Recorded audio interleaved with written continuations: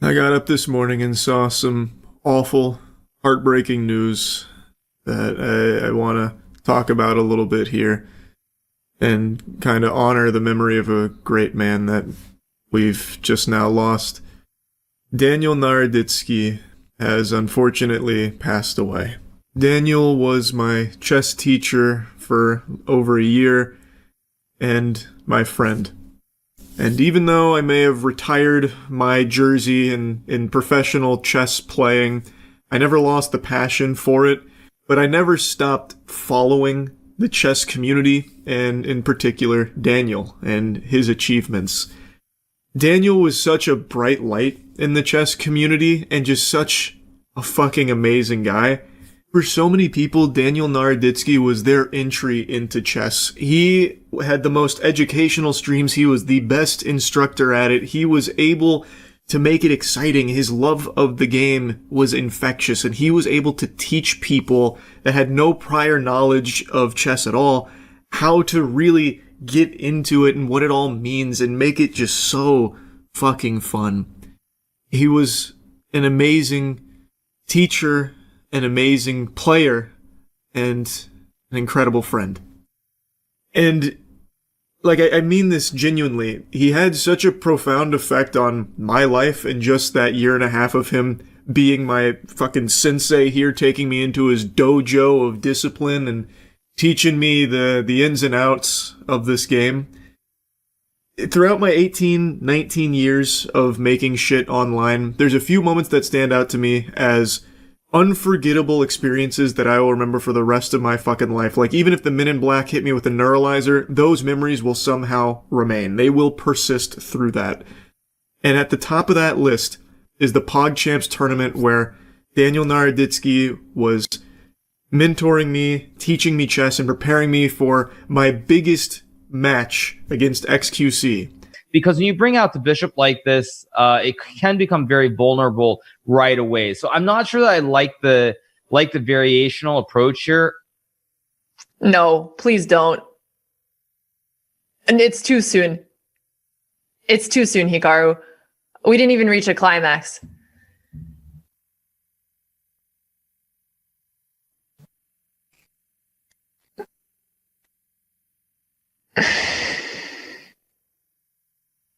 You know, when I said it'd be fun to see a checkmate in 4 earlier, I was joking. It was we're listening to Moist Critical right now. Daniel Naroditsky is a prophet. He said immediately that XQC will likely go with the Scotch Open, and he did. So I had the counterplay, and he immediately blundered. Well, that's got to be a world record. Thanks for the fat 10 gift subs, Pikachu. My is throbbing. I called Daniel Naroditsky the prophet because in our sessions, he actually predicted that exact thing could happen. He was like Doctor Strange peering into all of these different universes, all of these infinite possibilities, and he saw the true line of what would unfold here in our dimension. Is that a better position, or is that still just not even worth? So you can play this. Yeah, this is a good move. Now, knight f6 is probably the best move. Queen f6 is a very decent move because he might take your knight. That's actually possible. Miss mate in 1. Imagine what that would create. The problem is, again, if he knows what to do, he plays bishop to e3 here, then queen f6 is a slightly inaccurate move. We basically transpose into theory. But I would, you know what, why don't you risk it? I would just risk it. I like that, yeah. And like clockwork, that game unfolded exactly as Daniel Naroditsky predicted it would. He was such a wholesome presence in the chess community, and the world is a worse place without him now. He was very young with still so much that I know he would have accomplished, and it's just a tragedy, really. I don't know if we'll ever see another person like Daniel Naroditsky. So instructive and entertaining and patient. Holy shit, his patience is that of a saint. To put up with the mumbo jumbo that I would be blabbering about with my, fucking Cro-Magnon brain in the chessboard, and he would, be able to sit there through all of my incoherent ramblings of nonsensical chess theory that obviously was never even feasible, and still able to, open my third eye to how chess is actually supposed to be played effectively, and doing it just so respectfully and so friendly and make it so fun. Like, there is nobody that could ever fill the void that is now left by Daniel Naroditsky's passing. I really wanted to do my best here to just pay tribute to a guy that meant a lot to a ton of people. And I had full intentions of not mentioning Vladimir Kramnik. I was going to do my best to restrain myself and not bring his name up, but as I was making this video, this vile worm posted a cruel and heartless tweet about this news. And I cannot help but just give a big fuck you to Kramnik. It's as far as I'll go here. I'm not going to get into the weeds of everything with Kramnik and what had been going on. But after seeing that, I literally cannot stop myself from just saying what a big piece of shit Kramnik is. But anyway, like I said, this video I just mainly wanted to be honoring Daniel Naroditsky and talking to the exemplary character he had demonstrated throughout our friendship and the effect he had on my life personally, as well as on the broader chess community. He introduced countless people to chess. And not only was he such a positive force in the chess community, but in streaming in general. I mentioned his streams were endlessly entertaining.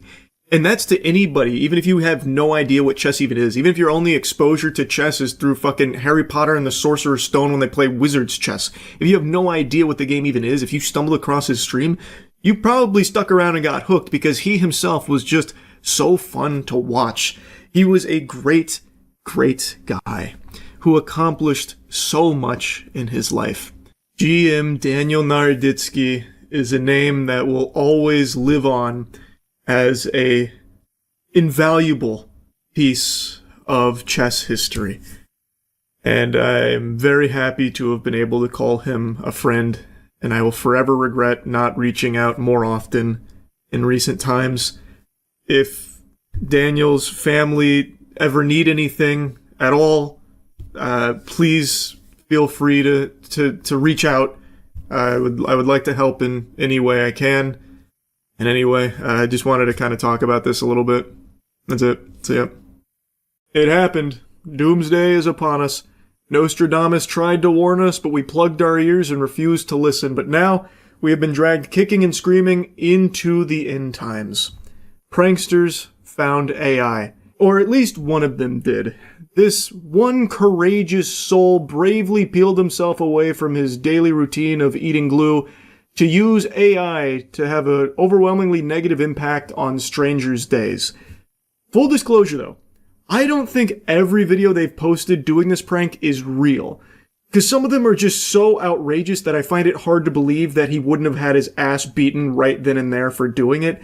So I take all of them with a grain of salt, but what he's showcasing is very much something that can be done, and I have seen other videos of others doing to a lesser degree.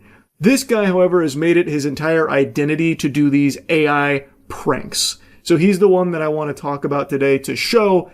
Do you know that guy in the blue shirt that was sitting right behind you? He was like going up behind you and like kissing you in the back of the neck. I recorded it. That guy, right? Mm-hmm. Look. He did it with... That's crazy. What this guy does isn't really a prank. Fundamentally, what he's doing is he's framing innocent strangers for crimes they didn't commit. He has, I think, 28 of these. It's basically all he does now is these AI pranks. And I don't know how what he's doing isn't a crime in and of itself. Because this is going to lead to an innocent person getting arrested. No doubt in my mind. In this one right here, what he's doing is he's going up to a stranger, claiming that another stranger that was sitting near him was kissing the back of his neck. A sexual assault. And then he shows him a video of it and is convincing the guy that it happened and is goading him to confront that gentleman, who did not do this, by the way. This is all an AI-generated video that he is now trying to fan the flames of an actual fucking fist fight for. So even if this one is fake, which I have a hard time believing this one in particular is, because an employee even gets involved in there, and I feel like they probably wouldn't participate in shit like this. But even if it is fake, what he's showing here is something very real. You can just manipulate videos of innocent people doing crimes, and it's going to be very hard for them to defend themselves, especially because it looks as though he's mainly doing this to elderly people that probably don't know about this kind of technology, so how the fuck could they even possibly argue their innocence? What you did to me like that? I kissed him in the back of the neck. You did. Yeah. Is that you?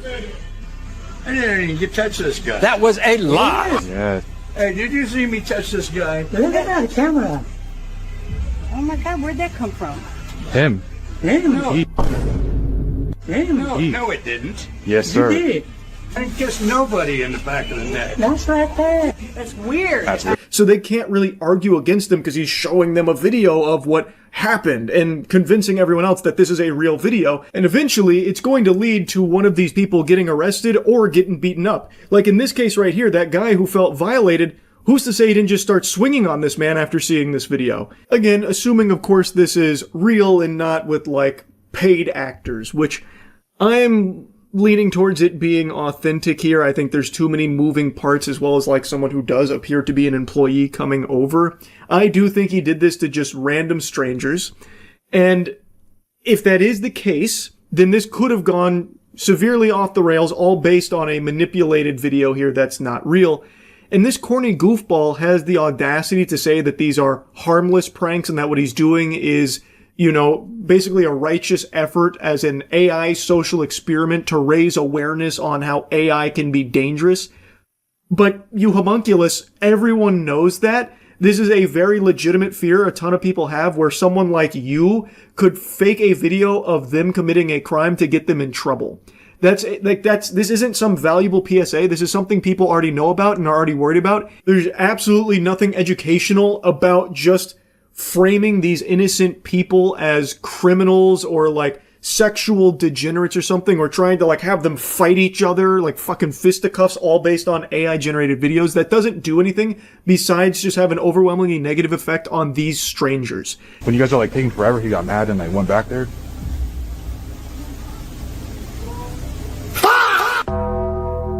Is he allowed to go back there? First off, I didn't go back there. Who the fuck are you? The joke is these people panic thinking that they're about to be punished, maybe even go to jail, all based off a video they know can't be real but can't explain its existence because they don't know about AI tech. So this guy is now being framed for going into the back after getting angry or something, and all he's saying is like, I didn't do that. Who the fuck are you? Little did he know he was in the presence of the alpha goober here who likes to pretend that he's some kind of saint. But what he's actually doing, assuming these are real, which this one definitely feels real, what he's actually doing is just exploiting elderly people, treating them like props in his videos for the sake of making them the punchline of his joke of, haha, they don't know this is AI and I've made them look like criminals and they can't explain it, ha ha ha, they look so stupid. So that way he can get some Instagram clout. So I got like a couple calls saying there's like a man in here like popping, like stealing stuff out of people's pockets. Can we see the video? Yeah. Oh my God. Yes, my God. So you didn't have a wallet or anything? No, it's right here. I have no problem calling out the damn person that did it. He's in your butt. Oh shit! Oh shit!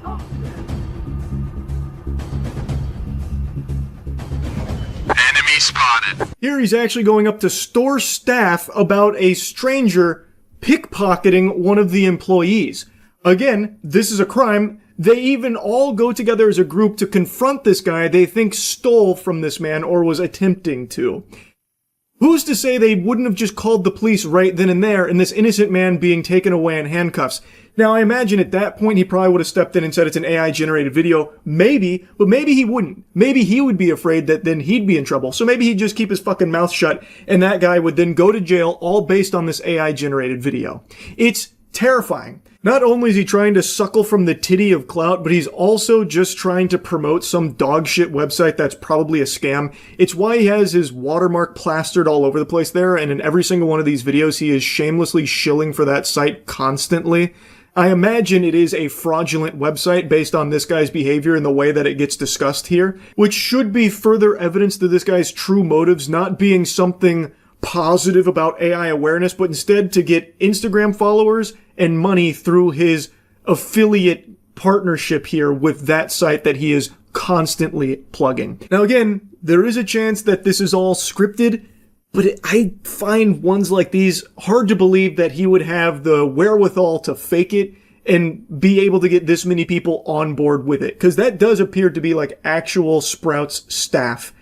Like, they are wearing a uniform. They are coming from the back of the store. This is not a set, it doesn't seem. This Instagram account is not nearly big enough to have some kind of soundstage out there in LA to put together, like, a Sprouts studio look. Like, it's not fucking Pluribus here or anything. Like, it feels like he is actually at Sprouts. Those are actually employees, and they do legitimately go confront that guy. It feels real. Into a team member's pocket. I didn't reach into his pocket. We got a complaint, we received it, and you magically get this on camera and you're reaching into one of my team members' pocket. I swear that's not me. The odds of that same shirt, though. Mm-hmm. What the?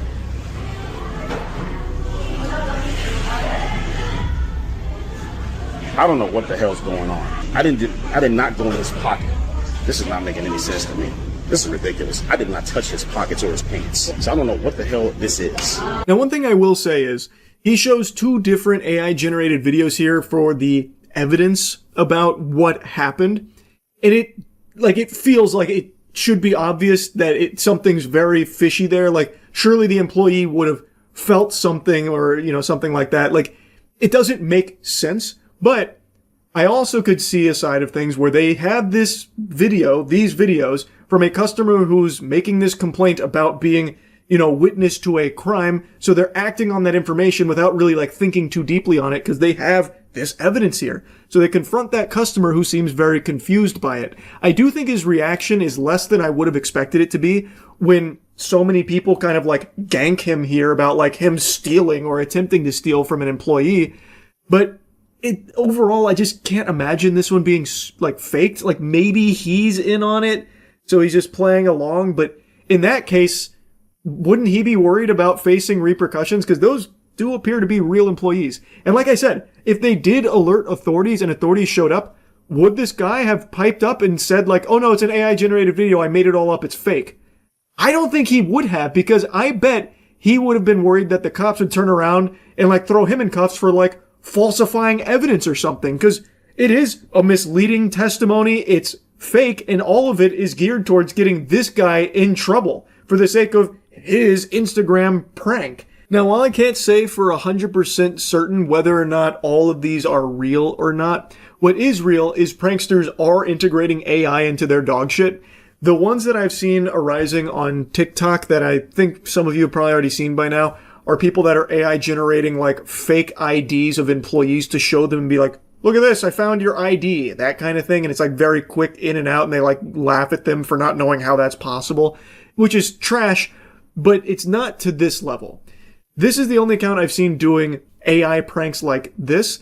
And if they're real, it's extremely dangerous. And if they're fake, he's still a loser for doing this anyway. What the fuck is the point in faking pranks on something people already know can happen? It's not even entertaining. Like, it's just lame, and it is just preying on the fear of what this technology could do. It's not raising awareness because people already know about it. It is very easy to generate this kind of shit.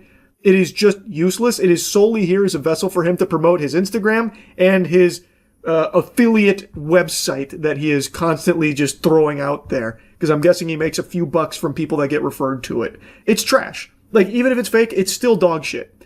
But anyway, I wanted to talk about this a little bit. That's really it. So, that everything and everyone may not be quite what they appear to be. Oh, I get it. What do you get, Jackson? He's nuts. Well, aren't you excited to find out what your poor unfortunates are making of all put it in this that and frame. how you might avoid any more? Well, this is pretty fucking easy. Brad's frozen in fear yet again, but we're making great progress. Why did all the spooky shits just stop happening? I don't know, all of it's just come to a screeching halt. Why don't we just use the radio that's on the ship that we've already used twice? The door of fate. No shall using open. radios. That's cheating. I've been waiting for you. I just don't understand what the fuck the point is. Like, we're here looking for a radio that's over 100 years old when we have a modern radio on the ship that we just walked by. Oh, wait. Look at these photos, Jackson. They show you possible futures. Let me have a look. I just watched the man kill himself in that one. You see, you Let me have a turn. you get all kinds of cool slideshows. Yeah, move. Let me have a go. I've got some bad news for the fortune on that one, Jackson. Why'd you pause it? There's a curse of Twitch edgelording. What? You don't want to know, Jackson. It's a ferocious curse. Oh, I see. Truly, the scariest reality that we face is in Twitch chat. Nothing can compete. How the fuck do I? You just have to join them, Charlie. Get in chat and start spamming. Don't worry, I'm coming. Here, come in here. We can get a message out. That dead body looked so goofy, like someone sucked all the soul out of his dick and he just deflated. He didn't look like he died at all. How the fuck does this radio still work? Okay. At least there's someone listening. The signal's in. I'm getting stage fright. Turn it off. Oh. Say nothing. Just don't say anything. I should have. Don't give them any information. We don't want anyone else cursed.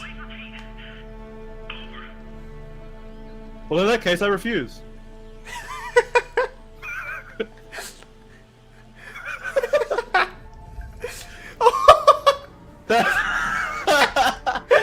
That was my one chance.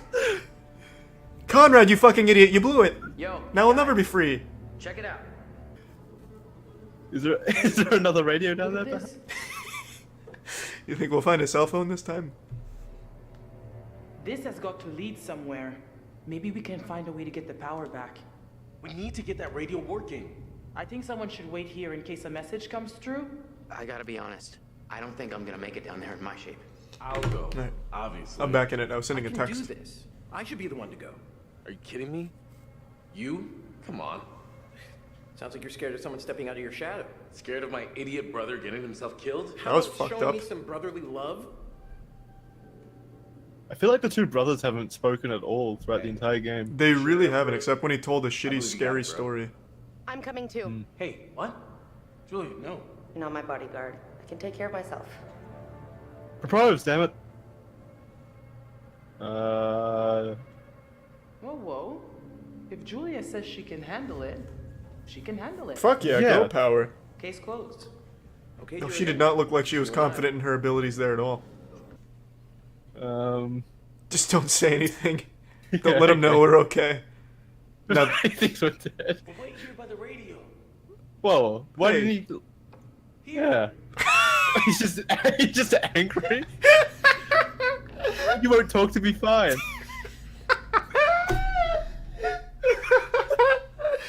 That was the most sassy shit ever, like a middle school girl. Oh, leaving me on red, huh? Yeah, take this, you filthy animal.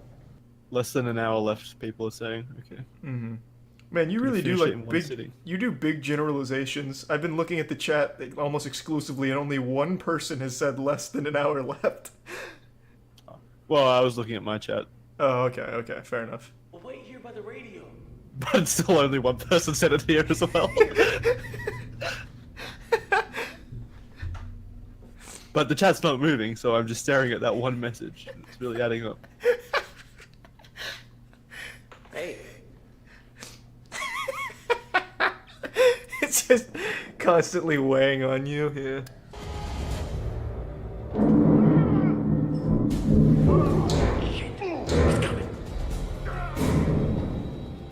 We've got to split. Why? Wait, how does that help? Inspect. I'm not concerned. Ah, there was nothing. What the fuck? She just wanted to hold his hand. The fuck was the point of that? Please tell me you have an escape plan. Yes. But I'm not going to tell you about it. I'm going to say nothing. Why? We need to be on the same page. It's going to be a surprise to all of us. But Americans have smashed their way into a foreign land and come up short. Well, then I'm not gonna control my heartbeat. The gold is mine, and now I'm the one who I'm gonna just whistle so he knows where we are.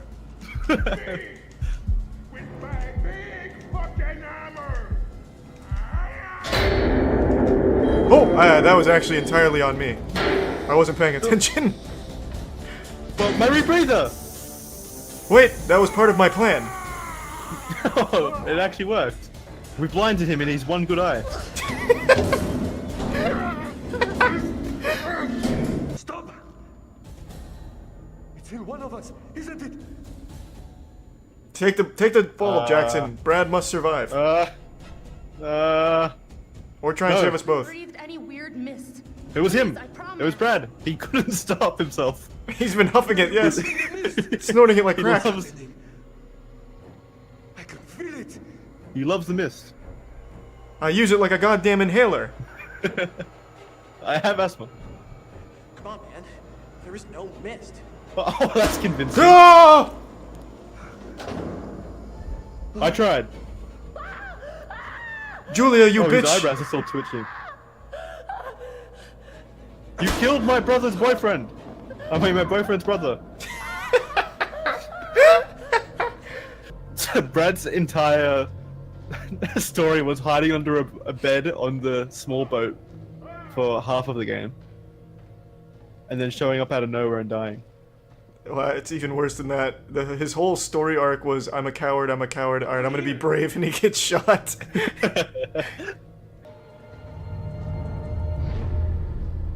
Oh, maybe the Kraken's about to attack, because I'm outside now. Yeah, like I said, in one of the photos, that was something that happened. What, like tentacles? Giant tentacles? Mm-hmm. Which is why I said it reminds me of the Obra Dinn. God, Obra Dinn was a good game. I remember recommending that to you, and you didn't think you'd like it. I do remember that happening as well. Did you stream that one? I did not. I was in Pennsylvania. Yeah, that's right. Fliss! What the fuck just happened here? What the Were you in an elevator, by any chance? No, I don't know what the fuck just happened there. Uh-oh. I may have just broken our only way up the boat. I can't hear you over the sound of the distributor cap being destroyed in front of me. Yeah, that's what I just said. I did that. Oh, that was you? I dropped the elevator on it, if that's what you mean. Yeah, that's exactly what happened.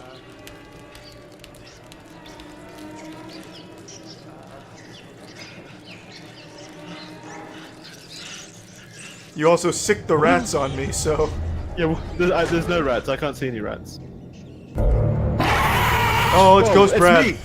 It's me! Don't! It's me! Oh. It's me! Oh, you bitch! It's me! Why is everyone... Alright, fine. It's me, I promise. I'll accept I promise. you.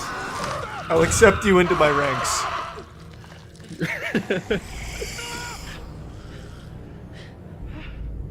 Hey. Why does everyone see her as a bad person? I liked this. Not nearly as good as Until Dawn in terms of narrative or the decisions. Yeah, I don't think I would have enjoyed it as much if I didn't play it with you, though. I think if I played this alone, I'd be pretty disappointed. All right.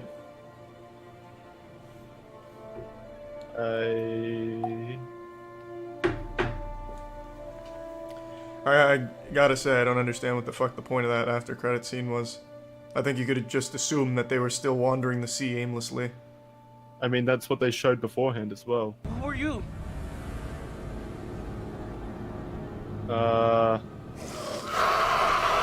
Good answer, Jackson. Well, you're in control, aren't you? Please?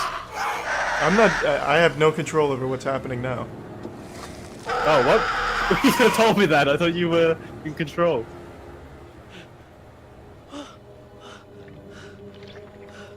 Wait, what happened? Why is everything red? Did you stab me? Wait, what the fuck? Is he being abducted? What the fuck's going on? I'm being impaled by a rat.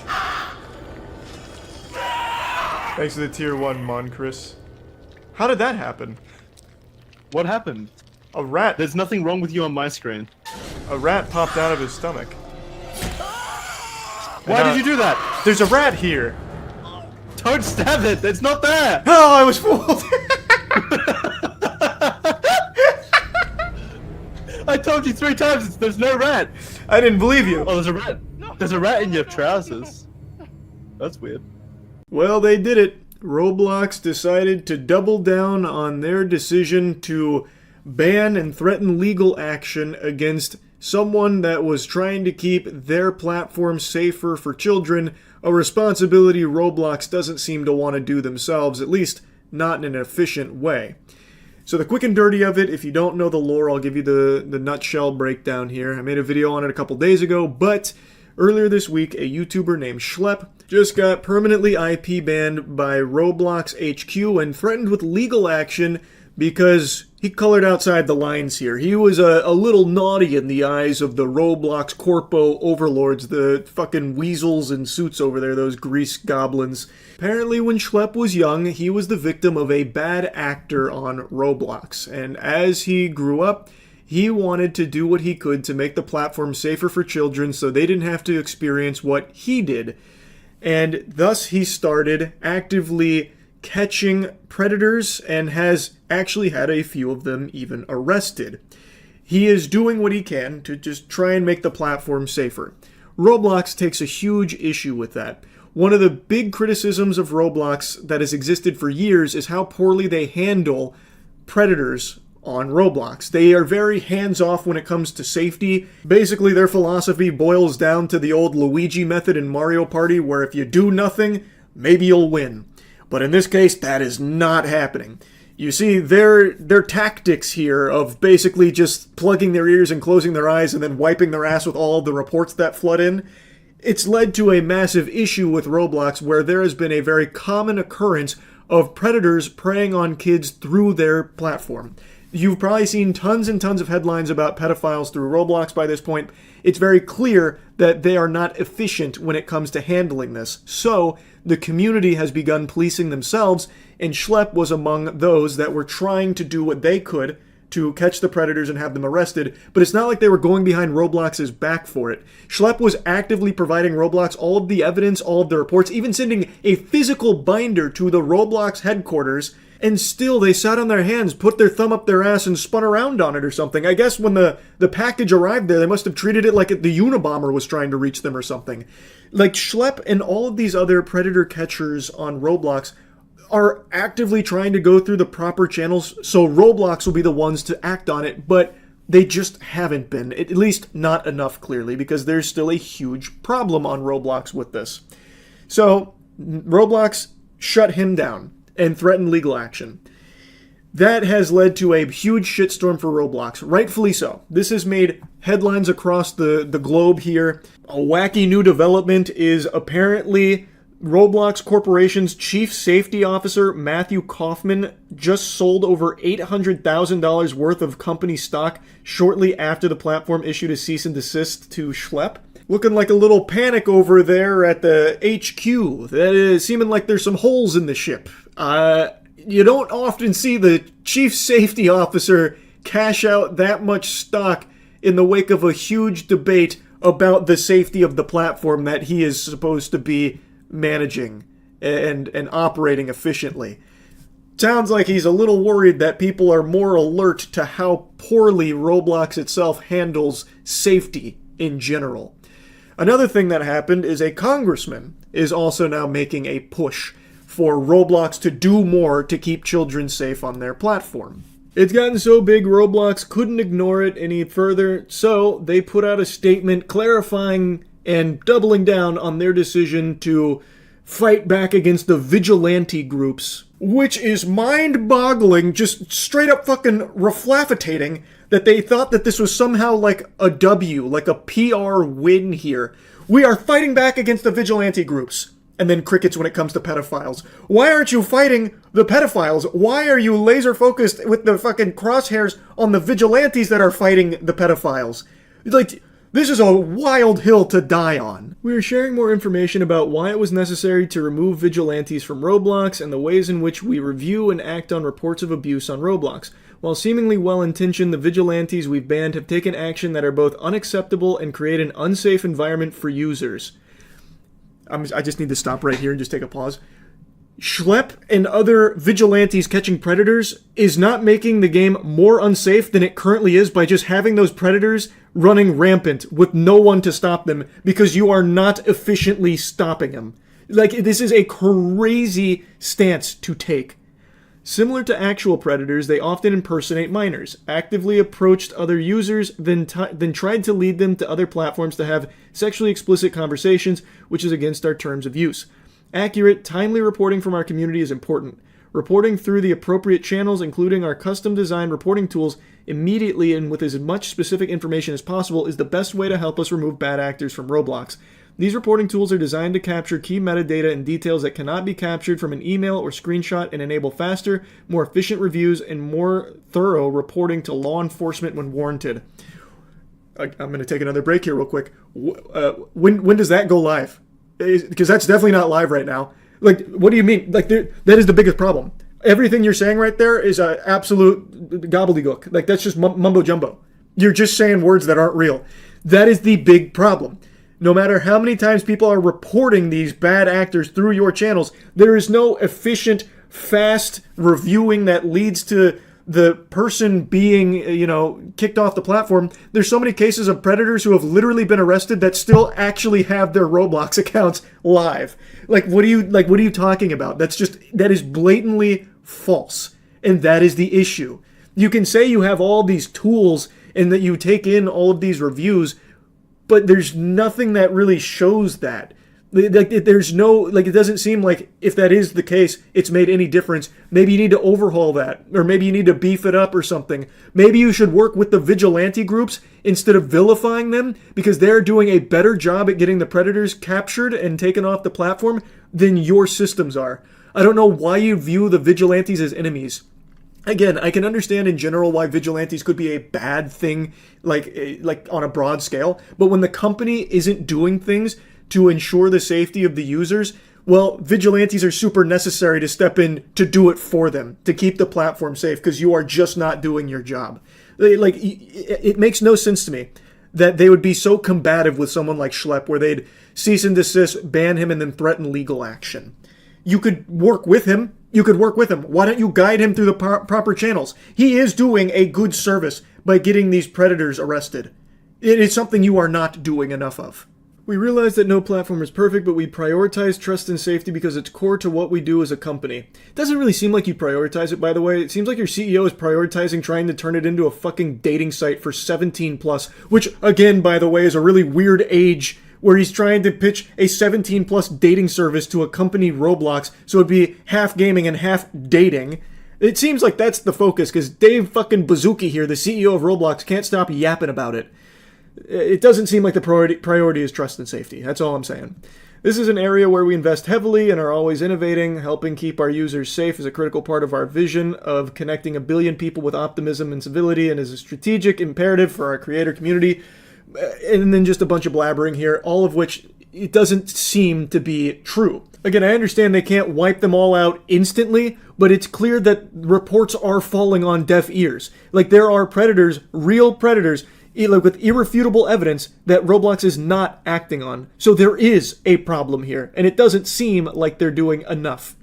Then they go on to talk about just how many messages and how many users are on Roblox. Again, I understand there's millions and millions and a lot to go through, a lot to comb through, which is why, again, I don't understand why they wouldn't be extending an olive branch to the vigilante groups who are clearly doing a good job at catching real predators that are on their platform. Roblox is missing them in a lot of cases. I don't know why they wouldn't want to work with them. Again, as they mention here, they've got fucking billions of messages that get across, billions of reports that swipe across their desk every day. Why wouldn't you work with the community that is actively trying to help you and help keep the platform safe? So now they talk about why they've decided to remove vigilantes. We have been monitoring vigilante activity on Roblox for some time. These groups began by reporting safety concerns, commenting on news about Roblox, and challenging us to do better. We appreciate this feedback and use these reports to improve our safety systems. More recently, vigilante activity evolved. Instead of just reporting on safety issues, vigilantes started impersonating children and actively sought to connect with adult users. Those conversations mimicked inappropriate behavior and actively encouraged other users to connect on other social media and messaging platforms, thus bypassing Roblox's own safety systems. These were not one-off situations, and we saw the behavior accelerating across many accounts. This actively created an unsafe environment and normalized behavior that is both unacceptable on Roblox and is against our terms of use. Our policies prohibit directing other users off Roblox to another platform through chat and having/simulating sexually explicit conversations. These are serious policy violations that risk removal from the platform. Just reread your statement here, Roblox. You recognize that these groups were reporting all of this to you. And then you're confused on why they started doing more than just reporting. Could it possibly be because all of the reports they were sending your way for so long weren't leading to the predators getting kicked off the platform or anything? Could that possibly be the reason? Could you follow that trail of breadcrumbs of logic? Like, I don't know how they can be so delusional to not recognize the reason why it evolved beyond just reporting and then they started using like decoys to try and get more evidence is because you weren't acting on the reports. Thus, they gathered more evidence on these bad actors and turned it over to authorities who did act on it. The evidence was sufficient for the police to issue arrests and get the predators. But it wasn't enough for you guys to ban them or do anything like the bare minimum to protect children from these bad actors, these evil people. Like, I don't know why they're confused. They're making it sound like it's some kind of epidemic that spiraled out of control and Roblox was just doing everything by the book perfectly, when that's just not the case. The reason why it evolved so much is because you weren't doing enough. So the community started taking it upon themselves to try and act and do better and ensure the platform was a little safer for whatever they could do. They then have this section on the importance of accurate reporting, going over like they needs to act in accordance with their policies and all of that, and then due to privacy considerations, we cannot inform users whether reports have led to consequences. But the thing about that claim is, to me it seems like they're trying to hide behind their numbers. Like, we get so many reports and we just can't inform you if like your report led to that person getting banned, but just trust us, it probably did. Like, we're actually like, we're doing such a good job at getting them all banned. But the thing is, people aren't that fucking stupid. When you have found a bad actor, if you have found a predator and you're reporting that person, a lot of these people are following those accounts to ensure that they get banned because they are a danger to the community. And in a lot of cases, they're not getting banned. Like, they know that there hasn't been consequences. Whether or not Roblox is telling them, people can see for themselves when the accounts aren't banned. They then talk about how they actually go above and beyond. They work with law enforcement, following official legal guidelines around when it's appropriate to collaborate with them and provide information to help track bad actors across platforms to help keep users safe even beyond Roblox. In 2024, they submitted 24,522 reports to the National Center for Missing and Exploited Children. They then say that on multiple occasions they found vigilante groups holding the reports to Roblox until after they had coordinated real-life meetups and built their own social media posts, and then explain why that's a bad thing, about how waiting to report to Roblox or the relevant authorities means alleged bad actors could potentially remain on the platform longer, leaving the community open to additional risks of harm. And they close out this section by saying that they recognize the community's frustration with how they handle violative behavior outside of Roblox, but they can't always act on all of it because a lot of it's screenshots and other messaging applications that need to be independently confirmed, because without verification it would open up significant abuse and misuse and all of that, so they have to do their due diligence. Overall, this is them saying that they actually take the reports very seriously and that they actually do a lot to try and keep Roblox safe, even beyond Roblox. They then also claim that some of the vigilante groups are like making social media posts about all of these bad actors before even reporting to Roblox. Of course, I don't know if that's all true or not. Very well could be. But the point still stands. There are a lot of bad actors on Roblox, even with all of the reports they act on and the ones that they report to the proper authorities. There is still a huge infestation of these evil people. And the vigilante groups, the ones that Roblox is fighting tooth and nail against, whether they like it or not, they are making a difference in making the platform safer. Roblox can submit all of these reports and do as much as they can, but as they showcase, they get so many and they can't go through all of them. They can't thoroughly investigate every single one. They can't analyze every single screenshot from every off-platform message. They know that. They do even hint at that. But these vigilante groups, in a lot of cases, do go the extra mile for a lot of these individuals, and it leads to them getting arrested and away from children. It takes the predator away from victims. It makes the platform safer. It's not something Roblox should be battling against so vehemently. I really just don't understand why they don't try and work more collaboratively with people like Schlepp or Gideon, who are actively getting these predators arrested. That's the big problem. Roblox isn't doing enough to keep children safe, and instead of like trying to find more ways of keeping predators away from children, instead they're trying to legally strong-arm vigilantes into silence and just leaving it all alone and letting Roblox handle it. Put their trust in Roblox, a platform that has repeatedly let down so many people when it comes to getting these bad actors taken off the platform and away from victims. It is a problem that Roblox has done nothing to help with this statement here. This doubling down about this being like some kind of righteous fight against vigilantes is just so off the mark, it's crazy. They then spend a paragraph giving you a tutorial on how to report users, which is just completely useless. It's like giving you a tutorial on how to get ice cream at McDonald's. The fucking machines are broken. It's useless. Like, you can report people till the cows come home. It's not working. That is the issue. They then talk about their Trusted Flagger program, where close and trusted partners can report serious criminal activity such as terrorism, violent extremism, or child exploitation directly to Roblox. And the idea is that the Trusted Flaggers are someone that Roblox puts a lot of weight on with their reports. But the Trusted Flagger program, while it sounds good in theory, is actually highly neglected. And from what I've read from a bunch of people with this program in particular, it doesn't do anything more than just a normal report. It doesn't seem like they actually take into consideration the trusted flag more than the normal report. Overall, I found this response from Roblox to be horrible. The doubling down was just a terrible call here. And it almost reads like Roblox is more upset that people are aware of the predator problem as opposed to the predator problem existing in the first place. It seems like Roblox would rather people just be completely ignorant to it, just silence on it, while it's still being in the background. Like, it doesn't seem like they care so much that the predators exist, they just care that people are talking about the predators existing now. Like their priorities are just so out of whack. Threatening legal action against someone who was victimized on your game and is just trying to do what they can to make it better, and just a blanket removing all vigilantes type approach to things here is just nonsensical, because the community is in a position where it needs those vigilante groups because Roblox hasn't done enough to protect them. It's crazy to me. Anyway, I just wanted to give you the follow-up to all this. That's really about it. See ya. My friend sent me something today, and I really appreciate that he was thinking of me when he found this. It's a text thread. Well, it's a very short series of texts between a very short man and his now ex-girlfriend, whom he broke up with because she had the audacity to wear heels around him. Now, I myself am also a fun-sized gentleman. I am on the shorter side of things, and I can see why Matt thought of me when he found this story here, this adventure. So the background is these two went to a party, she wore heels, he got really salty and upset about it, so he broke up with her because she was now taller than him while wearing those heels. So she's now trying to process this and figure out what the fuck just happened, because he had a conniption in the car and then spiraled out of control, so now she's trying to get some clarity here.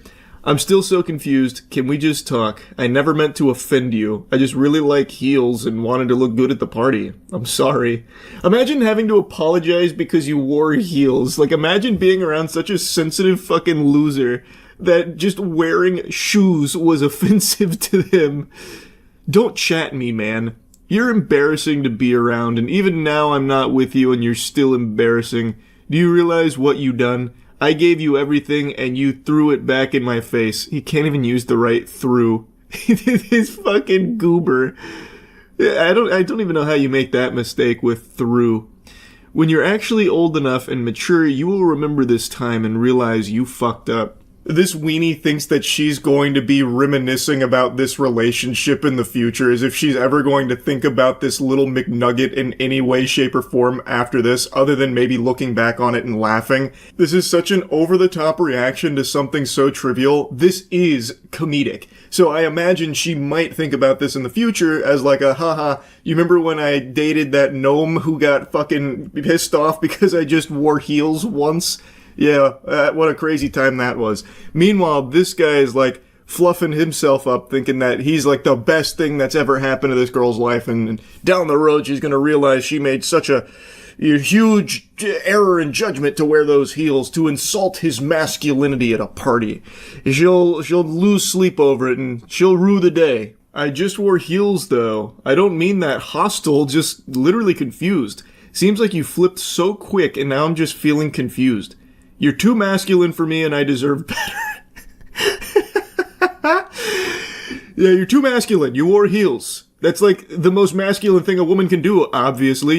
You're way too masculine. I'm high value, and you are still a child and finding your way in life. Yeah, this seems like behavior of a high value male.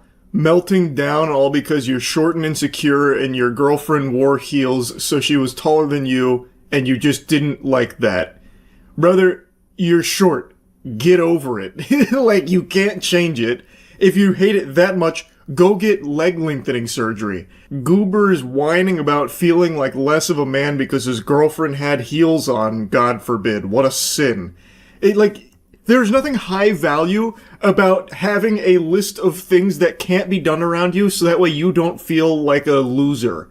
That makes you a nuisance to be around. That's not high value, that's high maintenance. Goober. Like, he is trying to, like, hypnotize himself with it. Like, he stands on his step stool so he can look himself in the mirror and just reaffirm that, I'm high value, I'm high value, I'm high value. She's wrong because she wore heels. She insulted my value. It's not your fault. I understand you aren't very conscious and have baby brain. Oh, God, just reading that sentence out loud is revolting. I understand you aren't very conscious. What is he doing? Dating a dead body? Like, what? I don't think he's expressing what he means to. Then he's insulting her, calling her stupid, basically, for having the idea of wearing heels around this short, insecure loser with such a short fuse.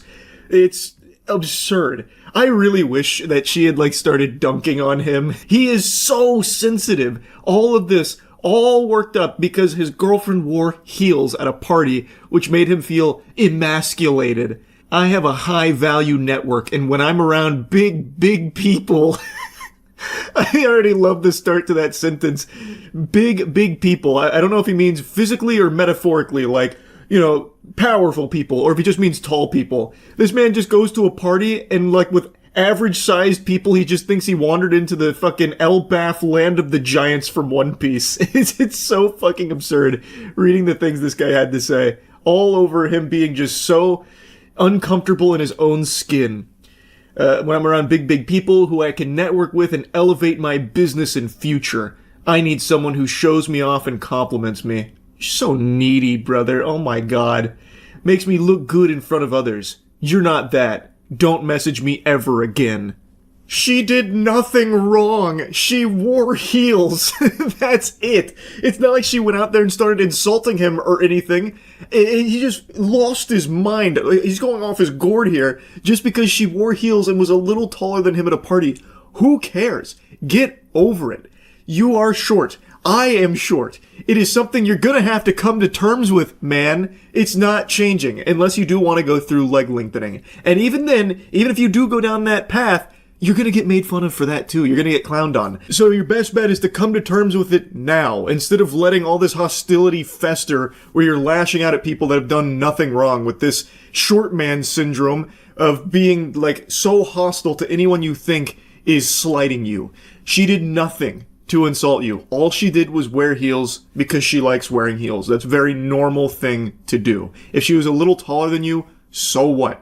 It is what it is. That's just the way the cookie crumbles. It's not that big a deal. It's not worth being this insufferable piece of shit to her all over that. And then, like, breaking up with her and, you know, just going ballistic for something so minuscule that doesn't matter. He talks as if he needed to do this to appease his high-value network that he's built up here, like some kind of fucking Illuminati or something. But it sounds more like the network he's building up is people that don't really respect him, and he doesn't want to give them more ammo for insults. He's like, geez, you're taller than me in heels. The high-value network that I'm around will not appreciate that. All right, you gotta go. Hit the road, please. You've insulted me. You've made me feel like less of a man. Like, how is that not just so shameful? Being short, it's not the best thing in the world. It's not like I love being 5'6", But again, I can't change it. And I'm not going to be mad about it forever. I stopped being mad about my height when I stopped growing at like 21, even though my height had only grown like a couple inches since high school. What am I going to do about it? What value is there in getting angry at anyone taller than me? Or feeling as though people look at me as less of a man? What value is there in me just constantly being on edge about that kind of shit? It's preposterous to get this worked up over it. This is now a message to all of my fellow shortmen out there. Do not be like this guy. Just come on in. The water's fine. Being short's not that big a deal. Trust me, it's really not. It's fine. Anyway, I just wanted to yap about this a bit. Had me giggling. That's it. See ya. There's Useless, and then there's Pam Bondi. Cockroaches have more respect from people than Scam Bondi ever will. She's just been fired. Hallelujah, time to butt chug some brewskis in the bathtub tonight to celebrate this wonderful news. Pam Bondi famously shut down the conversation about Epstein, stating that we need to focus on the Dow because it's over 50K, stating that it's ridiculous to be talking about Epstein when the Dow's over 50K. That's what we need to focus on. And now look at us, Pam. Who could have seen this? Dow's under 50K and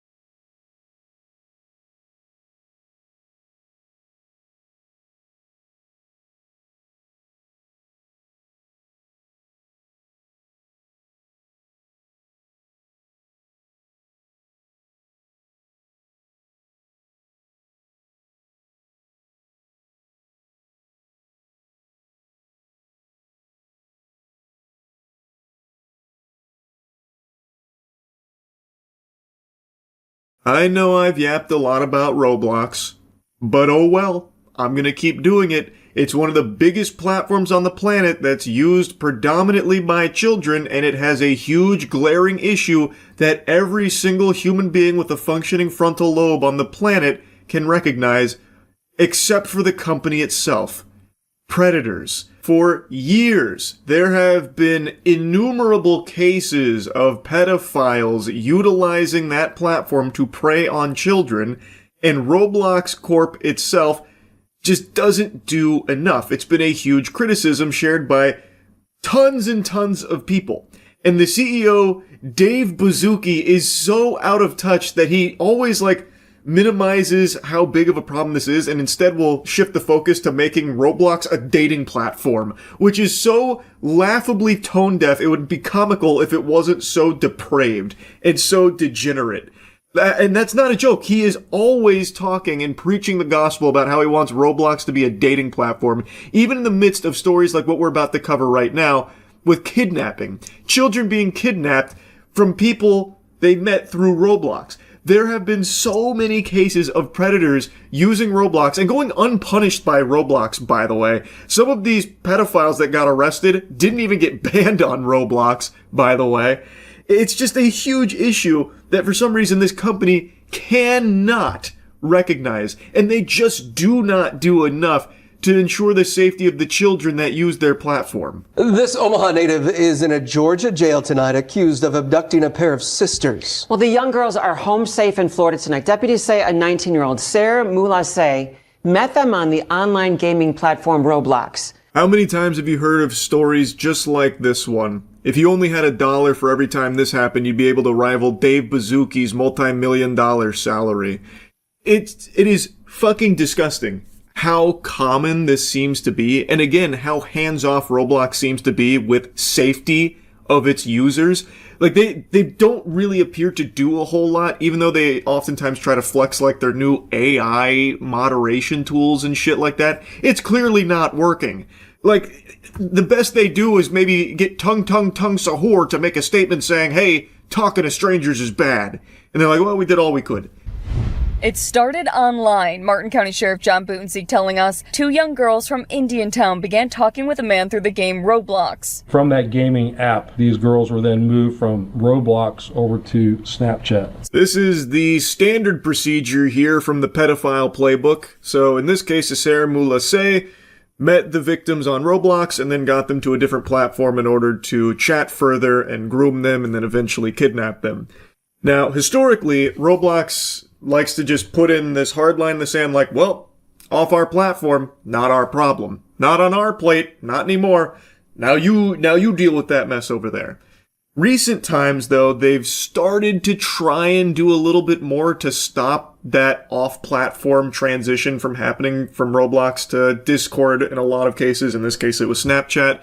But again, they're clearly not doing enough, and I understand, and this is something I've said every time I've talked about this, that at Roblox's scale, where it's one of the biggest games in the world, millions and millions and millions of players every single day, I know how difficult it would be to moderate that and ensure this kind of thing is impossible to happen. I get that, but it just feels like safety isn't an actual priority of this company, and it oftentimes feels like they're at odds with people on the platform that try and police it themselves, notably with Schlep, where, I already talked about this, I won't just regurgitate the whole story, but there are people that actively try and get pedophiles arrested after, catching them on Roblox. And Roblox themselves has a huge problem calling them, vigilantes that they don't, sign off on, and would rather they work collaboratively with Roblox.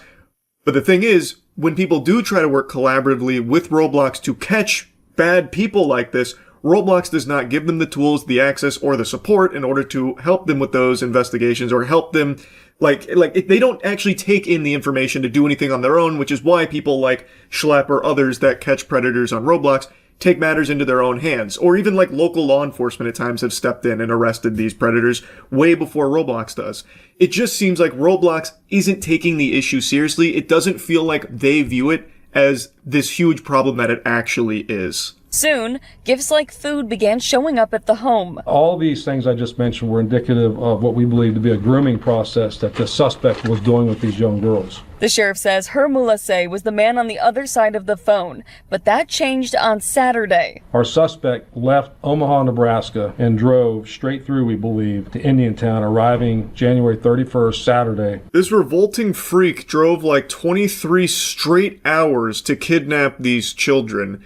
So apparently they had been communicating for a little while. He was even sending like food to their house, apparently.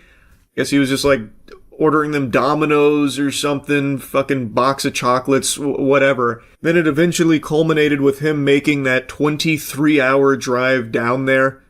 I guess he was probably practicing in some Roblox driving simulators or something to endure the long straight shot. So he got there, kidnapped these children, and drove off. Soon came a 911 call from the family of the 12 and 15-year-old sisters. They were missing. We were dealing with a type of abduction. I know these girls went willingly, but their age suggested that they had been taken and were probably being removed from our area. Yes, it is still kidnapping, even if the victims went willingly. They are children. This was an adult that came there, picked them up, and took them away from their parents. That is a textbook case of kidnapping.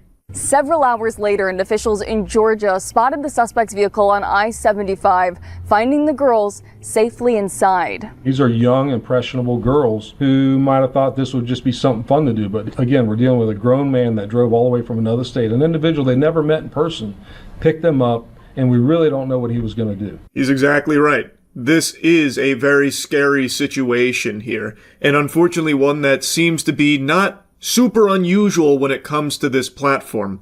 Roblox has had many cases like this, and luckily they were able to find the vehicle and save the kids from this predator here, because who knows what could have happened, but it wouldn't have been good. This is fucking terrifying. It's every parent's worst nightmare, and it's something that has been happening on a platform, Roblox, which is told parents for years that it's a really safe place for their kids to be, but that's just not the reality of it. KETV reached out to Roblox. The company says it's investigating this incident and will continue to strengthen protections to keep users safe. Hollow words, same song and dance Roblox always says when something like this happens. Dave Bazooki notably hasn't made a statement because he's probably too busy trying to figure out a way of weaseling in a prediction market to Roblox to keep kids fucking gambling on there. Which is, by the way, is something he actually teased on a little segment where someone jokingly brought up prediction markets, and he's like, well, actually, that's a really good idea. So maybe that's Dave Bazooki's next priority, aside from making it a dating platform. Anyway, though, fact of the matter is, this keeps happening with Roblox, and it's fucking sickening. Anyway, just wanted to yap about it a little bit. That's it. See ya. It's really rare these days for a promotional piece or a promotional trailer to really get me excited or just blow me away in general, but today that phenomenon happened. I straight blew a load when I saw this promotional piece for Supergirl on CW. This whole thing just looks like a project put on by a 7th grade middle school's arts and crafts department. I'm gonna let the whole thing play first of all, and then we'll go back and analyze it scene by scene. And keep in mind, they are using this as the actual promotional piece to get you interested in the show. The ones you love turn their back on you. That's pain. But you'll see when you suffer the way you made me suffer. You can't touch me without hurting yourself. That's why he brought me. We came prepared. You can't incept any of us now. Don't be so sure. Agent Blake?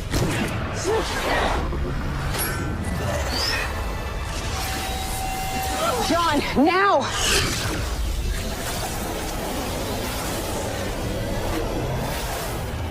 Seen dark!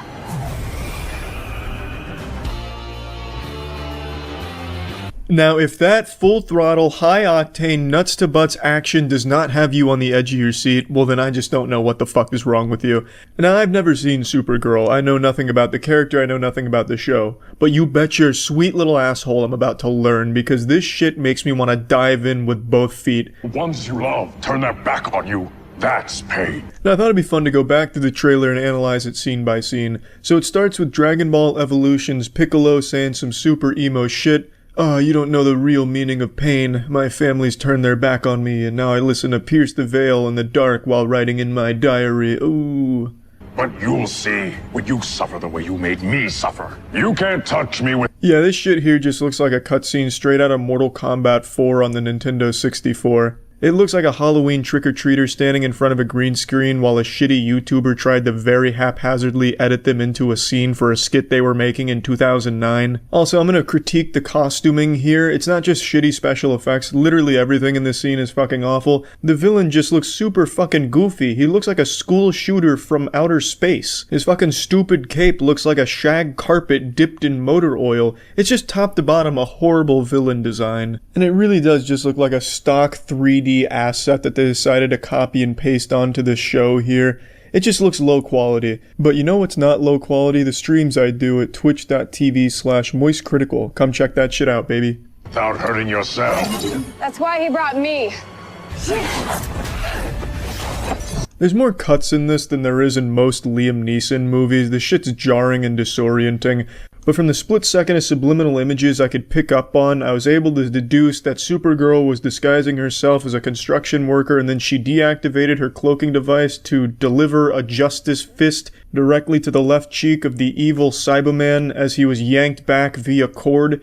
Oftentimes when you see cord acrobatics and shit in movies, they try and hide that it's a cord, but here it's that, like, they kind of embrace it. There's no weight to the punch, but disregarding the punch and the lack of physics in the show, why did the construction worker disguise work in the first place? The supervillain is monologuing in front of one of the main characters in what seems to be an isolated area, but for some reason he lets a construction worker in the front row seat to hear his evil plans. Why? I mean, you know, ideally you would want no one to hear your evil plans unless you've been caught. So why is he just letting some rogue construction worker sit there and listen? Turns out it's Supergirl and she punches him, but still, his planning makes no sense. He would have killed that construction worker or very politely asked him to leave, but he did neither of those things. We came prepared. You can't incept any of us now. Don't be so sure. Agent Blake? Now this Power Rangers battle is really starting to heat up here. There's a lot to digest. All of a sudden you got the fucking Avengers portaling in out of nowhere, entering this corporeal dimension, and now they're about to arrest the guy. One girl brags about how he can no longer intercept them, but then he does intercept the football pass and he mind controls that other girl and she shoots at them. But now I have to wonder if this is all like clipped up out of context and mashed together in this phase montage for the show, or if this is the actual tempo and the actual speed the show goes at, because if so, what the fuck were the Galactic Police plan here? We're gonna try and arrest the man with mind control. Hopefully he won't try and mind control us. Fuck, he mind controlled Beth. Like, you know, they didn't come here with any protection. They didn't have Magneto's helmet on to prevent anything like this. They just came here raw and no rubber, and then one of them gets mind controlled. It's just I'm a little confused. I imagine maybe in the show it'll make a little more sense, but as it stands right now for promoting this, it leaves a lot of questions. John, now!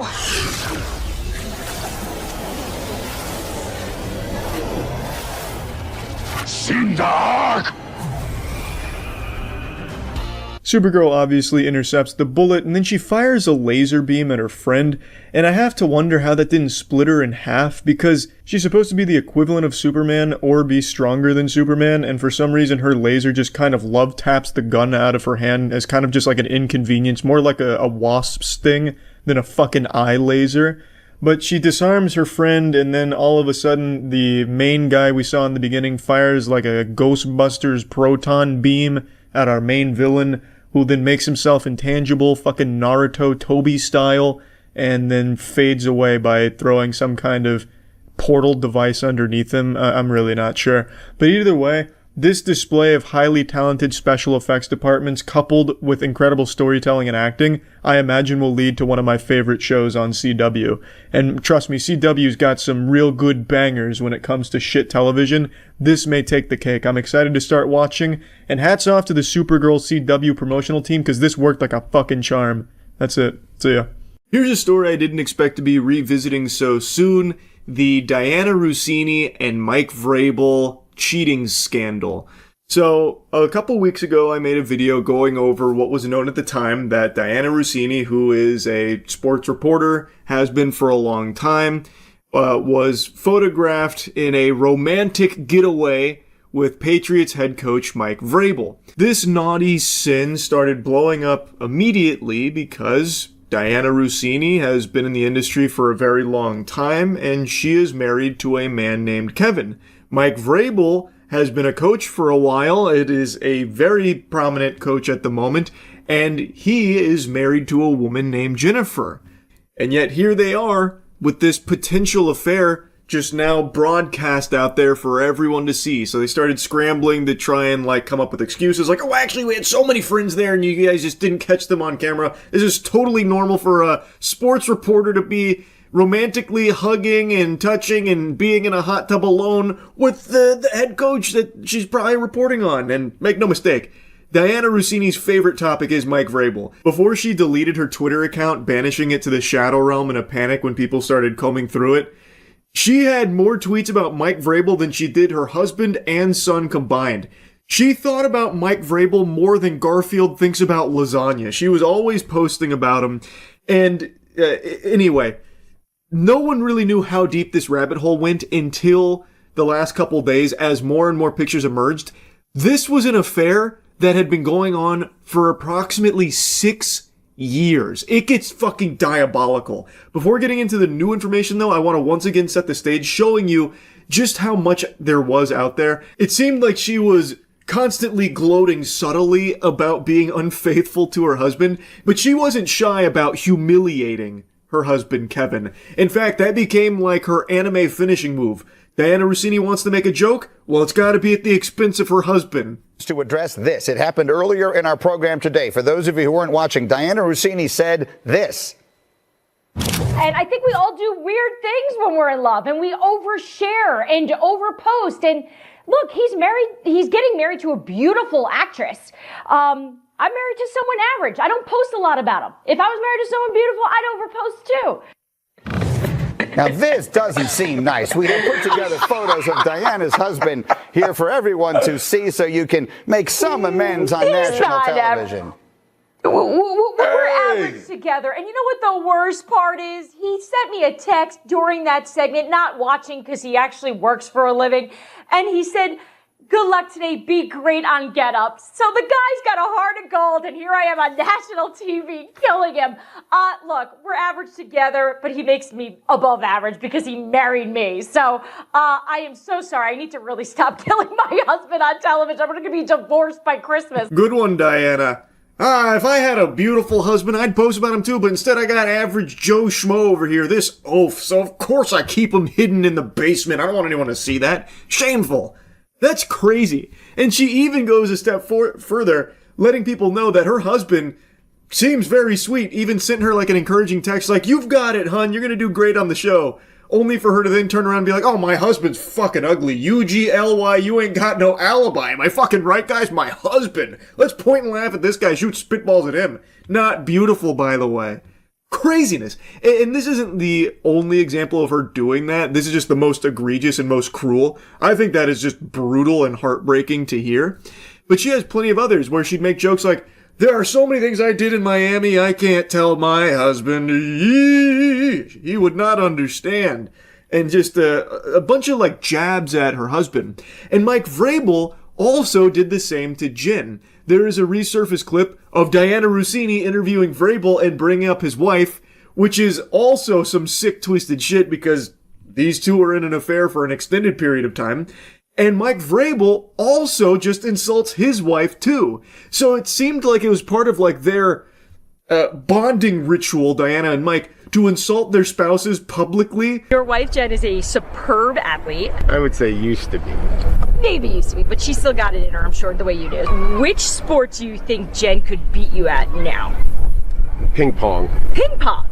Have you ever done it with her? Mm-hmm. I get too aggressive. Yeah, I can't. see that. After it's two volleys, I just try to. Real classy stuff there, Mike. What an excellent answer. Your wife is a superb athlete. Oh, well, I wouldn't go that far. I don't know about that. Actually, used to be is more appropriate. That's the correct term. She is no longer. But Diana, speaking of superb athletes, how about you? Gold medalist in the dickus. The cockput. Am I right, Diana? We're fucking. That's what I'm saying. Yeah, you want me to compliment you, don't you, Diana? Here, let me belittle my wife. Let me put her down in front of you, Diana, so you know that I care more about you than my wife, huh? Good stuff, Mike. Really incredible stuff. Point is, Diana Rossini and Mike Vrabel weren't exactly overly shy about farting on their spouses here in the public eye, making them kind of a joke and insulting them. Now, the aftermath of those initial photos and initial information that came out was Diana Rossini's resignation. She resigned from her position at The Athletic. Mike Vrabel also just recently made a statement, but there's been even more new information. It has truly been Pandora's box that's been opened on this topic. There are so many photos of them together dating all the way back to 2020. That is these photos right here. These were taken in March 2020, and they showed Diana Rossini and Mike Vrabel getting intimate publicly. That looks to be a smooch coming in there. I'm no private eye, but I can say with a high level of confidence that right there is a kiss. I would eat my left shoe if it turned out to be anything but a romantic exchanging of saliva. So I think it's pretty clear these two had been seeing each other for an extended period of time behind the backs of their significant others. These photos were taken approximately like 6 months before Diana got married to Kevin. And what becomes even more evil is Diana Rossini's son was born in August of 2021. And guess what the son was named? Michael. That's fucking crazy because her son now shares the same name as the man that she's cheating on her husband with. Again, I'm not a detective, but I can follow a stinky smell, and I think these breadcrumbs have got quite the odor. I don't think that's any kind of innocent coincidence, especially when you take a look at further evidence from her tweets like this. Keep looking at my almost 4-day-old son Michael whilst trying to figure out who are the best Michaels to ever play and coach in the NFL. Mike Vrabel was formerly a player in the NFL and is a head coach in the NFL, formerly with the Titans, now with the Patriots. I mean, that tweet is 4 days after her son was born, and she's instantly talking about a potential best coach named Michael. That's kind of weird. And she had been routinely cheating on her husband with a coach named Michael Vrabel. I mean, it doesn't take a genius here to piece this puzzle together. That's fucking disgusting, man. I feel so bad for her husband. Now, anyway, like I mentioned, Mike Vrabel also made a statement loosely addressing everything that was going on here. He didn't get into the weeds of it, but he did give a statement which does contradict what was coming from Diana Rossini's camp that was kind of outright denying all of it. Mike Vrabel's is a little more pointed about what's going on. You know, I've had some difficult conversations with people that I care about, with my family, the organization, the coaches, the players. Those have been positive and productive. We believe in order to be successful on and off the field, you have to make good decisions. That includes me, that starts with me. We never want our actions to negatively affect the team. We never want to be the cause of a distraction. And those are comments and questions that I've answered for the team and with the team. We'll keep those private. So he seems to be much more about saying that he's made some decisions that go against what he believes is, acceptable. It's not up to his standards, but he doesn't actually start talking about cheating on his wife with Diana Rossini, but you can tell that that's what that's in regards to this whole story here. He's not denying it or anything fully, or anything like what Diana Rossini and her team tried to do with like all these excuses that obviously didn't make any sense. So his is a little more directly talking about it and not just shooting it down. And he's talking about how like he's talked with the team and stuff, that kind of thing. And he's keeping other things private and he's talking with his family. But yeah, anyway. Pretty crazy how much has come out now about these two. I am blown away by the amount of photos that exist of these two together over the years. I don't know how they were able to keep the cheating a secret for this long.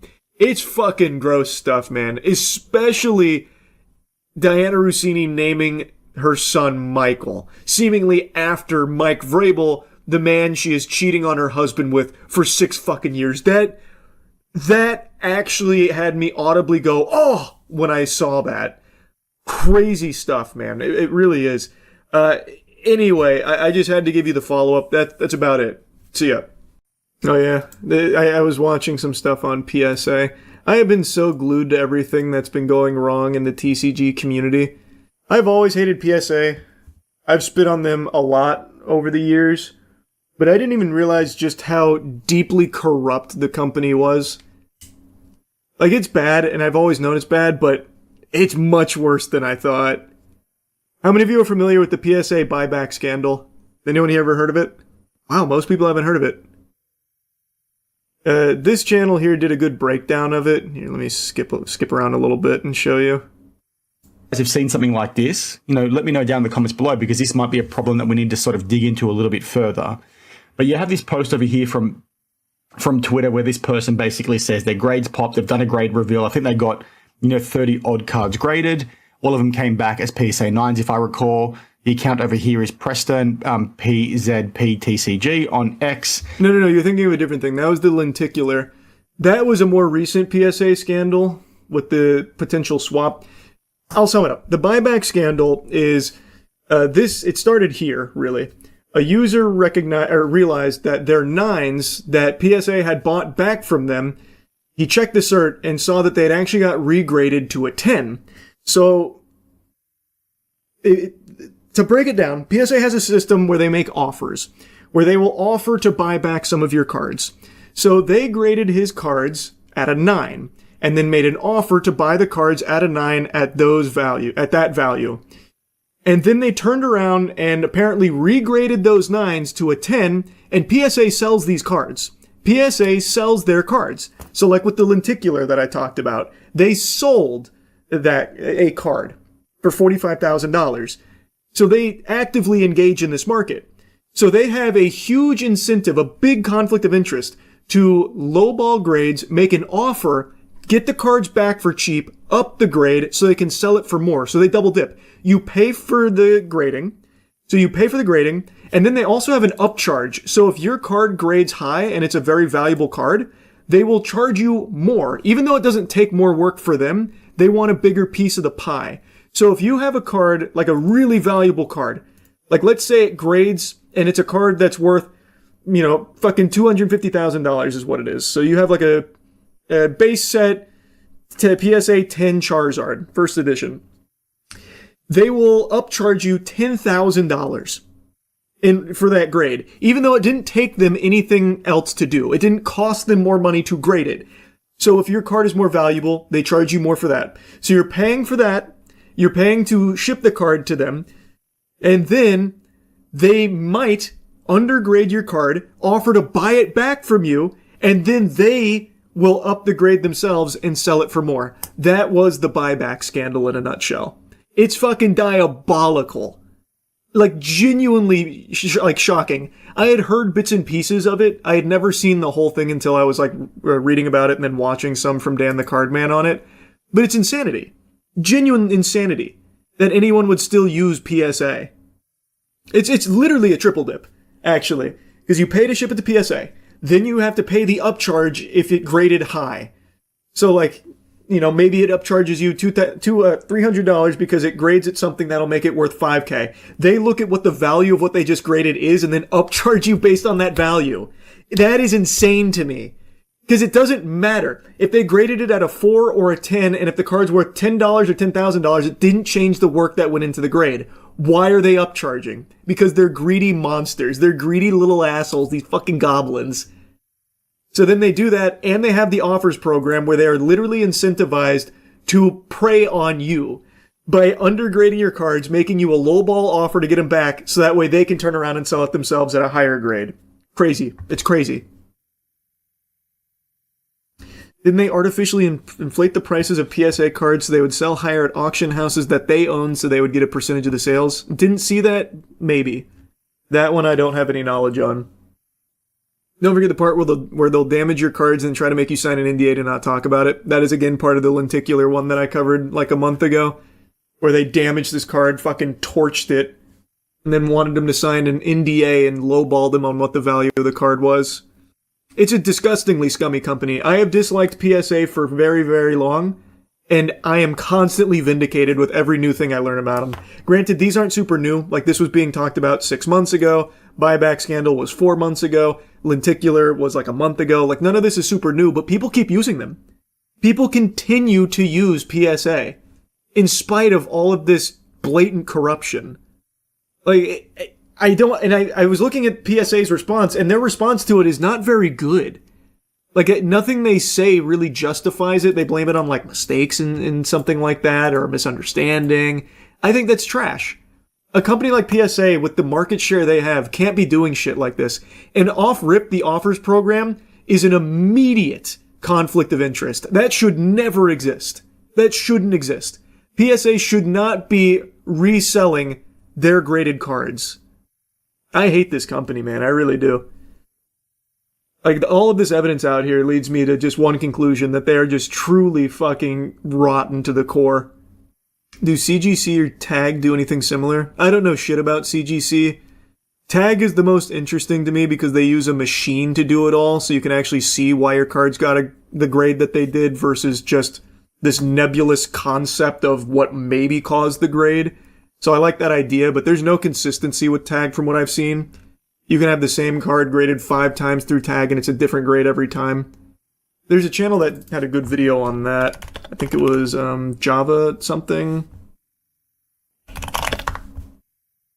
Yeah, here it is. Is TAG grading as consistent as they claim? But I don't know anything about CGC. Like I said, I like the concept of TAG, but they're clearly just not at a point where it's consistent enough to be usable. No, it's been a conversation about PSA for a long time. Like it's not a big conspiracy or anything. Like, there is a reason so many people actively advocate against PSA in the sports card community. It's mainly TCG players like Pokemon scalpers and shit that use PSA.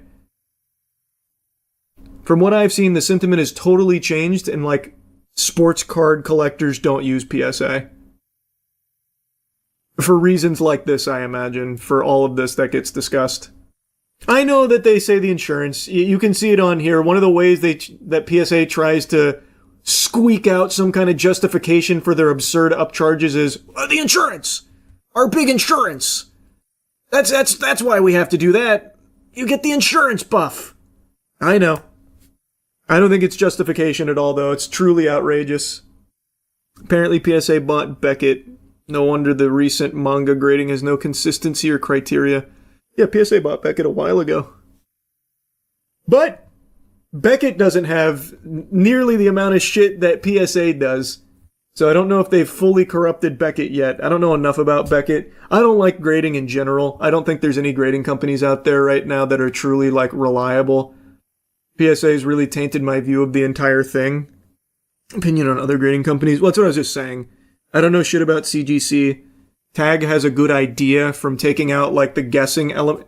Okay, here. Today we are putting TAG Grading's biggest claims to the test. I cracked out 7 cards from different grading card companies to see what those cards would grade at TAG. A TAG 8, or if it has changed in grade. Let's check it out. Here we go. TAG 7. Interesting. So we went. So there's no consistency with the machine they use right now. So he runs these cards through multiple times and gets different results. Down a that's unacceptable, especially if you're using a machine that's supposed to be so consistent. But what I like about the idea is that they show you everything. Why your card got the grade that it got. And it even gives you, like, the scans of the card and points out, like, all of the measurements and, like, what knocked it points. But it clearly gets it wrong, and it's not consistent. The idea is good. The technology isn't there, or rather, I guess the company doesn't have the technology required to actually be consistent. But of all the grading companies, this one has the best idea. PSA, I think, is just beyond corrupt, top to bottom. There are so many scandals and so much garbage that you can pull from PSA. I would never trust them. Beckett, I know very little about. CGC I know nothing about. But at the end of the day, outside of tag, your card grade is totally just up to the person's mood that's grading it that day.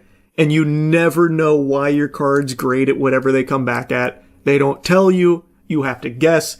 And there could easily be some shady shit going on there where maybe they don't want a whole lot of 10s out there. Maybe you gave them a 10, but by having more 10s in the population, it's going to devalue the other 10s out there. So maybe they decide to give you a 9 instead. Like, there's just too much guesswork. I just wouldn't trust it. PSA basically has a monopoly, right? Not a monopoly, but they are by far the biggest. Again, this channel also has something covering their market share dominance. Hey, we are once again month on month. Oops, hold on. There. So still most people are choosing PSA, but that's for TCG. Sports card graders are not doing PSA from what I've seen. They're mainly doing Beckett. Especially since they sell their own graded cards, it invites corruption. Exactly. That's why I think the offers program is just completely unacceptable from PSA. I used to work at GameStop, so we'd send cards to PSA to get graded. I believe the biggest upcharge I ever saw was like 1K. Oof. That upcharge, man, I can't get over this shit. The upcharge is so crazy. The card is worth more, or your card that maybe you thought was going to get a PSA 7, 8, or 9 now grades as a 10, meaning it's worth more. So they go ahead and charge you a higher tier. And the way that fundamentally works is something as simple as this. If you use the Express service, what their policy states is that you can only do this for cards up to being a value of $2,500. Now, if your card is worth more because it gets a PSA 10, they say, hey, you know what? We're going to now charge you $299 because we have to cover our insurance premium. We can do this up to $5,000. So your card is now worth more than $2,500. It's worth less than $10,000. So we're going to charge you this amount of money. So they therefore charge you $150 more than what you originally paid. Now, this becomes a bigger problem when it's more expensive cards. I just think it's so fucking gross. It's so gross. And all of that hinges on the idea, by the way, that your card sells at that value they give it. So who's to say that the card that they grade that right now is worth over $5,000 is still worth over $5,000 a year from then? What if it crashes, right? Then what? Are they going to refund you the difference? No, of course they're not. It's so fucking dumb. And it's not like it instantly can be turned around and sold at that price. So you will be waiting. And it might go down. Maybe it goes up, but it could very well go down. It's all speculative. It's so stupid. Ugh. You see scalpers coming for Magic now? I saw. The Costco buyout, yeah. Did anyone actually play with the cards or just collecting and scalping? For Pokemon cards, that's basically just scalping. Not even collecting. It's just people chasing the big hits to try and sell. Oh yeah, I've been glued to this topic for the last couple days. The scalping has gotten so bad in every TCG. I'm seeing fights every day and all kinds of degeneracy. So then I was looking into the grading and shit, especially after the lenticular stuff. And then, of course, I come across all of the upcharge and buyback stuff. It's so fucking terrible. It's gross, man. It's so gross. You know it's crazy when Yu-Gi-Oh! Isn't staying on the shelves. Okay, let's not get carried away. They're not coming for Yu-Gi-Oh! The overframes have been hyped, but it's mainly the Yu-Gi-Oh! Community. There is no... I could be very wrong. I might eat these words. I don't think there's any chance the scalpers will find any success in Yu-Gi-Oh! And I don't think they're going to try. That is just not a TCG where people engage in this kind of degeneracy because it just doesn't sell. Yu-Gi-Oh! Is perpetually reprinting, so no one gives a fuck. Scalpers and street vendors have been a thing forever in Yu-Gi-Oh! They just don't have vending machines outside Targets to be abused, but it's very much a thing. You go to any event, you'll hear 100 different wannabe vendors say, I'll pay 65% TCG player price. Like, I know it exists, but it's not like this. It's just, you are never, ever, ever going to turn around and sell a PSA 10 Starlight Sky Striker. It's just not going to happen. Because in Yu-Gi-Oh, people will go for max rarity decks, but they play it. So you can sell raw Sky Striker Starlights. That'll happen for sure. But you're never going to be turning around and actually selling slabbed Yu-Gi-Oh cards. Fucking nobody wants those. Unless they're very rare cards like 101s. Well, yeah, unless they're like extraordinarily rare, like obviously your First Ed, LOB, Dark Magician, Blue Eyes, stuff like that. But that's not going to be common. Some of the elemental heroes, but even still, that's not common. I'm very confident you won't see this kind of shit spread into Yu-Gi-Oh! I could eat those words, and I'm sure people will try to do it, but it's never going to be successful. We'll see. Yu-Gi-Oh! Reprints too much, the product is too available, and nobody actually cares about, like, just collecting it. They play it. They play the max rarity cards. It's kind of gone under the radar, but do you see the Chile Pokemon card assassination? No. What? Oh, actually, wait, here's a whole news report. 2 people arrested in connection with the disappearance of a young Pokemon card vendor, who apparently was found dead. Holy shit. Hello, good afternoon. Of course, because the formalization of the 2 defendants who are believed to be the perpetrators of the death of Camilla, this young woman who is dedicated to selling Pokemon cards, has just been completed. Let's go back a bit to when this happened. This was in mid-March, when this young woman, only 20 years old, who is then dedicated to selling these Pokemon cards, went missing. What is happening? There are several hypotheses that have been considered here. But of course, on it. So far, the result of this formalization is the first that 120 days of investigation have been given to be able to clarify more of the events that occurred during the disappearance of this young woman and her subsequent death. I feel like the auto dub is way off on what's actually being talked about here. I don't think the auto dub is overly reliable, but it seems like she was killed. Well, she was taken, reported missing, found dead by 2 people, and the motive is reportedly Pokemon card related, not like a single Pokemon card, but Pokemon card related. It was a couple, by the way, apparently. Allegedly, it was to steal her Pokemon cards. They murdered her to steal her Pokemon cards. Holy shit. Yikes, man. Unfortunately, in addition, the 2 defendants, 2 people, a man and a woman under 30 years old, are also being held in preventative detention. This is very relevant because it was what the public prosecutor's office was requesting, which the ombudsman's office for these 2 defendants also tried to modify. Now, what happened? This young woman was selling Pokemon cards in a community of young people who exchanged these cards. She was moving around a trade show. Card, where she had an approximate value of cards worth around 3,000 pesos. This would be the method of procedure. What? Why? The reason why the defendant would... So they kidnapped and killed her to steal 3,000 pesos worth of Pokemon cards. What the fuck? What? This is so diabolical. 172 USD, by the way. Unreal. Unreal. He had taken this young woman in a certain way, lying to her because he had told her that it was a Pokemon card event. He took her to his apartment, and thanks to all the videos that have been shown here in the formalities, it is realized that the young woman did not leave this apartment, specifically on Manhita Street, where the young woman entered with the defendant and never left again. All of this has been captured on video, both from inside the building and from the street cameras, the footage that was shown. Now, what is the relationship between the 2 defendants? We must mention that they were a couple. For the same reason, both the relationship is being seen that the defendant would be the perpetrator and the accused would be an accessory. And for the same reason, Sitsin, the crime that is being reformulated here in this instance, is robbery with subsequent homicide, Kair, where several records were also seen that were able to be shown here during the hearing, where they were taken in the same cart that the victim was being transported to her letters. Wow. Yikes. Yikes. Is scalping only an American issue or worldwide?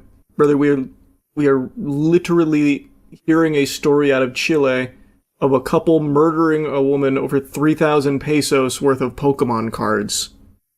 No, it's not exclusive to America. Even in Japan, they had to stop selling exclusive cards at McDonald's. You just reminded me, in Japan, they have a quiz that you have to complete at a certain spot in order to get Pokemon product, and if you fail the quiz, they won't sell it to you. It's their effort to prevent scalpers. I was reading about it earlier. I don't know if it's true or not, or just like a joke, but I thought that was a fucking great idea. The whole hobby, dumb waste of money. In first place, they're just cards. They are just cards. But they carry a huge financial value to a lot of people, and now it's just in full hysterics, and people have lost their fucking mind over it. None of them even play the game, by the way. At all. Or collect. I wouldn't mind if you just collected it. You don't have to play it, I guess. If you're just a big Pokemon fan, collecting it is fine. I have a little Pokemon collection, and I've only minimally played the TCG. I mean, the best option is just having the workers rip the plastic off once you buy it, right? I think that's the best solution. I think that is easily the best deterrent. You buy a box, plastic cuts off. Some LCSs are doing that. I think that's the best way to do it. Can't resell it at that point. You can try and reseal it, but then everyone knows you resealed it and they won't buy it. I doubt any of these scalpers have a way to, like, convincingly reseal the product. I wonder what compels the losers to scalp to the point where you start fights and crimes. Well, I mean, it's just money, bro. You'd understand it if you stopped thinking about them as cards in a children's hobby, because that's not what they think of it as. They literally just see it as money. So to them, they are fighting over actual dollars, even though that's just not the reality of it. Like, to a sane person, it makes no sense, but these people have lost their fucking minds.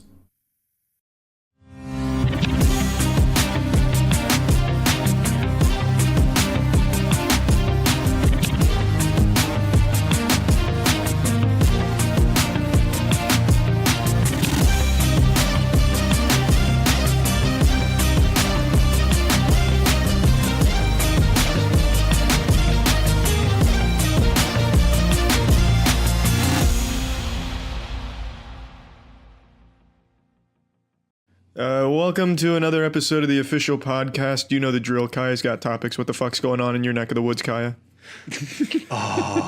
You've been handing me these segues perfectly. So I was on our subreddits today, and somebody made a topic asking if you and Jackson are a little shy because you don't talk as much as Andrew and I do. So I decided I'm gonna run the numbers, okay? I went back, downloaded... God, you are actually autistic. I know. Oh my God. I downloaded 4... You made the thread. I downloaded 4 random episodes. It was one of my Smurfs. I run a troll farm, actually. Yeah. I am Russia. I hacked the election. Kaya's so autistic, there's never been a subreddit. It's just him making different accounts, talking to himself. Yeah, sometimes he gets really upset about things in the episode, so he takes it out on the subreddit under a different name. One of my personalities. I'm like that shitty hero in Split or Glass or whatever that movie was. Anyway, I went back and downloaded our tracks from 4 random episodes from the last month or two. I think it was episodes 129, 130, 132, and 134, which was the last one. So you guys know we record on our separate tracks. That's 4 tracks per episode. That's 16 tracks. Remove the silences. Whatever remains is however much all of us talked, each one of us individually. So, Jack order, shall we? Mm-hmm. Okay. Jackson, on the average of these 4 episodes, he talked 13 minutes and 35 seconds. Wait, how long? 13 minutes, 35 seconds per episode, on average. I thought you said 30 minutes. Sorry. I was like, There's what am I no doing? way.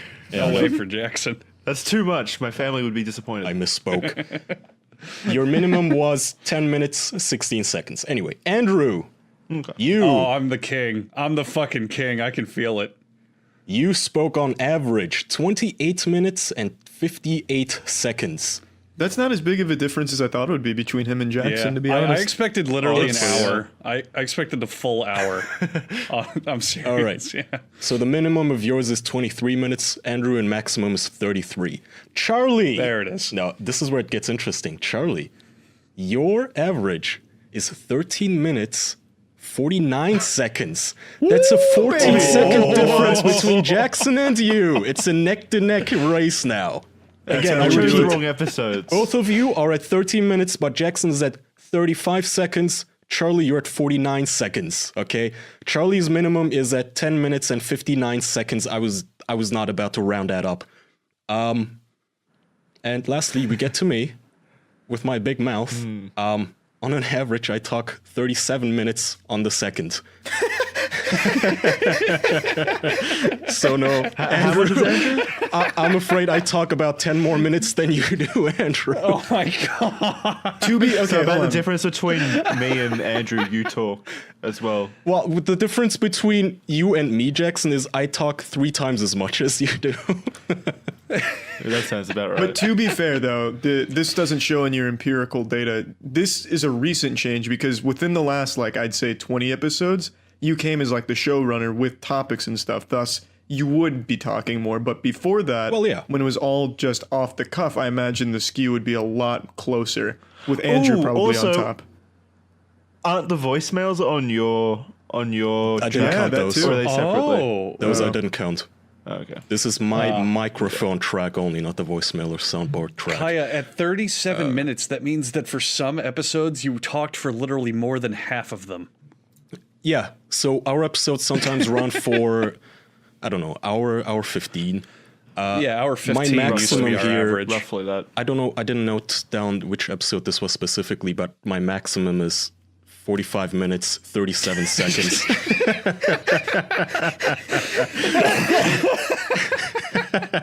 Oh, man. My minimum, by the way, even at my least exciting day, it's 28 minutes, which is your level, Andrew. Jesus Christ. Oh my god, your worst day is about the same as my average. Good god. That's fucking nuts. Okay, so I was thinking, Andrew, this episode, we let Charlie and Jackson take the wheel. I don't care who the passenger seat has to be, but one of you has to drive.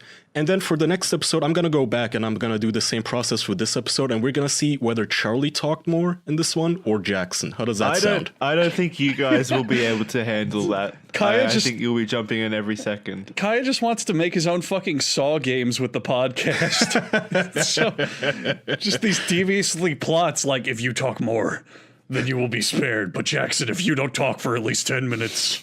Like all this diabolical number crunching. There's a microphone in front of a circular saw.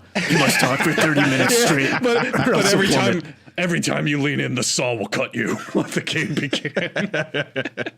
Every time you lean in, you have to read mean comments too. So, no, okay. Just try for like 10-15 minutes. Just try, not 10-15 minutes, whenever. I'm not going to leave you hanging. We're not going to go with silence here. I have some backup topics. I just thought it would be fun to see what happens when Andrew and I shut the fuck up because both Andrew and I talk more than the both of you combined per episode. of the episodes you sampled, again.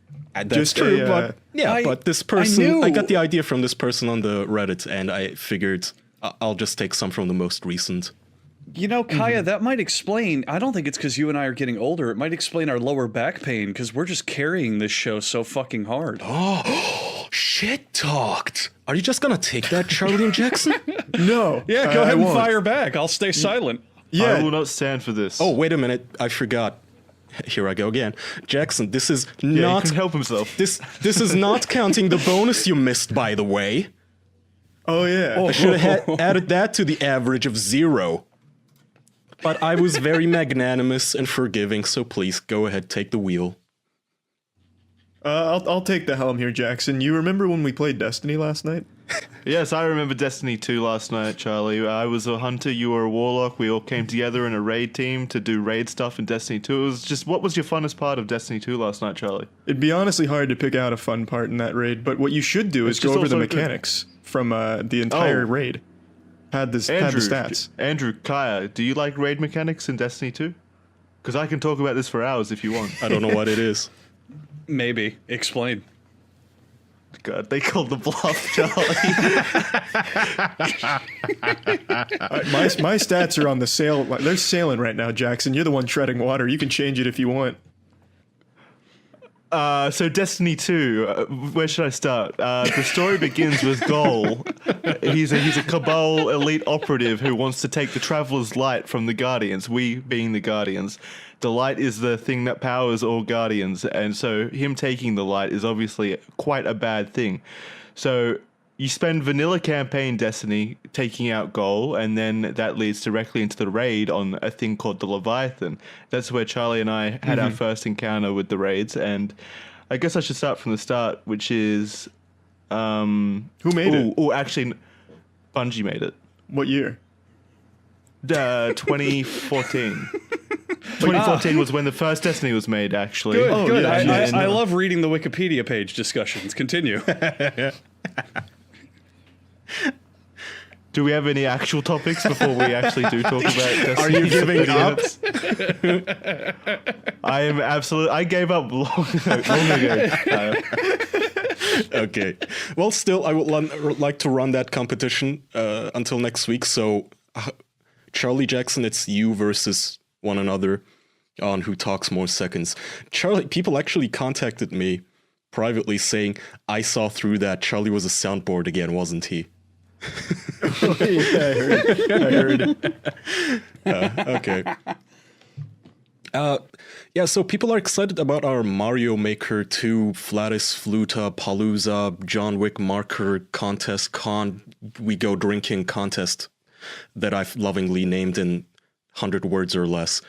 So the problem is, I don't know if you guys tried it, but I realize I fucking have no creativity.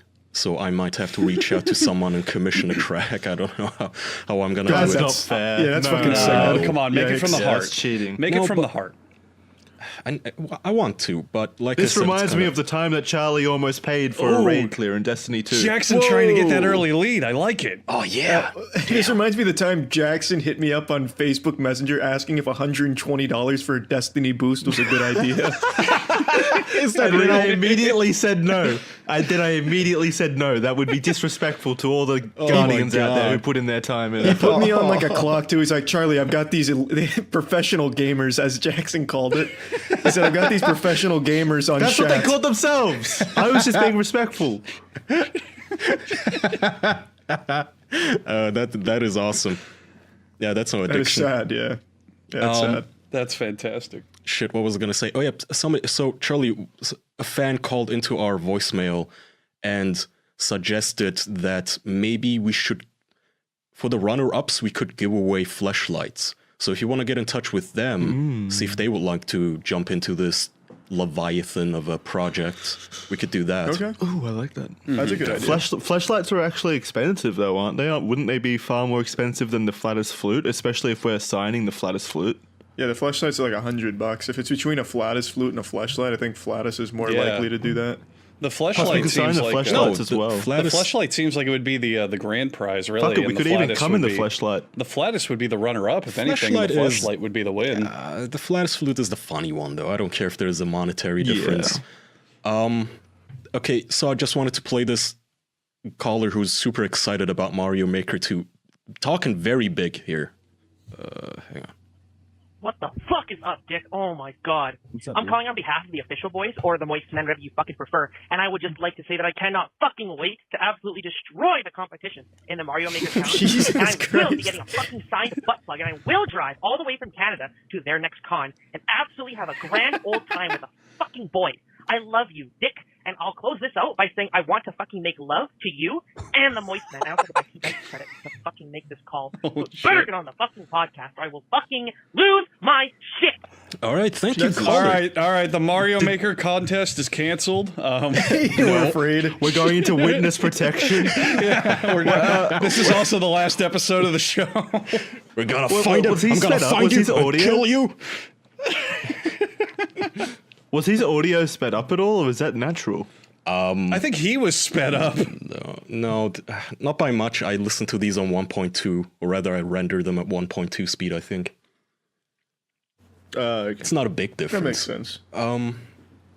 It was noticeable there.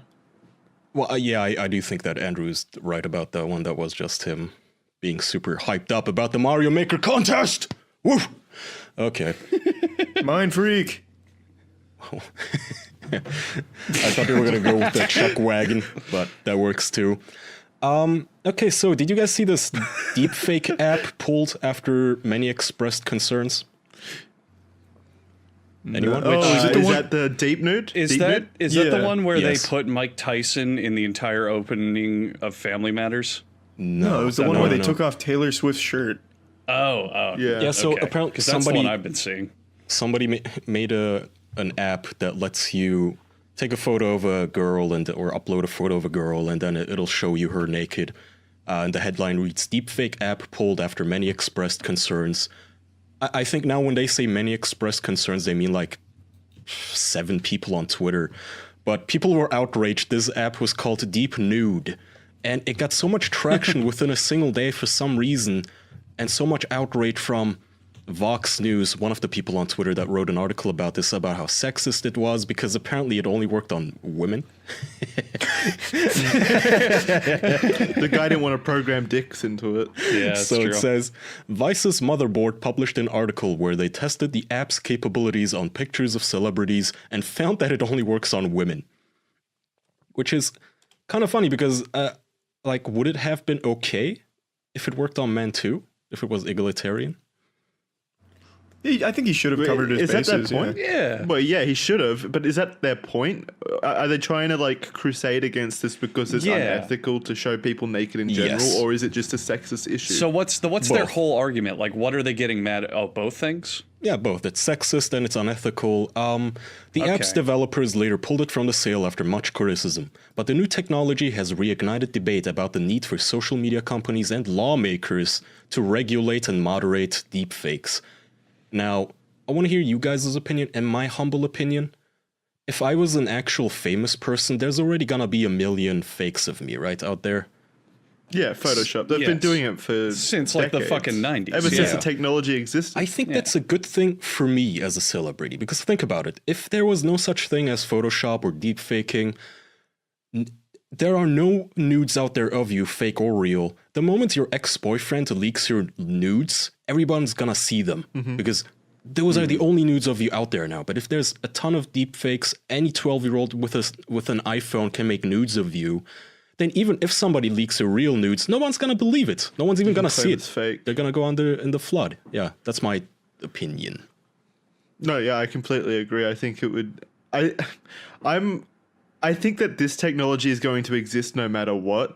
So I don't see the point of shooting small ones down like this. Well, it's not small anymore. I just don't see the point of shooting it down when someone's going to do it anyway. And like you said, if the technology's already there, people are just going to keep doing it anyway. Jackson taking the lead. I was going to say, Jackson, I think you just beat your record in the first 20 minutes. What was I saying? Get a load of this. I'll throw an opinion in there as well, a very verbose one. I think it's a good thing that people deepfake nudes, and I honestly think we need more deepfakes of us naked just to have a catalog backlog for the ensuing years, we just did. in case. We did. Remember when we first started this show? After a month, there was a blog on Tumblr made where they would Photoshop us onto gay porn. Oh yeah. Yeah. Wait, there was? Yeah. Oh, and no. they would put us on really attractive men, and I look at it and go, yeah, I wish I looked like that. That's great. Oh, that got all wiped out now. I don't remember that at all. Tumblr deleted all that's the gone? porn. Damn it. Oh, damn it. I must have suppressed that memory. Son of a bitch. Yeah. They would constantly Photoshop us into gay porn, and they would try to find actors that kind of looked like us or at least had our skin tones. So they'd be all like, yeah, these are all the photos of Andrew and Kaya kissing Charlie. And they did 50 posts of it. They kept going. Yeah, fakes. Okay, good. Back onto the topic though. I just want to quickly clarify that the app that you're talking about, the Deep Nude app, didn't seem that fucking good anyway. Most of it had a 80% fail rate with the Photoshop, so there were tits sewn onto people's foreheads in the background and shit like that. Why did we stop this? That's great. It's clearly not perfect technology, even with this app. So I don't know. I don't think it's an issue. The article says that they found that while the app doesn't work on women who are fully clothed, it works best on images where people are already showing more skin. So this thing basically just works best on photos of your high school crush's Facebook photo where she's wearing a bikini, and that basically means you can already imagine what she looks like naked. All this app does is remove the last couple of threads of clothing there. It's a minor convenience is all. But you said this shouldn't have been shot down or taken down. The guys themselves took it down, the developers.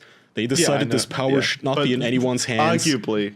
This fucking arguably Infinity under the Stone. pressure of You gotta get better at talking over people, man. See how easy it is for you to just dominate. I don't like talking over people. They'll never know I'm our not power. that kind of person. Arguably, it was taken down because of like the journalists though talking about it. Maybe if they had have just, I would not They have taken probably this pulled down. it down because they were afraid of legal ramification, like if someone sued them or some shit. That's probably why. That would be my guess as well. Maybe. But they were selling this shit for $99 or something to get versions without a watermark.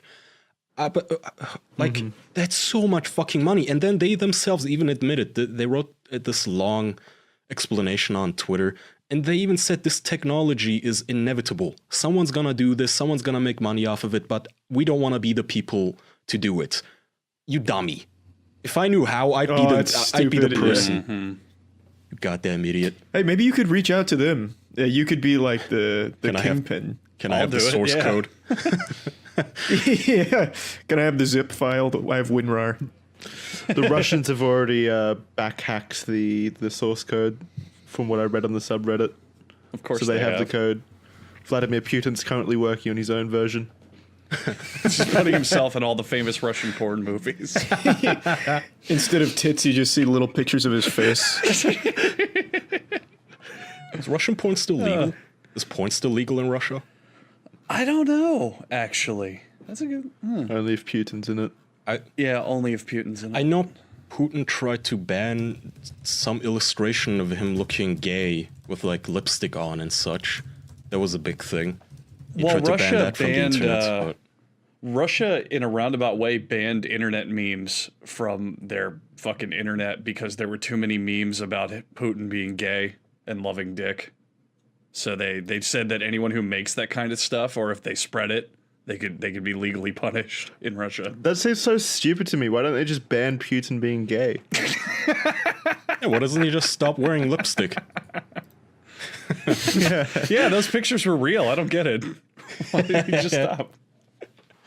Man, Well, there are a lot of things in this world. Yeah. There are a lot of... Yeah, Putin shouldn't be gay. Makes no sense. Great. Don't worry, Charlie. I'm gonna give you a way to score some points because there are a lot of things in this world that should be banned and a lot of ways to earn points. But I think that we can talk about something now that should never be banned and something that'll earn you points with your family, your friends, even your own happiness, well-being, getting your life together, and that is cooking with Blue Apron. Charlie, why don't you tell them about Blue Apron? I agree. We should ban hunger, and that's Blue Apron's mission, so you never go hungry again. Even if you can't cook, they'll send you the ingredients to your door. Fresh ingredients, mind you. You don't need to be an expert chef. You can easily whip that shit up easily. Great, delicious meals from Blue Apron. Thank you, Andrew. Yeah, no problem. And now I will continue to fill in the people. Like you've already captivated the audience. They are waiting with bated breath to hear what Blue Apron can do for you.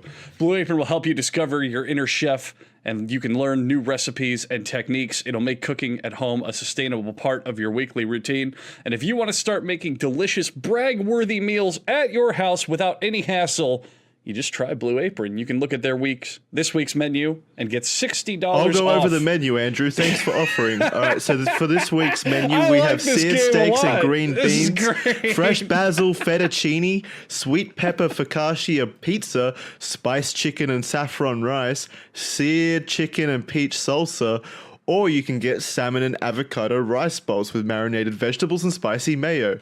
Those are good to make ahead. These are all delicious meals that you can get at blueapron.com/official. Maybe one day in some far-off universe, Charlie and Jackson will talk the most on this show because of this game that kicked them in the ass. I love it. Not true. Right. I think if you went back, there's quite a few where Jackson or I talked the most, depending on what guest was there presently. No, I don't think there's a single episode where either of us have talked the most. No, that's not true. In guest episodes, I was all over the place. I think depending on the person or the topic, there might be times where you guys talk more. But I think an overall average for sure is Kaya and myself. Is the ad over? That was fast. I was peeing. No, if you want to check out this week's menu and get $60 off, you can visit blueapron.com/official. That's blueapron.com/official. Blue Apron is a better way to cook. $60 off those delicious meals that Jackson aggressively powerhoused into this read. They look delicious. The pictures they look really just do. Very tantalizing. I would definitely recommend Blue Apron. Cost effective and just easy, efficient. Go get some Blue Apron. All right. Back on topic. I just want to see you, Kaya. Yeah, I'm trying to give them some time here to see if they can maybe remember anything funny. I mean, not funny, but there was that whole journalist being obliterated by Antifa. Oh man, there's a lot of fucking political strife going on now. There's all that, and then there's also Hong Kong. Have you kept up with that at all, or looked into the Hong Kong protests? Not the Hong Kong one. Jackie Chan used to make a lot of Hong Kong kung fu movies. But the fact I read on it, the one that just blew my mind, is someone did the math for how many people are currently protesting. Apparently, 1 out of every 7 people who lives in Hong Kong is fucking protesting. There's that many people angry that the national dex is out of Pokemon? But just think about that, though. That is an absurd amount of fucking people. Only thing I can think about is how this turned into you talking again. Jackson, Charlie, come on. That's right. Yeah, what do you guys think about it? You guys keep up with world news. What's your take on this? Jackson, do you like Jackie Chan movies? So about the Destiny 2 raid, Leviathan. So to begin with, you want to walk up the giant stairs, which are all gold. I think this is my favorite episode we've done in like a year. This is great. I love it. Okay, I'll give you a topic. I honestly rely on you and Kaya to keep me up to date with what's going on in the world. To be honest, there's no fucking idea anymore. All right, so quick rundown of Hong Kong protest is Hong Kong has this weird government pact, I guess, where in 2047 they're going to become part of China. They technically are, but also are their own kind of governing body. And ever since the British left, correct? Yeah, ever since Britain left, because they used to run that shit. And in 30 years, they're going to have to go back to China and be part of China. But right now, the government is trying to pass an extradition law, which says, hey, China, if you have criminals that are hiding out in Hong Kong, we'll give them to you. No problem. Take them. They're yours. But 1 out of every 7 people in Hong Kong is like, fuck that, because that's just another step to us getting closer and closer to becoming part of China. Isn't? And China has been doing a ton of shit in politics lately, where they've been like smuggling their political rallies. They've been like removing down people who sell newspapers and shit, and just all these pro-China things. And it's just a bunch of crazy shit to the point where fucking... God, I don't remember how many people. I think it's like over 1 million people are in the streets right now protesting. That's crazy. That's so many goddamn people. That actually brings me to a topic. Does protesting ever do anything? Like protesting, petitions, that whole 9? Does that ever get any change done in the world? Oh, I think okay. it depends on the protest. Protesting on the streets is not as pathetic as making a change.org petition. That's not fair comparison. I mean, don't think I'm going to reiterate, Charlie. That's why you do both. I'm going to reiterate. 1 out of every 7 people. It's like literally, you can't even go through the streets. And to it's Charlie's just point, has it bodies. done anything yet? Has it accomplished its goal? Well, currently it's still going, I think. I mean, it's not done. No.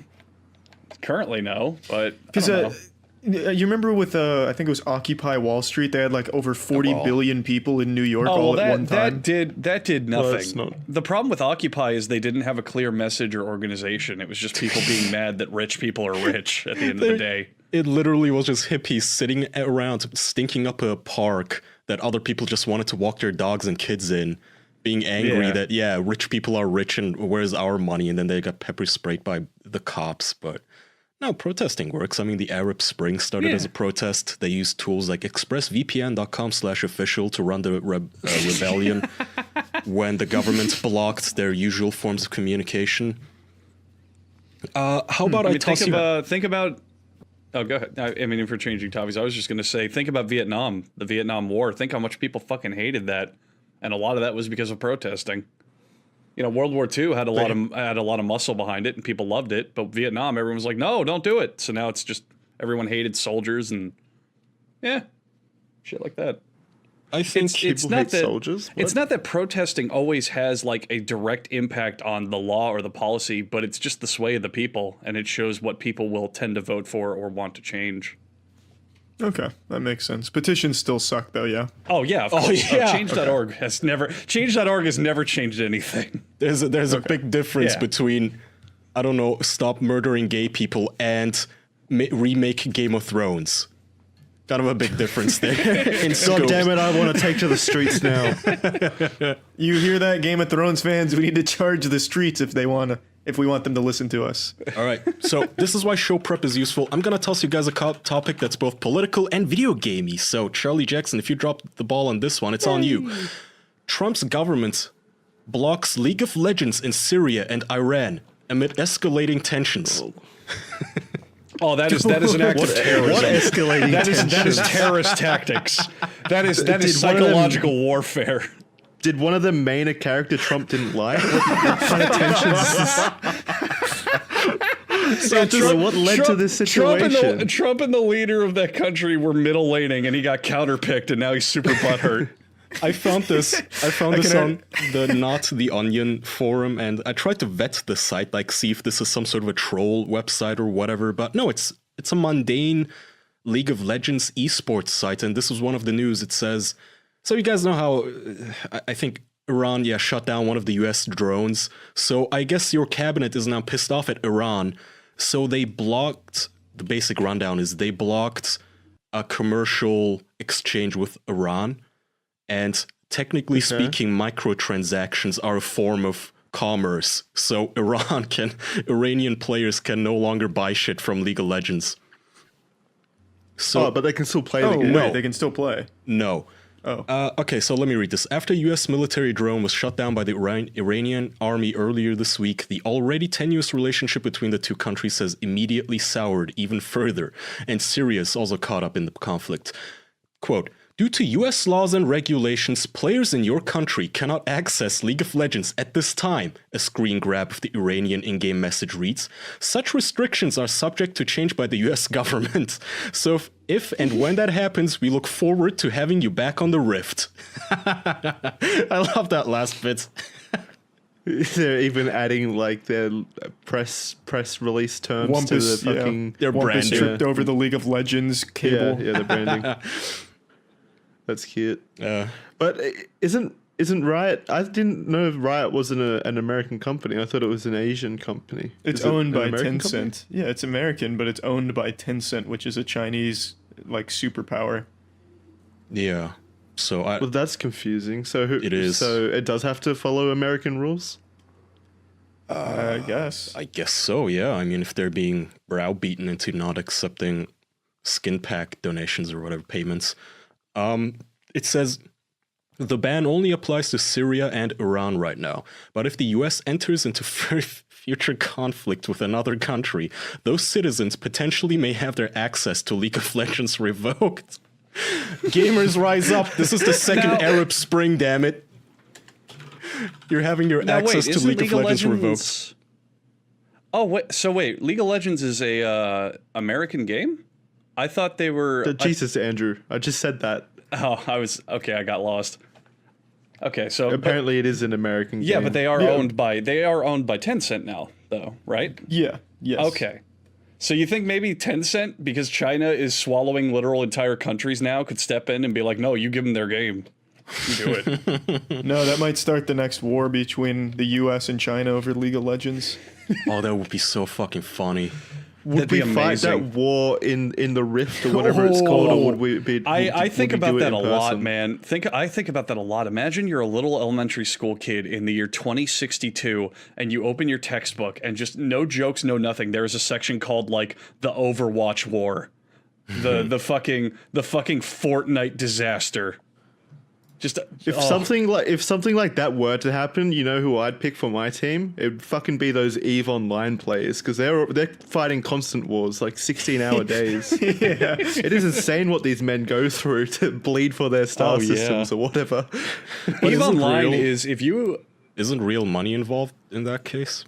Yes, like a lot of it. Thousands of dollars each day. If you ever want entertainment, if you're out of shows to watch or like stories to read, just go online and watch videos recapping EVE Online drama, because some of the most soap opera grand scale amazing bullshit happens in that game, and it's all players fighting over spreadsheets. It's so great. Yeah, the game is usually PvP, but the developer added like a PvE faction recently, and they've set it so that those PvE, the AI is like super aggressive or whatever, and so now the AI is just destroying people's hard-earned, like bought vessels, like wasting thousands of dollars. So the developers just unleashed a plague against them, and they have to be at the computer for like 24 hours a day, like defending against it. It's so it's so good. Yeah, I read one of the statements from one of the power players in EVE during this cataclysm. It was a really like awesome war speech. He was like, humans have the weakness of sleep and hunger and bathroom. The machines, the drifters, as they're called in the game, they don't. Yeah, they don't need it. They're AI, 24 hours a day, no sleep, no food, constant barrage. They've had to assemble little strike teams to defend their regions at every hour, so that there's always someone defending each choke point or whatever. It's insane. I wish EVE itself was a much more entertaining game, because this is just the coolest shit. I would definitely get in on this. Yeah, the game is some stinky fucking ass to look at, but my god, is it great to read about. Imagine if they turned it into something like Pokemon Go, where these guys did this in real life and they had to run around with their phones out like fucking monkeys running around defending places. In real life. Are you kidding me? I don't want them anywhere near me.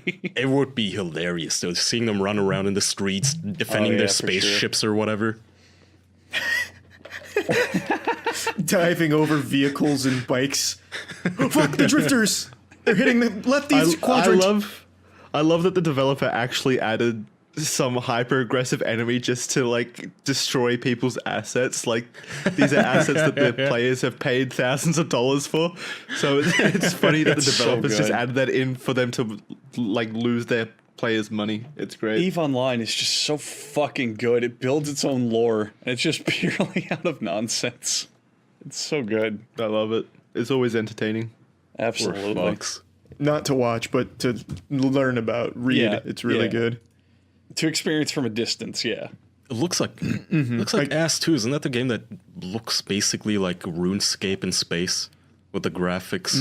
No. RuneScape looks significantly better. This actually just looks like little squares in space. Okay. EVE Online is Microsoft Excel in space. A majority of the game, a majority of the game is just calculating numbers and spreadsheets. Oh, fun. And banking. Yeah, exactly, and banking and economics. That's why I will never play it, but it's great to watch. You're a space accountant, is that it?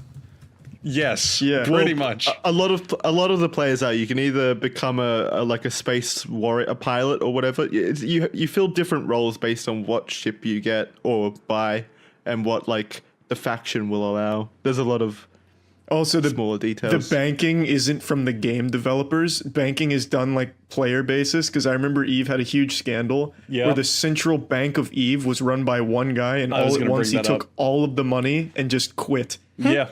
I was going to bring that up. It was just this big, massive bank, and I think he was the first one too, where he said, "Hey, I'm a bank. You can just make deposits, withdrawals, whatever." And he ran that for 2 years. Yeah, and people would take out loans, and they would like give him collateral and all this shit. And then just after about 2 years, he just took everything and just logged off and sold it. That was it. Gone. Do you think he ever thinks about that at all, or is he's like, obviously the players do, they deeply resent him, but I think he's fine out there. He's just on some beach enjoying life. Yeah, doesn't think about EVE at all. Smoking a Cuban cigar. I mean, he technically didn't do anything illegal. There were no contracts, and there was nothing in the game preventing it. It was just people trading in good faith, and he wasn't a good guy. That's it. Yeah. I imagine his name was Gigix. If I remember correctly, he did it just as a joke. And then just sold it because the joke made him money. Yeah. He made what was it, like literally tens of thousands of dollars at the end of it all? I don't remember what it was, but it was something like in that ballpark, like maybe 15 grand. I mean, EVE Online is EVE is the fucking game where a cosmetic eye patch for your character costs like $10,000. So, but it increases your reading skill in spreadsheets by +5. It's worth it.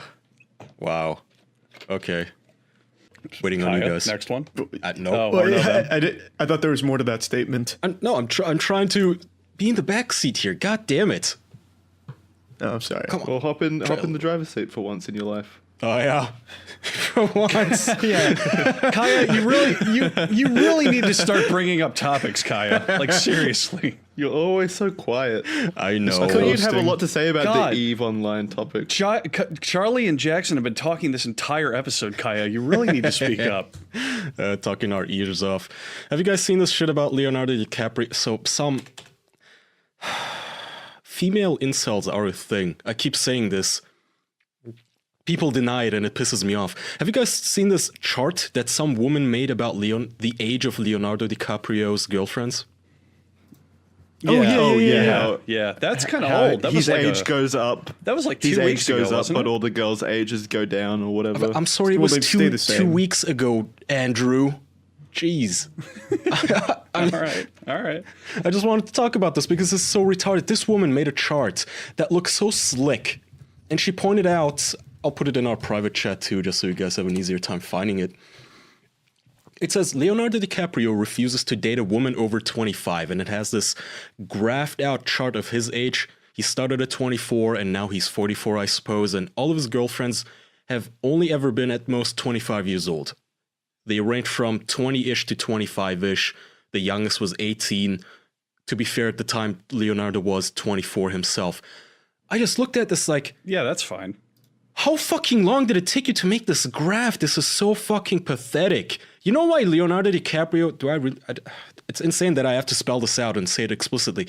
You know why Leonardo DiCaprio in his 40s is dating hot chicks in his 20s? In their 20s?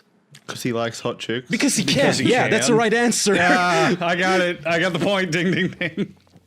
Because he's rich, famous, and good looking. Okay, that's why he does it. How is... And also they're not... He should be settled down with an haggly-looking witch by now. Well, they're also not counting the other side of the coin. I would bet for a big amount of them, even if they are, I don't know, in their 20s, they're going, oh my god, I'm dating Leonardo DiCaprio. Holy shit.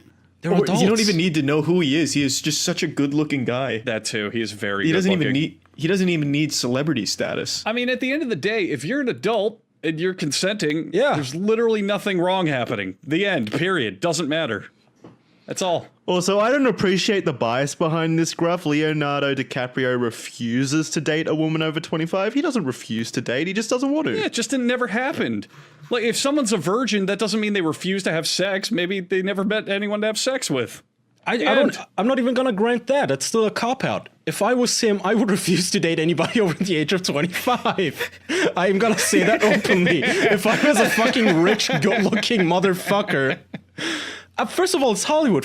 Count your give him some kudos for not being part of a child rape gang or something. Okay, he's dating 25-year-olds. That's good. The only 18-year-old that he did date, that was in 1999 apparently, where he himself was 24. If you're 24 and you're dating an 18-year-old, that is fine.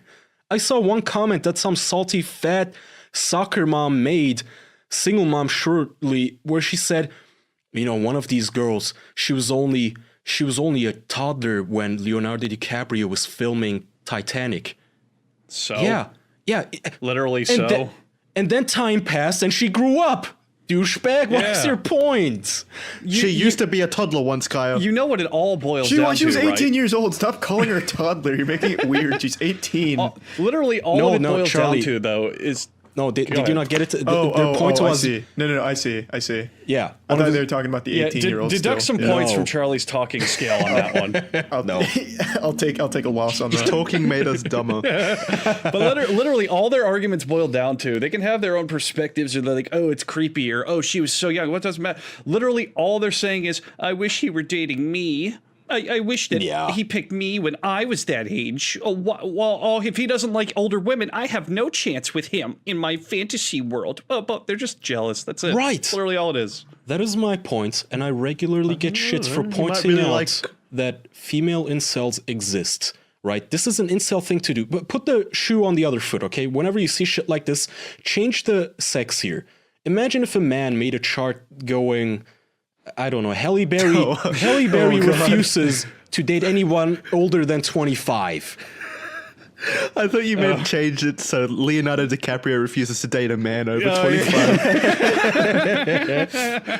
No, but I was trying to what figure if out a how woman that did this? If correlated. It'd be pretty hot, yeah. Yeah, no, nobody. People I could jerk off over this graph. If Betty White decided not ever to date anyone over the age of 21, the Twitter replies would be 100%, yeah, girl, you go, you slay, yeah, you deserve the best, yeah, fuck all them angry 30-year-old incels, yeah. Absolutely. Absolutely. If Betty White did it with where she was at her age now and she got like a 24-year-old hunk, every single reply would be, oh, get it, girl. Slay, Betty White. You go, queen. Abso-fucking-lutely. Absolutely. I make the pledge. Let's all take the pledge. If we ever do become rich and famous, I'm never going to date anyone older than 25. Are we pledging that you will never date anyone over 25 or all of us? But Kaya will never date anyone. But Kaya, Halle Berry is about 40. Oh, she's like 52.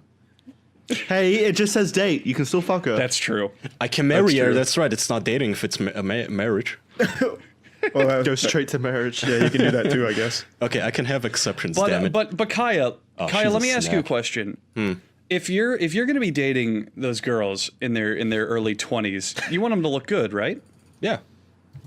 So do you think maybe they should find the perfect pair of jeans at Express Clothing? If you're not wearing tight, revealing jeans, I don't want to date you, okay? And also, if you're not wearing flexible, stretchy jeans, I don't know what the hell is wrong with you, man. I mean, when I meant to jump from regular jeans to the stretchy kind, I don't even know what the hell they're called, but they're so good. And we have a new sponsor I run. It's Express. It's Express Clothing, actually. Charlie, tell them. Express Clothing is some dope-ass fashion shit. Tell them about it, Andrew. No, all right, tell them about it, Jackson. I was going to say, I'll make sure Jackson tells them about it. So, Express Clothing is some dope-ass clothing shit. Tell them about it, Andrew. Holy shit. I am a man who, and I'm not exaggerating, I wear jeans 95% of the time when I go out somewhere. If I'm working out, I'll wear some shorts, but any other time, if I'm doing anything, I am wearing jeans. So I'm very knowledgeable in my brain about how finding the perfect pair makes a big difference. And Express, they got a big handful of clothing to pick from, for men, for women, a whole different line of stuff. But they also specialize in giving you that perfect pair of jeans. If you want to check out their lineup of stuff, you can go to express.com. They got tons of categories, men, women, all sorts of fashionable, nice looking things. And you can absolutely look to find your perfect pair of jeans to fit your perfect little booty. So you can go out into the club or the fucking sandwich store or wherever you want to go and strut everything you got. That's go to express.com. Find your perfect pair of jeans now. Find what fits you. Highlight those curves. Yeah. So Leonardo DiCaprio knows where to look. All right, Amen. Charlie, Jackson, next topic. Well, I was just thinking, Jackson, you probably have some good stuff, though, so go ahead and interrupt me if you'd like. No, it's okay. I would never interrupt a fellow podcast host. You're such a boring guy, Jackson. Like, you fucking suck. I don't know. What cool shit's happening in the news this week? Well, Belle Delphine betrayed us. You guys remember that? Oh, what happened? She made a Pornhub account, but it wasn't porn. Well, I mean, if that's what you thought was gonna happen, that's on you. Yeah. I admire her, man. She is great. I mean, said the same, yeah. So think about it. She is basically a prostitute, but she doesn't even have to undress. She doesn't even send people nude photos on her premium Snapchat or anything, from what I understand. It's all all she does is that anime hentai face, the ahigao. I don't know how to pronounce it. Andrew? Ahegao? Ahegao, I think is how you say it. Yeah, where they just she crosses her eyes and licks shit. Yeah, it literally. I think it literally means, like in slang, "fucked silly." It's where all the hentai girls are like cross-eyed and flailing their tongues because they're getting fucked so hard. Fuck retarded. So, there you go. That's so dumb. But I admire her. Well, actually, she does more. Yeah. She does more than just that, Kai. You're selling her short. Charlie's defending her honor. I'll fucking defend Belle Delphine. She's really smart, man. Like she knows exactly how to. Yeah, she knows exactly what she's doing. She is fucking selling her used bath water on her store. How do you know it's used? Wow. That is genius. It could just be water. Charlie, I was going to defend her too, because I go on Twitter and I see these comments from angry men that go like, yeah, you know what? Maybe she makes hundreds of thousands of dollars a month. But you know what? I bet she's so fucking sad and depressed that this is how she earns her money. And she knows that no matter how much money she makes, it's not worth the dignity she's selling. And I'm just thinking like, dude, yeah, it is. You do it. I get the feeling that you get where you see somebody very, very lucky and you just want to tell yourself that they're not as lucky as they seem to be and they must be sad and more pathetic than you. That's what you want to tell yourself, right? But the reality is, this girl... My point wasn't that she's not doing a smart job or anything. Happy, my point was that Charlie doesn't need to be defending her. No one needs to be defending her. Yeah, no, let him, he was winning. I liked it. Go, Jackson, go! Jackson was fighting against the champion. I know. No one needs to defend her though. She's making hundreds of thousands. Just defending her makes you look like a soft cock loser. She needs help. It's not that she's not going to shit in your bathwater or whatever you want, Charlie. It's not that I want to defend her. I want to put down those fucking jealous losers. Oh yeah, they are jealous losers. Exactly, like this attitude that she must be some sad girl with daddy issues. No, you know what happens? She puts on her fucking makeup 10 minutes of a day, takes a couple of Snapchat photos for the losers willing to pay for it, and then she takes off her makeup and probably just goes to the mall with her boyfriend like everybody else while she lives. And has a great day. And even then, let's take a step even further back. Let's say that Belle does, I don't know, maybe she is depressed. Maybe there is some like unhappiness there. Maybe she doesn't like what she's doing, but she's still doing it. She's still putting a ton of effort into her craft. She's got professional studio photography. She's got a ton of costumes. She's still doing it. It's not like she's basically a coal miner, Kaya. Exactly. She's not giving up. She's not writing fucking novels on how depressed she is. She's making a living. What are you doing? Complaining about someone selling porn on the internet? Wow, your life's really great. Holy shit, I'm jealous. Well, Andrew, I talk 13 minutes on a podcast sometimes. That's fair, Jackson. That's a good after point. this episode, you might go to 13 minutes and 10 seconds. I'm proud of you. But all it ever is people finding whatever they want to be jealous over because they either can't have it or they can't be it. And that's it. They're losers. Yeah, fuck them. I hate people like this. Kai, you're just picking out every topic where people are just jealous losers, and it's making me mad. What? Like what? I picked out like the topic of League of Legends being banned in Iran. How's that about jealous losers? Yeah, I picked out the Delphine topic. Yeah, that was his topic. Okay. I'm getting credits for his topics now. It's fucked up, man. All right, fair. Fine, I'll rephrase it. Every topic on this episode, except a couple, have just been jealous people being jealous. How about that? Mm-hmm. Yeah. Yeah. Are you jealous of Belle Delphine's boyfriend? I wouldn't kick her out of bed, but if she has to do those stupid ahigao faces, dude, I'm gonna slap her. Stop that. What the fuck? I don't want to feel like I'm fucking a disabled person. What is wrong with you? Stop making that face. Stop crossing your eyes when I'm coming. Someone has a stroke in bed. Kaya just starts slapping the shit out of them. Just giving CPR. She's like, stop crushing my ribcage. Yeah. Kaya's fucking her like that, and then he starts doing chest compressions. starts giving her mouth to mouth. It's so good. It's not hot.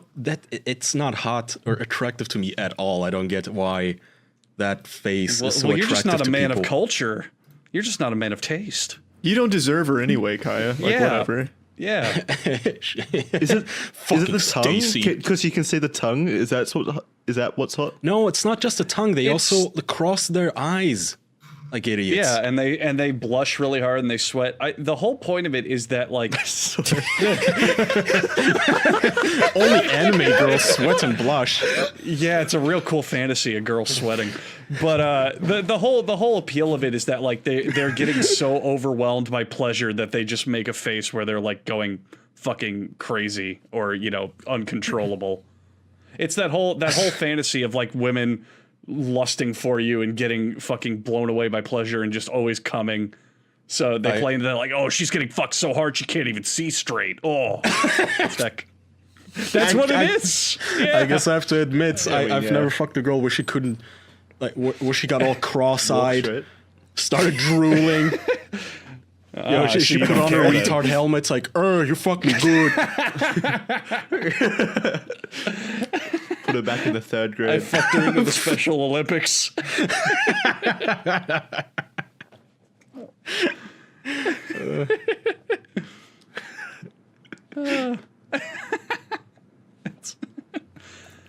Well, Belle Delphine was my topic, and I defended her well. Your turn. Do we have any final topics before we move on to the game and you tell me things we like? No, well, I don't. I was asking you if you heard any topics. No, I refuse. I am striking. I'm protesting. See, Charlie, it does work. I'm protesting this shit. I have no more topics. If Andrew has any, he may donate them to you, but I am done. My only topic was, because I figured we'd talk about it during it, is my choice for the things we like corner, so I'll save it. That doesn't fucking count. Okay. God damn you. It's like a half topic.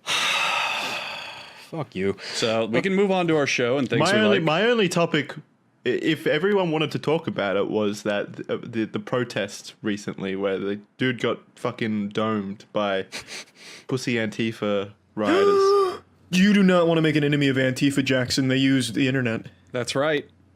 That's totally right. What would they do through the internet? They will write articles about you. I have my antiviruses. They'll write articles about you. Yeah, they'll complain at how jealous they are. That's right. They'll wear a mask and hit you with a bike lock. Yeah. So tough. Okay, let's see. Charlie, have we really still not heard back from Heart Turbo? Hang on, we're only, 58 minutes into this. Charlie, have we heard back from Heart Turbo yet? Nope. So, okay, I was thinking, we have this power of brigading people's voicemails, right? And yet, we don't use it for petty shit. I was thinking we could use this for really, really petty shit. Like, I could tell our fans to just call the Adobe support hotline and tell them to fix a certain bug, right? Just to be an annoying asshole or fix my credit card problem for me. And I was thinking, so why don't we have people call into Netflix, Charlie, and petition them to greenlight Heart Turbo? We need to create a movement to get that shit because people are only doing the voicemail shit so that they can be heard on the show. Yeah, like they want you to listen to it. Yeah, you're not going to hear the fucking Netflix voicemail. They're only going to do it because it gets played out. They're not going to do it just to like actually complain to a company. They could not to do your bidding. Yeah. They could record themselves and the best and angriest voicemail to Netflix. I'll play it on the show.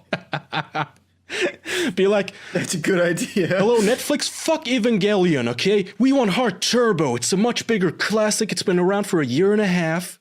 In theory, it's been in development hell, kind of caught. The idea of it's been around for a long time. Yeah. What the hell, man? Whatever. Don't target the poor support staff. Yeah, no, they don't target care. them. See, this is this Charlie is right. This is why petitions and protests usually don't work. Is people don't know the fucking pressure points. Okay, you have all these YouTubers bitching and whining about YouTube being unfair. they cry about Susan Vakovich or whatever the fuck her name is. You know what you do in that case? Keemstar, find her assistant's number and give it out on your show and tell people to call in to complain. That's what you do. Okay, you don't just tweet it out. Whatever, let's move on. Fuck. I'm gonna be nice and not use my powers for evil here to greenlight Heart Turbo, which I don't know how much longer I can resist that. I'm gonna do one or two voicemails. Jackson, here's a guy who agrees with you about Keanu Reeves. We gave you shit at the end of that show. I I don't know, you mentioned something about his acting or some shit. Here it is. Hey, Jack, this is official fanboy calling in to talk about Keanu Reeves. And I'm here to defend Jackson in that, yeah, I don't think he's that great of an actor. Like, he doesn't show emotion very well. But I do have to agree with Kaya. He does provide a very intimidating presence. Like, you don't want to fuck with this guy. But, like, he kind of is stone-faced as fuck in The Matrix and shit. And, you know, in Speed, I haven't really watched Speed in a long-ass time. You know, fuck you, Charlie. I'm going to get off work here in a few hours. Man, I got to go home and watch fucking Speed now because of you. Fuck you. It's a good movie. He's in for a treat, really. Speed is a fun movie. It's a very, very fun movie. I still stand by it. He's not a great actor, but he's a great, like, he's just great to watch. I don't know. I think I was thinking about he this. sucks as an actor, but I love watching his movies. I mean, that kind of means he's a good actor. This doesn't make him a good actor. I was meditating hard on this. I think what Keanu Reeves does is he's generic enough to be an everyman, but also badass enough that he could be a hero. You know what I'm saying? He walks that line. I like his physical acting. I've said it. I think it might just be... I think his line delivery is wooden, so are his facial expressions, but physically, when he's reloading those guns in John Wick, fuck yeah, I want to... so good. He's a great physical actor. He is. I don't know if I'd like him as much if I didn't know how cute and charming he was off the stage, though. I don't want to. You'd still like his movies. Yeah. Yes. You'd still like his movies. So here's my theory on why everybody loves Keanu Reeves. He's not the usual Hollywood phony where he goes on a late night TV show and he mouths off about how half the country's evil for not voting the way he told them to, or he gives his opinion on fucking abortion or protesters, shit like this. He's very private. Good, thank God. You know what? I don't ever want to know anything about his private life. I don't want to know how he feels or does anything. He has this adorable persona where he does a video with puppies, a Q&A with puppies. Good. Leave it at that. Perfect. Perfect actor. Thank you, Keanu Reeves, for being so professional. So there's a dispute currently among our community on whether or not someone in this, on our cast here, is a furry. Oh, good. Andrew, not again. No. Duck contended, as you heard, that you were wearing the Pokemon suit, Jackson, so you are suspect. That doesn't. It wasn't even a Pokemon. It was just a generic kangaroo. It was a kangaroo. So, and it was a kangaroo you guys bought me. We actually told you to wear. We didn't even ask you for consent. You bought me something. I'm gonna wear it. The day before. It was cute. Did we talk about this? The day before Jackson arrived, we spent like 2 hours on Amazon picking out a costume for him to wear. Yep. But that was only supposed to be for one night, and then Jackson wore it 3 separate times. That's true. It was surprisingly comfortable. And it had cum stains in it? What was that about? Anyway. It came like that.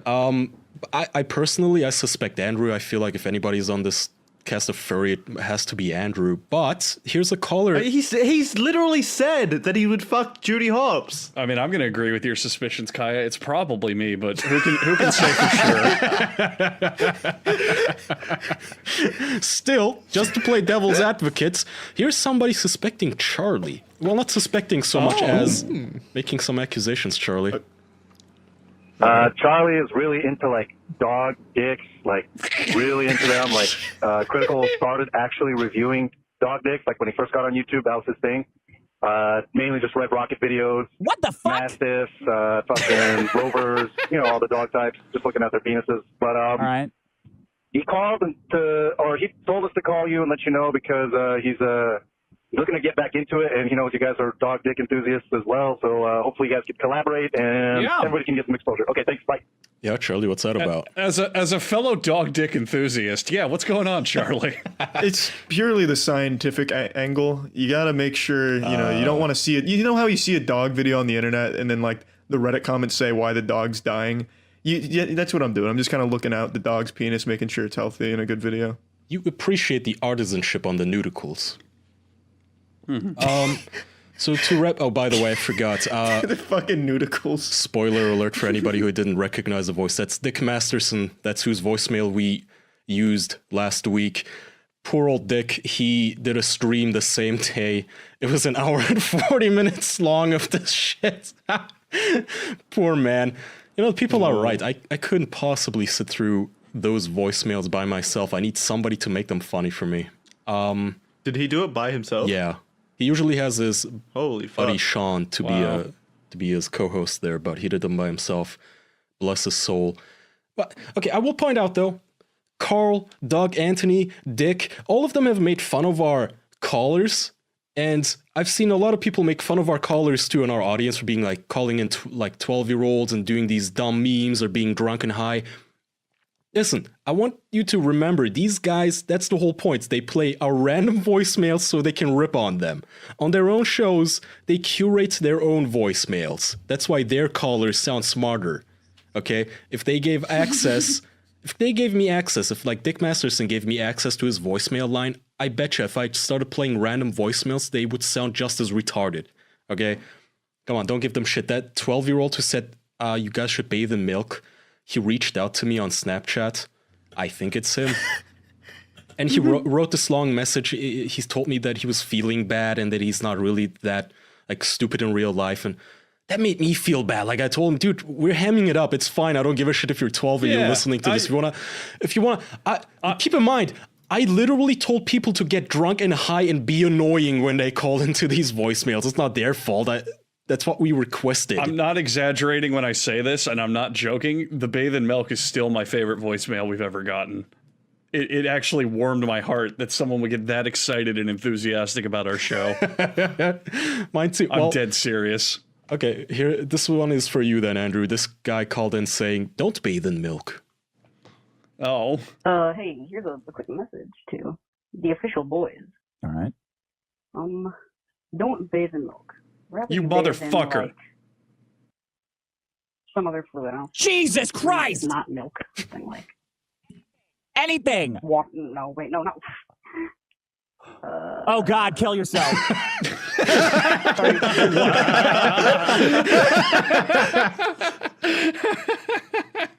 Yeah, needless to say, Dick was having a difficult time getting through these. Some guy called in. I feel really bad for him. I don't even want to play this one. It's really, really long. It's 1 minute and 53 seconds, and that's sped up. So, first of all, thank you to all the guys who call in and tell us that we make their workday easier. I appreciate it. I always think about the kind of guy who's, standing at an assembly line, having to work a fucking shitty job under a shitty boss, where he had to wake up at 6 a.m. and our podcast makes it slightly easier to bear, where he doesn't have to shoot his coworkers. This guy called in, you guys. Yeah, those messages are always my favorite too. He spoke for like 2 minutes about how, he just got a job at UPS and they allow him to listen to podcasts.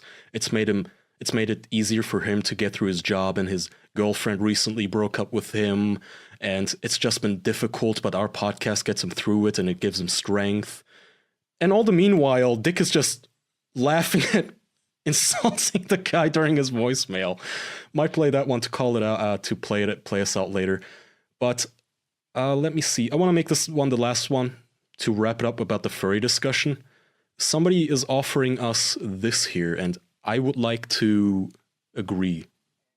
And I make ironic furry porn. Great. This is for my boys at the official podcast. Your furs, yeah.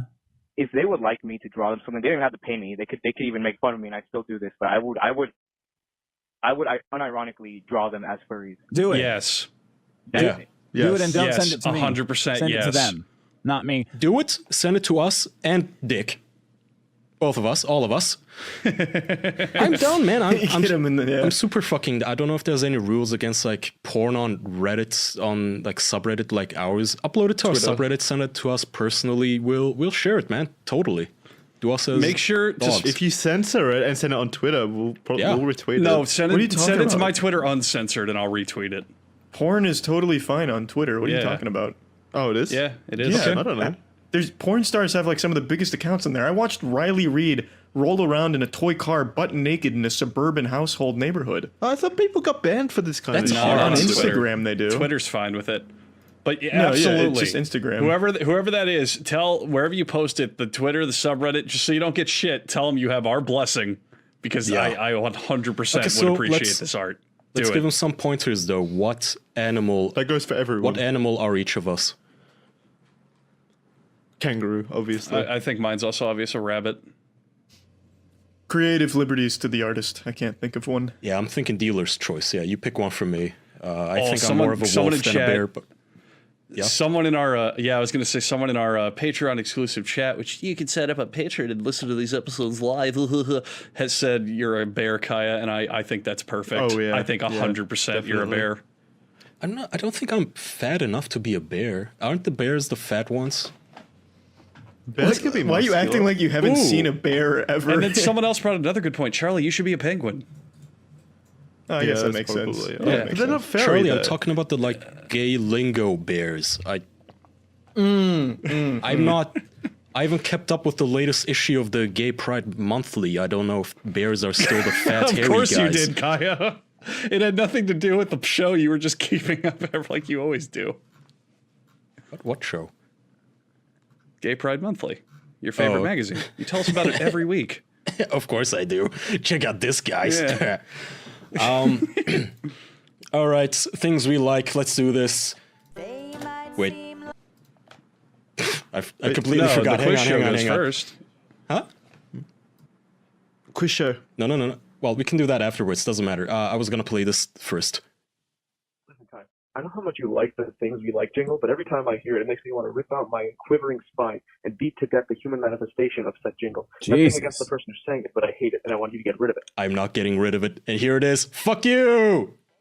They might seem like cynical dicks, so they're going to throw. Are you okay, Kaya? That was me. I thought Kaya played the jingle so hard he passed out and hit his head on the desk. What? I thought you hurt yourself. Oh, no, I'm fine. All right, I don't know what you heard, but I'm not getting rid of the goddamn jingle. I paid for it. I paid good exposure bucks for it. Rather, I didn't pay for it. It's your turn, Jackson. For this week, I choose Toy Story. I watched it when I was a kid and completely forgot about the entire Toy Story movies until Toy Story 4 came out like a week ago. And Charlie really recommended Toy Story 4, but I didn't want to go watch Toy Story 4 without like watching the other three. So I've watched the first two, and they're just really fucking good movies in general. The characters are great. It's funny. The animation is obviously old, but Toy Story 2 in particular, the animation and everything for 1999, really fucking good. Just really fun, enjoyable movies. I agree. I do as well. Yeah. Andrew. All right. My choice is Super Mario Maker 2.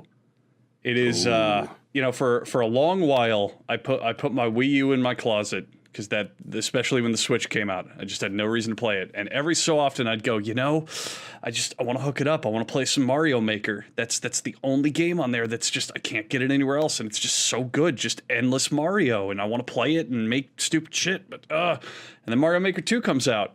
And they go, hey, did you like that first game? And I go, yeah. And they go, would you like if we just did nothing but literally added, like, double the amount of features? I went, okay. It's just amazing. They just took the first game, added a shitload of stuff to it, added a bunch of new modes to play. It looks great, sounds great. It's just literally infinite Mario. If you like Mario platformers, any of them, any of the Mario games, you can just infinitely play new Mario. Why would you not want that? It's amazing. I agree. I heard you can only upload like 16 tracks or something. I think I read Is that true? memory limits as well, but I'm pretty sure that also happened when Mario Maker 1 first launched, and then later they updated it so you could do more. I mean, the game's not like feature perfect. Like right now you can only play online with randoms, not with friends. You can't turn down the fucking sound effects or anything. That's what bothers me. Yeah. You're stuck there listening to their own songs in the edits mode, which is really, really annoying. But I agree with Andrew. It's super fun. Yeah. There's some quality of life stuff there that's not there yet, but they have said they'll be patching in features as the game is going on, such as playing with friends in lobbies and all that shit. So, I mean, it's just only going to get better. But just the fact they took the first game and just added so much goddamn stuff, I'm absolutely all for it. I'm in love with it. I just want to keep playing it. It's all I've been thinking about. I don't think the 16 track limit thing is anything most people are ever going to run into. I know I, for one, am not creative enough to crank out 16 tracks, not even one. But it just seems pretty arbitrary, especially that only it's a play bits with thing. randoms thing. That sounds even more like 16. Sounds even more annoying. Yeah. Andrew, have you gotten the butt plugs yet? No, actually, I haven't. So yeah, follow up on that. Well, we could follow up in that and telling everybody we're going to be doing a contest with our Mario Maker levels, like Kaya said at the beginning of the show. I don't think any of us have made a level yet.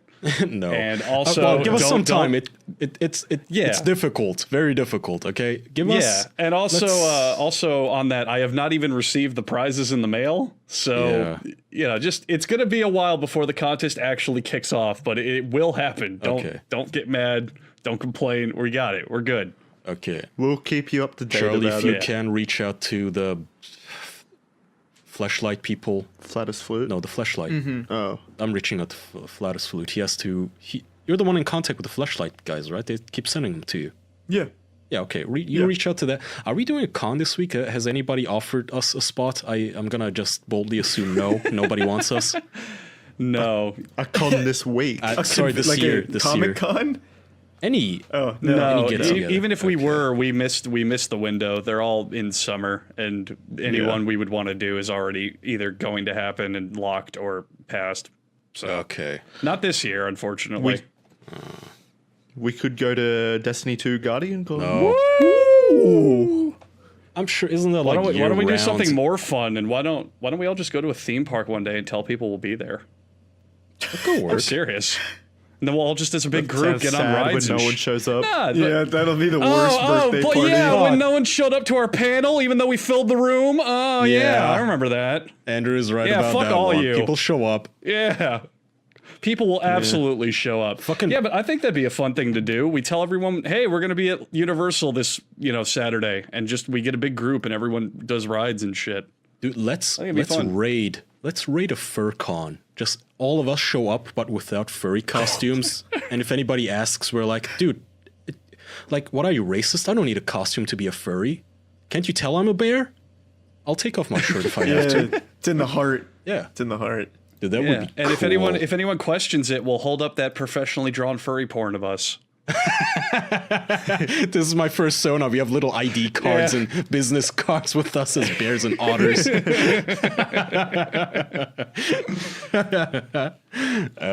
Fuck. Shit, I forgot. Where were we? Oh yeah, Charlie, it's our turn. It was on to Charlie. Charlie. Yeah. I like an old YouTube show called Geek Love. I just watched every episode of Geek Love, and it's so fucking. I don't It's so wholesome and entertaining. I don't. It's a really entertaining and good show. It was about speed dating at Comic Con, the New York Comic Con. A guy named Ryan Glitch held a panel where he just did speed dating for nerds, and it's just really interesting and honestly wholesome. Is it like random people dating, speed dating each other, or is he giving a talk on speed dating? No. It's random people speed dating each other. Looking for the perfect match. Did anyone find the perfect match? Yeah, almost all of them had a match. Whether or not they're still dating, well, that's I have no idea. But they did meet and like each other. They should do like a 5 years later thing. See if any of them are still dating. Oh God, no! That'd be really interesting. They never are. Whenever you do a 5 years later, where are they now? They're always in the gutter, somewhere in the street, hobos, addicted to crank. They hate each other now. They broke up 2 weeks after the show. Actually, I don't want that. It's always a heartbreak. It's always a letdown when you do those "Where Are They Now" shows. Yeah. Kaya? You can go on Netflix right now and watch a movie called I Am Mother. If you like Moon, that's a movie for you because the two are very similar.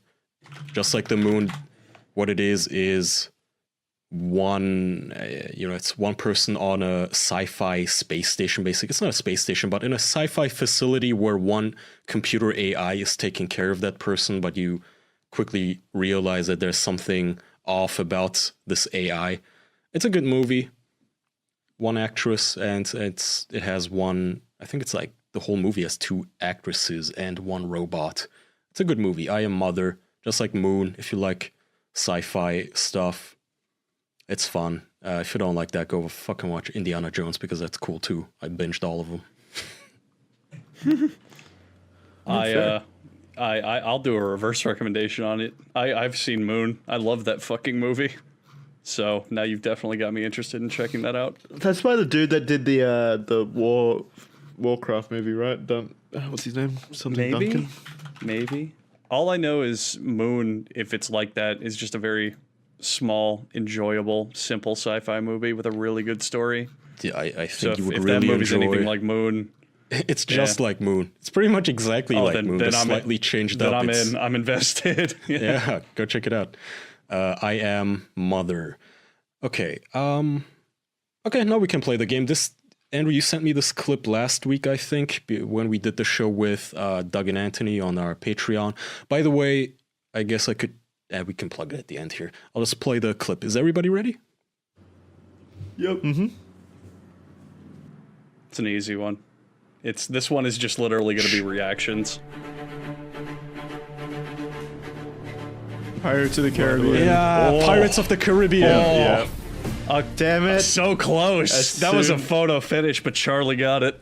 Damn it. That wasn't a photo finish. Kai Yeah, got that like wasn't a a full photo second finish. later. I thought Jackson said it at the same time as you. No, I didn't. Yeah, wow. Yeah, all right, good job, Charlie. You got one. All right. Yeah, well, I got the one last week too. I'm on a roll. You I are? don't even want to turn this down. As soon I as the love this strings theme. came in. It is great. Yeah, it's a I great figured this theme. week would be like who gets it first kind of deal. Yeah. Well, last week was the same thing. was What super was slow. last week's again? Last I week don't was remember. hang on, I can Mario Maker? No, Mario Party? No. No, that was Dexter's with Lab. Terraria. Dexter's Lab. Dexter's Lab, yeah. That was last week. Okay, I have a quick question. Like, I was thinking, we're gonna get a John Wick 4, but if John Wick had to continue as a franchise and Keanu Reeves is getting too old now at this point, who should take up the mantle of being the new cool assassin in a John Wick franchise? Is there any Probably actor? me. Yeah, Kaya also. Yeah, Kaya. Because I know that's what you want us to say. No. That's actually the problem- opposite of. Listen, when I watch something, I am the last person I want to see in that thing. Especially if problem it's like is that- porn or a movie. The problem is by the time that Keanu Reeves is too old to convincingly do it, there'll just be a whole new gaggle of actors to pick from that'll be the right age. Yeah, they're all like everyone else is boring, going to age though. with him, you know? No, I know, but all the I new don't know who would fit gaggle that role. are so boring. I mean, who is there that could be a cool assassin? Young. So, like, right now, if Keanu Reeves dies, who would replace him? Yeah, basically. Okay. I genuinely can't think of anyone that There isn't anyone like him. young that's cool. I mean, the youngest stars right now are maybe the people from the Marvel Cinematic Universe, but even they are so vanilla and boring. I'm You know not who sure. kind of looks like him, who could play an Doesn't have a to look younger like version of him, but I don't think he.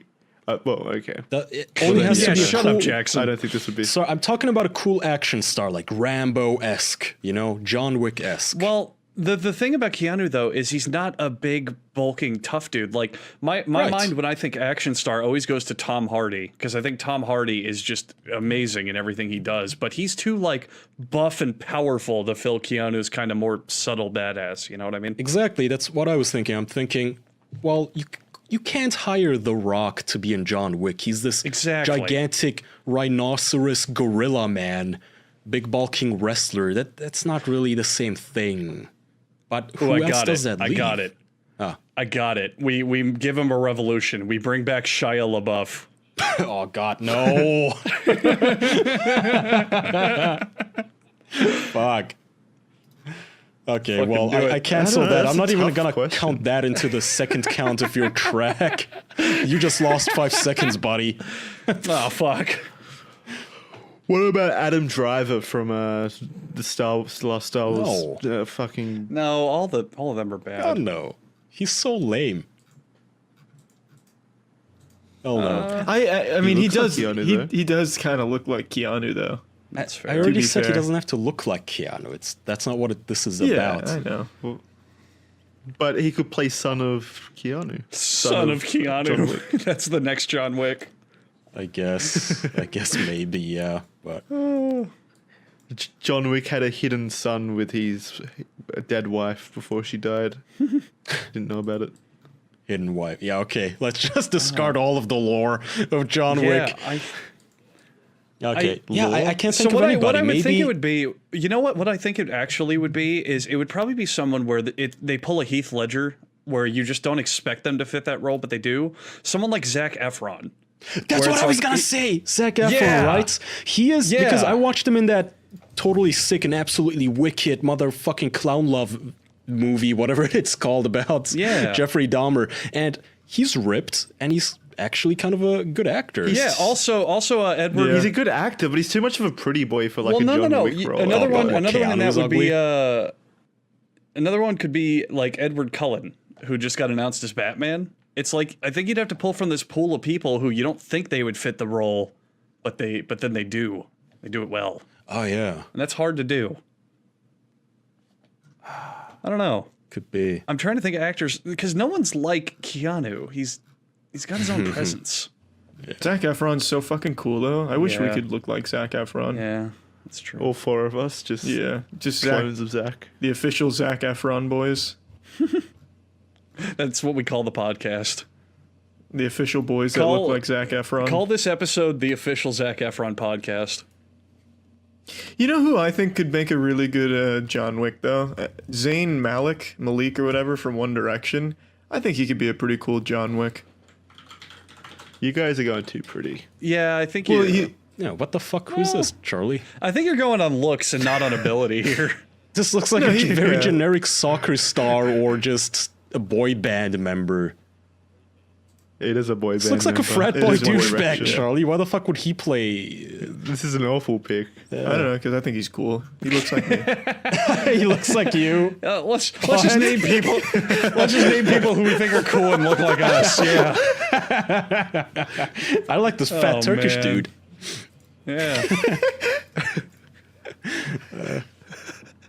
Yeah. Jesse Eisenberg and Mark Zuckerberg should totally be John Wick.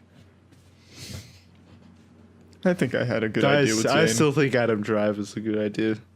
No, I don't fucking want him moping around as an assassin. John Wick is mopey though. He isn't, Jackson. He just goes around. No. Hey, John Wick, so they killed your girlfriend. Yeah. Adam Driver with his nasally voice. Jesus. No, Adam Driver doesn't even do the he does he puts all of his voice in the top of his mouth, so they're like, "Oh, hey, Adam Driver, nice to meet you." He's like, "It's very nice to meet you too. I'm so happy that we're here hanging out." Like that's all he does. It would be like I'm not saying Adam Driver play the role that he's already played in John Wick. He's an actor. He looks like ass though. I don't know. I don't think. No. He looks like John Wick. I mean, all right, Kai, let me dissuade your objections. You've seen all the new Star Wars. You love them. Were you ever intimidated? I didn't say I love them. Okay, well, shut up. Were you ever intimidated by Kylo Ren ever in those entire movies?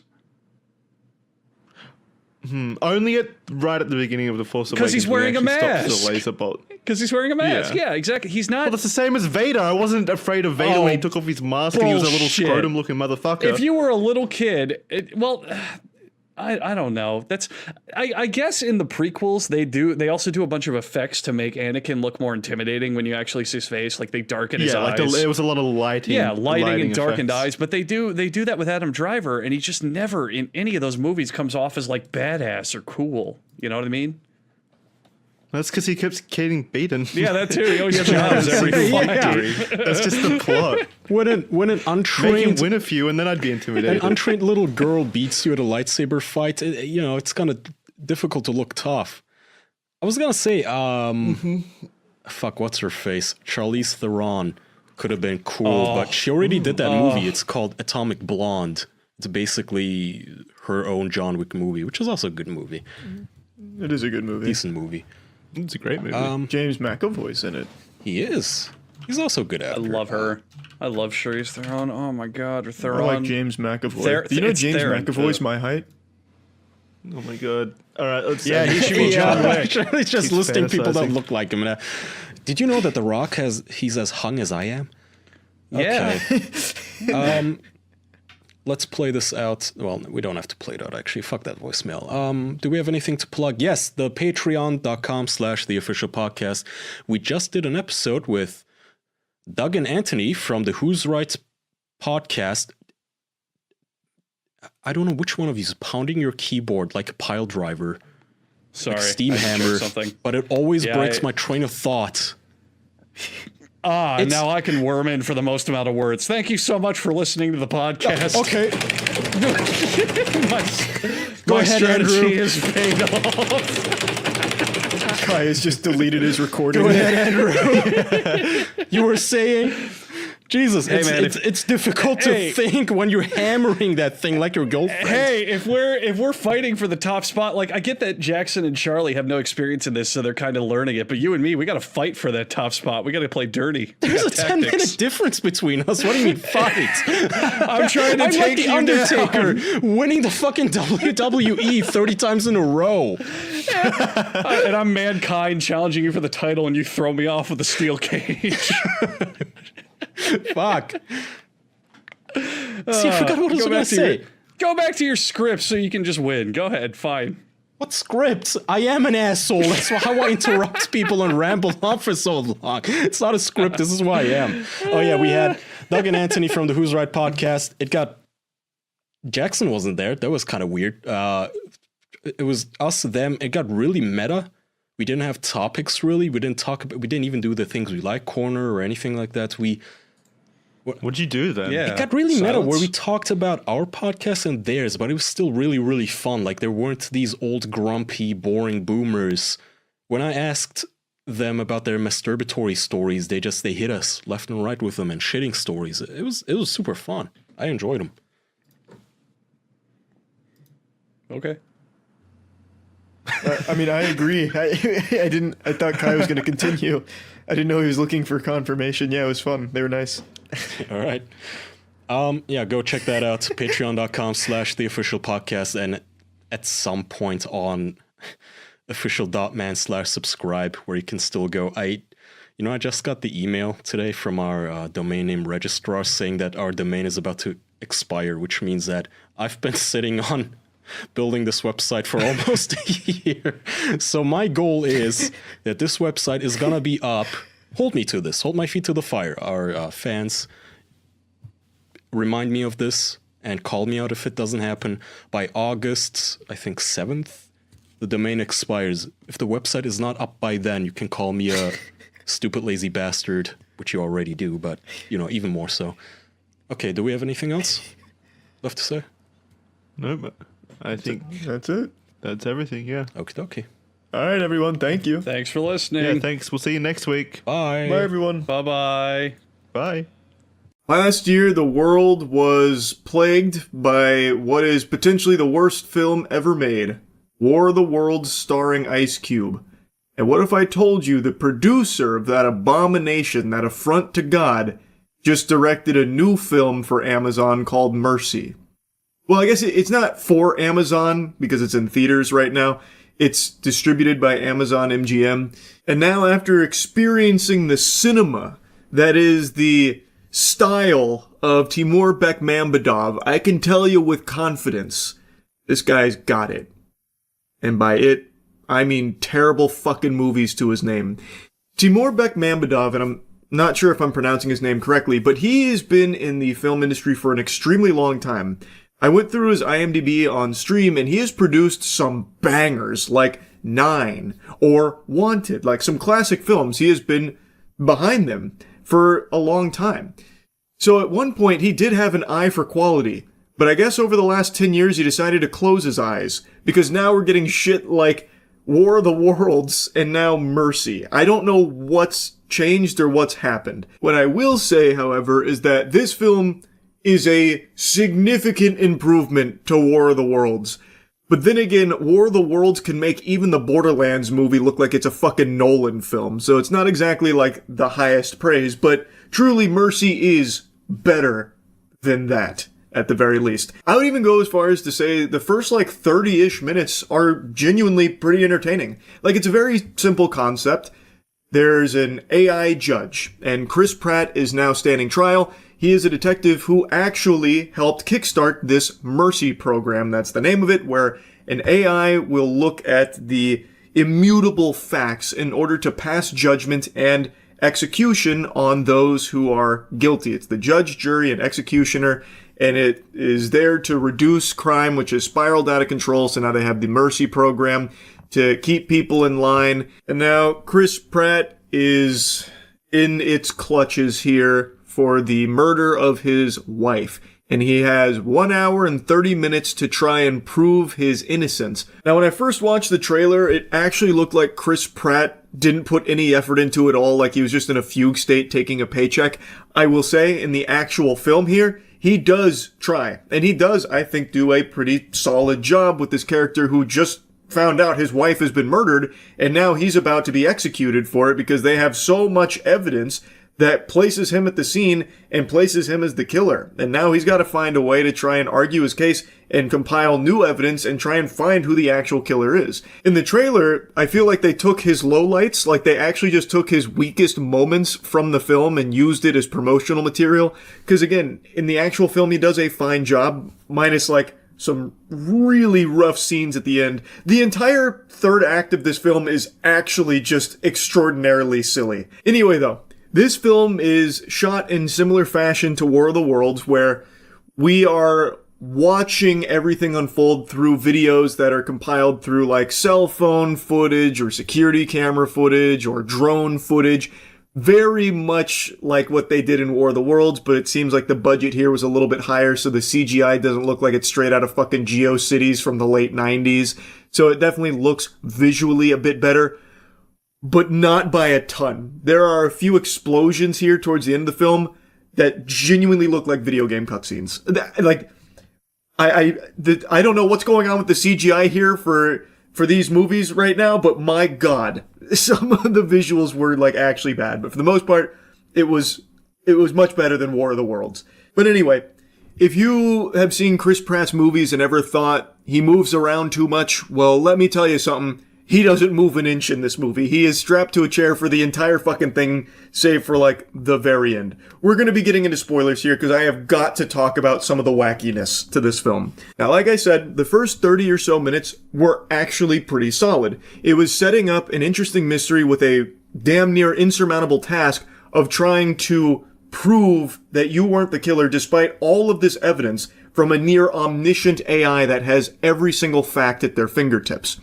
And with the Mercy program, they give the accused access to literally God mode, where they can see, find, and hear everything. So anything that Chris wants, he can ask for, and the AI judge will provide it, so that way he can try and prove his innocence. And just like in War of the Worlds, the AI can do anything lickety-split. So anytime Chris says, hey, can you find this bathroom? I'm looking for a glory hole that I might have caught a glimpse of in this one frame on this one video that you got from a nearby walkie-talkie that ricocheted off a radio tower. It's like, oh yeah, I've already found it. It only took me 2 seconds. It's like, okay, whatever. But that's fine. I don't have a huge issue with that. It's like silly, but whatever. It moves things along and lets the investigation get steam. But there are just some moments where it's genuinely laughable, the capabilities of the AI, where Chris can just be like, hey, my neighbor's got a bird feeder cam. Can you go ahead and pull that up? As if that would, for some reason, be something that it'd be readily available and easy to access. But the AI judge is like, oh yeah, I've got it right here. Looks like the internet went out though, so it's going to take me a little while to rebuild the video archive. And it's like, okay. It takes her like 3 or 4 minutes or something. It's like, oh yeah, I think I heard a fart on this one piece of audio here from the murder scene. Can we reverse this fart here and find out whose butthole this was squeaked out of? And it's like, yeah, I've got that. And like, that's actually like a core part of things, not a fart in particular, but there is a photo that is torn in half, and Chris notices that there are 3 fingers from somebody that are in the photo. And Chris says, can you find out who those fingers belong to? And the AI is able to run the database of every single fucking person's fingers on the planet and somehow find an orphan that was a child in the photograph. And like, oh yeah, this is who it is. Which was a key piece of evidence, by the way. So like, it is a little over the top, but I also don't care that much because the whole thing is just kind of wacky in that way. But anyway, the film is very, very, very, very predictable. I think anyone will watch this and know exactly who the real killer is. Because shocker, it's not Chris. I think you'll piece it together pretty much immediately. But then they start pulling out crazy ass pulls. Like, I mean the craziest ass pulls in the third act. But I don't even want to get to that yet. I want to talk about the journey even getting there. So Chris has got a partner, Jack, who he really trusts. He's also got a AA sponsor, Rob, who he really trusts. So he's trying to utilize them to help prove his innocence. Jack becomes like the main one he communicates with. So he basically keeps sending her out in the field to try and like do this and that to try and compile more evidence for him. And she has like a hover bike. So she scoots around on the hover bike and holy shit does it look bad. Actually looks like YouTube skit quality anytime you see her on that hover bike flying around the city. I don't know what they were thinking. They should have just like had her teleport or something at that point because it is so fucking goofy when she is on that hover cycle. But anyway, so he's sending her on those like odd jobs to try and like interview people or try and like search crime scenes for certain things, this and that. And through this, we learn that his wife was privy to a scheme at her business where one of her workers was stealing product and maybe using it to distribute drugs, something like that, to make money on top of all this very shady dealings. He uncovers this big conspiracy, this big plot. I'm fast forwarding through a lot here, but trust me, it's very good. Chris also eventually admits to being an alcoholic, and he had a huge argument with his wife the day she was murdered, and also a whole year leading up to this murder. Their relationship had soured. There was even talk of a divorce. Chris was very aggressive, even like slamming a knife one time, grabbing stuff out of her hand. And on the day she was murdered, Chris went to work and then inexplicably drove back home, broke the Ring doorbell in a fit of rage because he found out his wife took away his secret booze stash in his car. So then he closes the door, goes in, they argue for 26 minutes. He leaves, his daughter comes home, finds that her mother has been murdered. And the last words from the mother, which is on body cam when they're asking, as she's like fading away, shedding the mortal coil, they're like, who did this? Who did this? She says, Chris, which is never addressed again. I want you to keep that in mind. That is never addressed again. When asked, as she is dying, who is responsible, she answers the question saying, Chris, and then she kicks the bucket. But Chris didn't kill her. It is proven that Chris didn't kill her. Why the fuck did she say it was Chris? Like, it seemed like she was just trying to get like one fucking slam dunk in on him before she died, before she met her maker, in order to make sure that Chris also, suffers at the end too. She knew it wasn't Chris that killed her. The person that stabbed her, murdered her, was not Chris. Why did she say it was? Like, what the fuck? Like, I tried to be like very charitable, like, oh, maybe she was about to try and say like, it wasn't Chris, but she didn't get the first part out, or she was trying to like, say, Chris, I love you, or something on the way out, but none of that comes up. It is actually never addressed again why she would say it was Chris when it just wasn't. That is crazy. I won't bore you too much with like the middle stuff and all that, but when we find out who the real killer is, we learn that the killer was one of her work associates, the one that was stealing the product to maybe distribute drugs, and decided to murder his wife, Nicole, because she found out, wasn't really willing to play ball, and also there's a very close personal connection to Chris from the real killer. The real killer was able to pull off this kill by going to Chris's barbecue 2 days prior to the murder and hiding in the basement for 2 days, and then sprung out and stabbed and killed his wife. Now, the close personal connection is that picture I mentioned. Well, that kid with the 3 fingers was actually the brother of the real killer, and that brother was someone Chris sentenced to the Mercy program where he was found guilty and wrongfully executed. And he never forgave Chris for it. So he got close to Chris for 2 years and then eventually killed his wife, built a bomb with all of the material he was stealing from their workplace, and was going to crash the bomb into the Mercy headquarters, killing Chris and the AI with him in order to prove his brother's innocence. And he framed Chris for this. That was his master plan. Now, I want you to really think hard here. He planned this for 2 years, but his plan boiled down to just getting extremely fucking lucky that Chris, when he went to work, decided to come back home that same day. Because if he didn't come home that day and argue with his wife, then this would have never fucking worked. He would have not gotten away with the murder initially. Like, Chris would have never even been a suspect. So his plan that he planned for 2 years boiled down to just something that he could have never possibly foreseen. And he didn't even know Chris left for work, by the way, while hiding in the basement. He just guessed lucky. So Chris went to work and then just happened to notice the booze wasn't there. So he went home, argued with his wife, and then broke a vase, which ended up cutting his wife and got a little bit of blood on Chris. And Chris was like, really distraught about it. And that's how all of this evidence led to like them knowing for sure Chris had to be the murderer. But actually it was all part of the real killer's master scheme, which again, none of this he planned for. He couldn't have planned for any of that to happen. He just got lucky. It wasn't a master plan, yet they keep pretending as though it was. Like when I learned who the killer was and what the method was and everything, it was actually just like a laughable moment.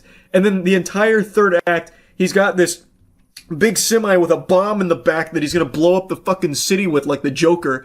And then the police are so incredibly inept, they can't stop him, they can't do anything. So he just keeps like hitting all the police officers, and it's like the worst CGI carnage where the officers' cars are like ramping off tow trucks and the officers are going, as they're like getting slammed by the truck. They can't stop this guy. They've got the drones out on him. And by the way, I was really expecting them to do an Amazon shout out when there's a scene where Jack is like, I'm going to get the scouting drone out. I thought for sure she was going to say like, I'm going to get the Amazon drone out. It's really good for scouting too, not just delivering packages immediately to your doorstep with Amazon Prime.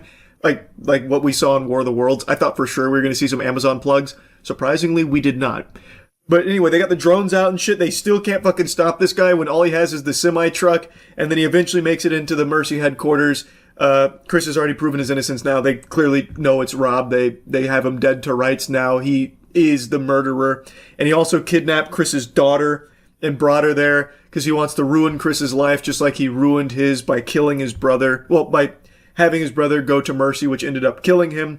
He then argues with the AI judge that his brother was innocent, which is where another shocking twist comes into play, where he's arguing about how his brother was innocent, and it turns out Chris's partner, Jack, was actually the one who didn't process the phone from that guy's brother in his murder case, because his brother was said to have murdered a woman. Turns out he didn't murder that woman, and the phone that would have proven his innocence had been thrown off the side of a bridge by Chris's partner because she wanted to ensure that the Mercy program was a success so they could stop crime together. So they just framed a completely random dude for the murder of this woman, which Chris and the AI judge reveal at the very end there. So it's another big, like, twist moment.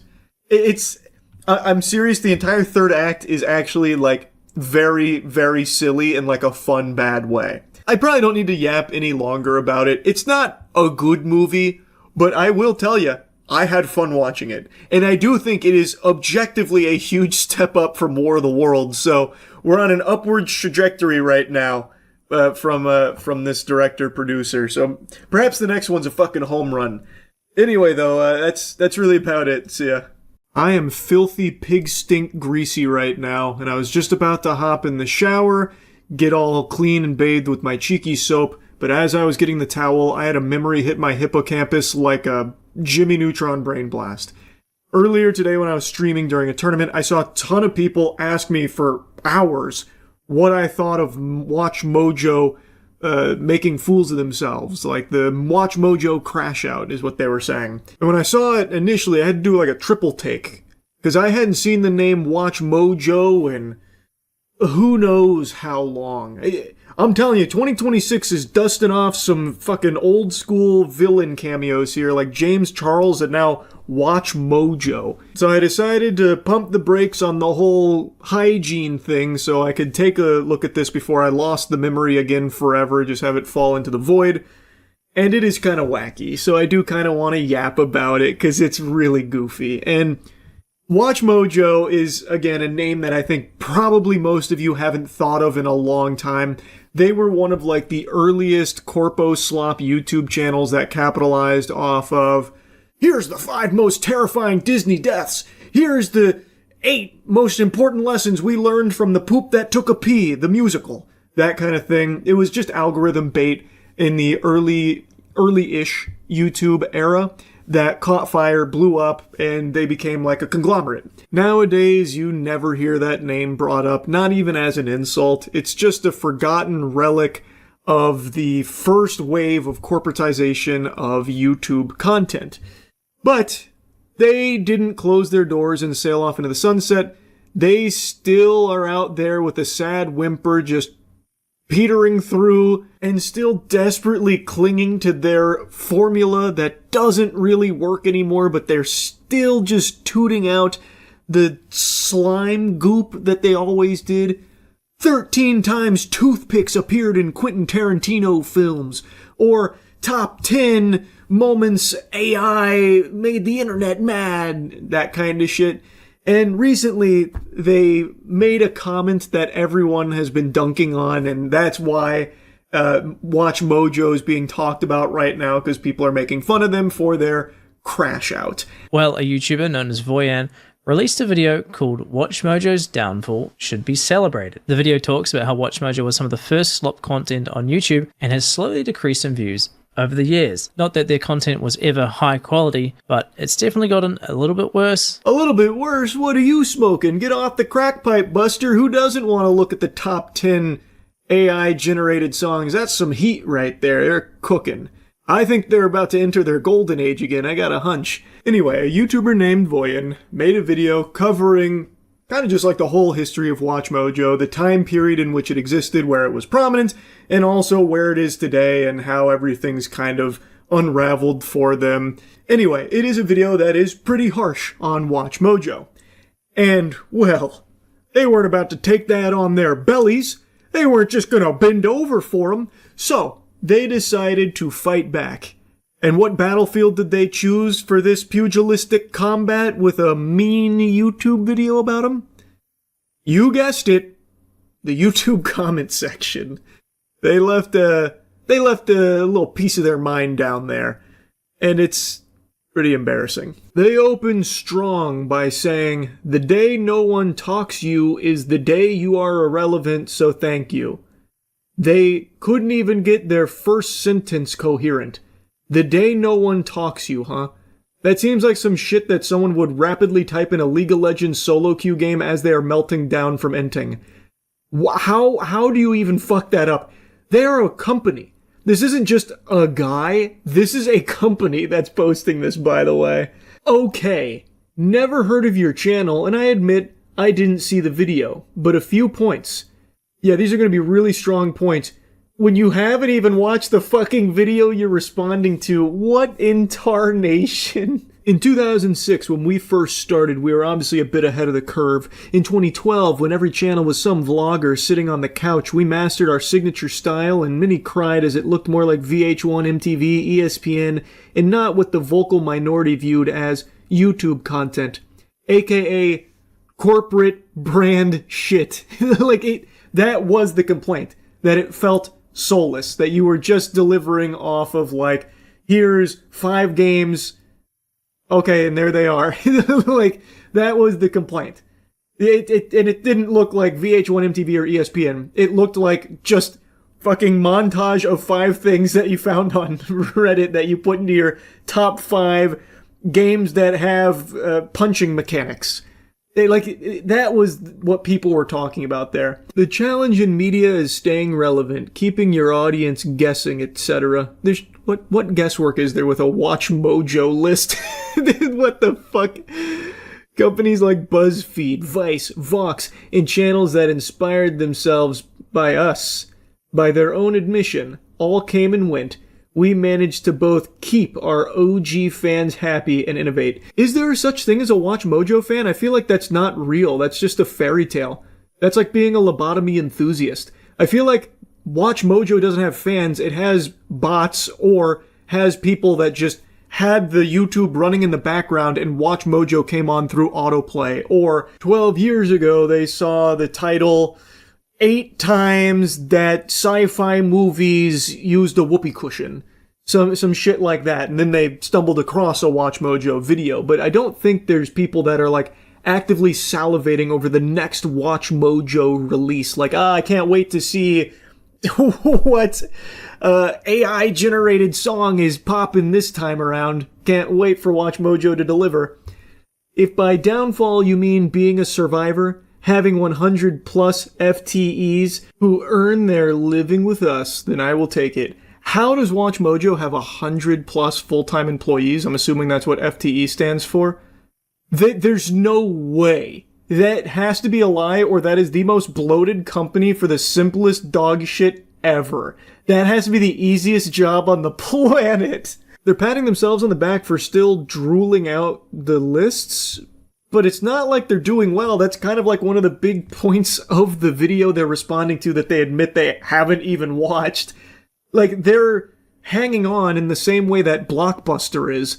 Like, yeah, there's still one left, but you wouldn't really call it, like, super healthy, but at least Blockbuster has its own charm to it. WatchMojo has nothing. But they're over here like, any publicity is good publicity, you're talking about us, so how the fuck is that irrelevant? Checkmate. Also, this may be inside baseball, but you are aware that a VOD is YouTube 1.0, and the platform is evolved, right? I could break it down for you, but why bother? Hint, viewers are spending nearly an hour per watch session watching our content. We are, in the ways that matter, more pertinent than ever. Holy delusion. Yikes. As per Sound Mojo, again, think of 2012 when the vocal minority whined and then we got the last laugh. Then they sign off with a mic drop. Haters, envious, jealous people are fuel to our fire. The reply right under it had a big giggle out of me. It says, this is like the Ouija board speaking back. I thought that was a banger. Pretty stupid to respond to something they didn't even watch in the first place, and they just come across as like a bitter, delusional douchebag organization. What a dumb response. And again, they didn't watch the video, so they have like nothing to even like refute or even really dive in about. They just instead suck their own cock about like how long they've been around and how they were ahead of the curve. And actually, based on the data that matters, are more pertinent now than ever, which is just provably false. They are not. Unless they're going by like watch time metrics where they themselves are juicing it by auto-playing to bots or something, they are not as pertinent as ever. Anyone can look that up and see that that's just a full-blown lie. Maybe they're trying to like convince investors or something, I don't know, but it's not going to work on like sane people. It's just a really baffling decision because they didn't need to like respond to it or anything. And it's not like they're known for clapping back against people that make fun of them. It just feels so out of nowhere. So it is wacky, and I did want to yap about it because why? why do that? Maybe it is just like one person who has the password to the account that felt personally attacked by it. Maybe it's the owner. I don't know. But yeah, pretty silly. That's really about it. So, yeah, I'm wearing a frown right now. And I know it doesn't look good on me.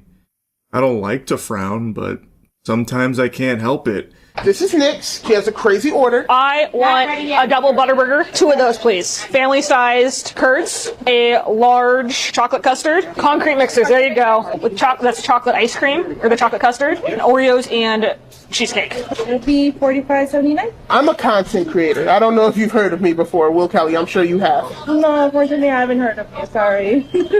At first, I just thought this was rage bait. I kind of wrote it off as being too on the nose, too obvious that it was on purpose. Rage bait has become like a staple on Twitter and TikTok specifically because it's super effective at engagement farming. But then I took a deeper look at his page, watched a few videos on there, and I'm pretty sure he's just genuinely an asshole. This is just who he is. He has this self-importance about him now because he has a following, and he tries to spin a couple of these things positively, like, I give this food away to homeless people, which is another thing that a lot of TikTok douchebags try to do to deflect criticism. How dare you insult my cringe and my bad attitude and being obnoxious and annoying and disruptive to employees at these fast food establishments where I exploit them for my content and belittle them.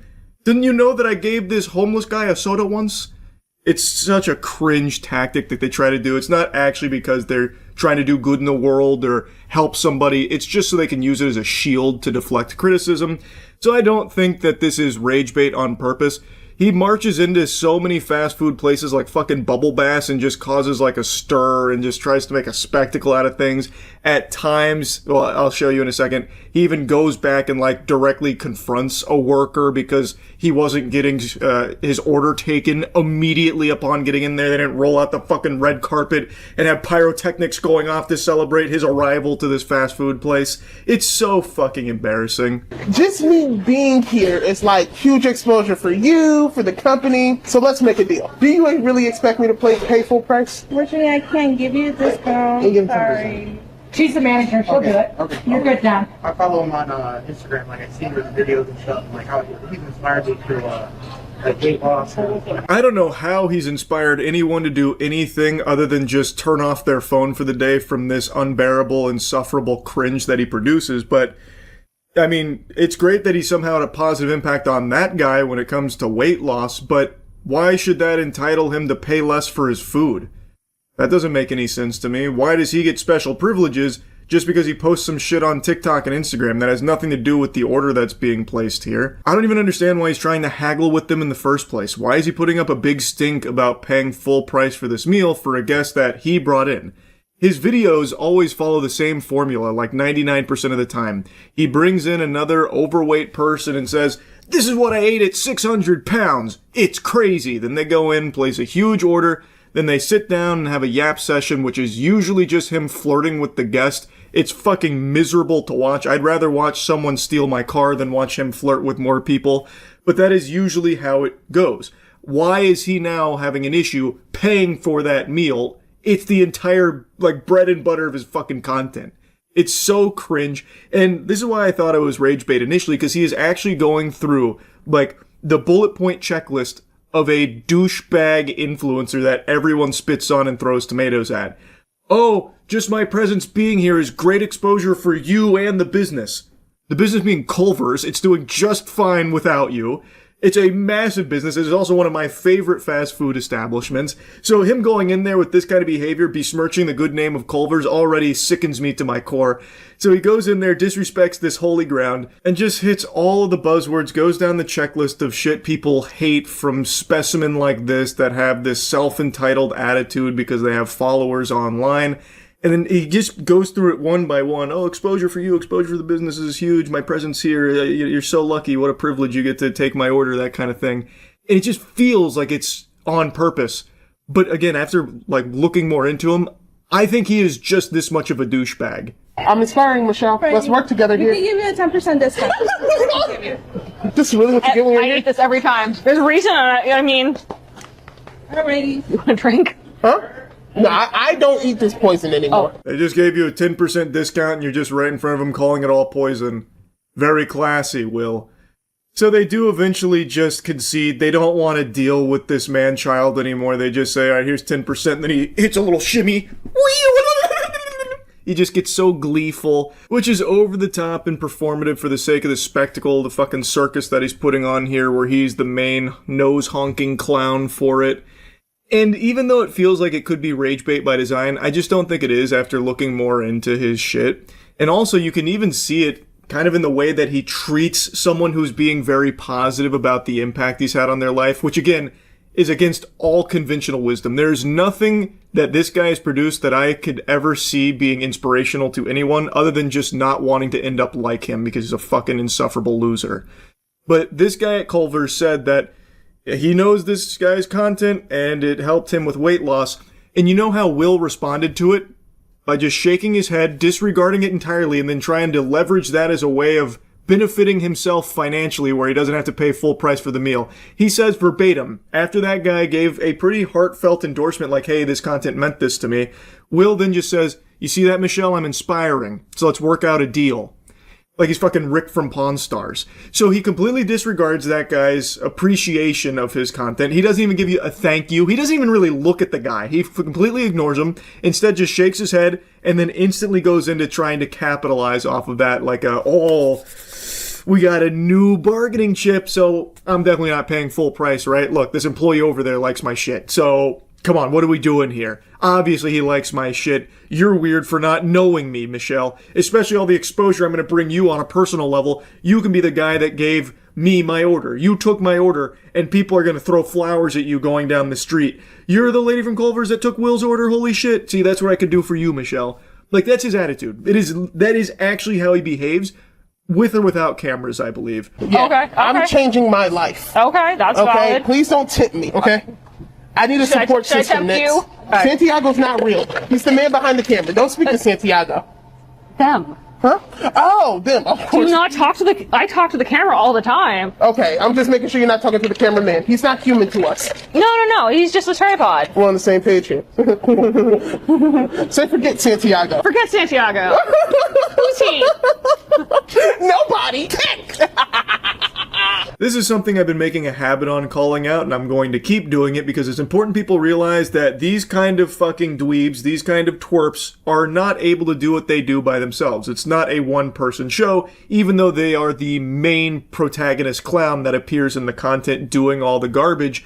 There is always a cameraman. In this case, we get his name. His name's Santiago. And they are now just humiliating him here, just insulting him. He's not human to us. Fuck that guy. That guy's a loser. Santiago sucks, pussy. That kind of thing, as he's filming all of it. And I'm sure he's in on the joke. But Santiago, do you get paid for this? Does Will pay you? I doubt it.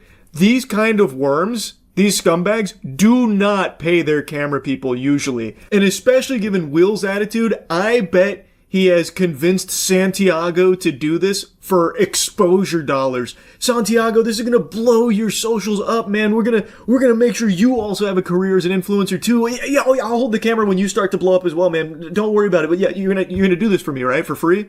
I'm sorry, not free. For all the clout that you get to suckle from my fucking bosom, right? I thought so, Santiago. And we're going to insult you a lot, by the way. That's going to be like our main thing. You're going to be like our spittoon. And don't worry, it's all in good fun, Santiago. I bet he's doing it for free. And if that is the case, then that's some real cuck shit, Santiago. All of these fucking TikTok influencer pranksters and shit like that do this same thing where the cameraman becomes the one they feel really comfortable insulting.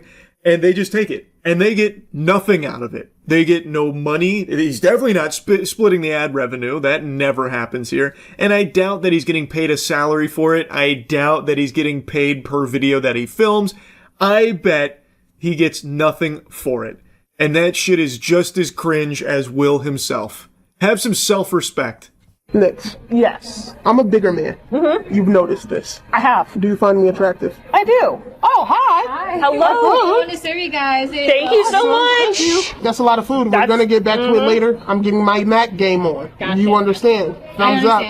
Shout out to Denise. Yeah. Now let's look at this food. Shredder, you was really eating this? I won't torture you with their conversation, but this is how like all of it goes, where he starts to activate the Riz. Sharingan online, Riz mode engaged. That kind of shit. It fucking sucks. I hate his voice too, by the way. His voice sounds like a fucking Ben 10 character on Helium. I can't stand the way he talks, and I'm pretty sure that's not his actual voice. I think that is something that he puts on for the sake of being like grating and over the top. Whenever it's negative, everybody has something to say. Give me my flowers on my positive, bro. Give me my flowers.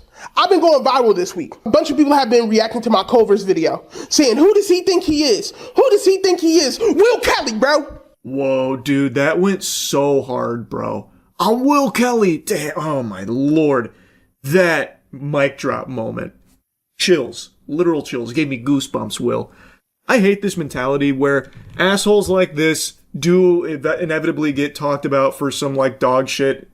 Specifically the Culver's thing is what's blown up for him right now. People are making fun of him for it, insulting him for it. And it's so common for these main characters to start yapping about like, oh, why does no one ever give me my flowers for all the positive stuff I do? You must have missed the video where I went and gave a homeless guy a sip of my smoothie and then gave him $1. I saved his life and no one's talking about it. And in this one, no one's talking about my incredible weight loss, all this weight that I've lost recently. No one's giving me all my positive flowers there. I'm a force for good, not evil, even though the vast majority of what he does is disruptive trash. So they always fall back on like, here's like a couple of good things I did that obviously I filmed, because if I didn't film it, I can't profit from it, I can't benefit from it. So I'm using it as a shield and no one's talking about it. You can't insult me, by the way, because I did all this good stuff.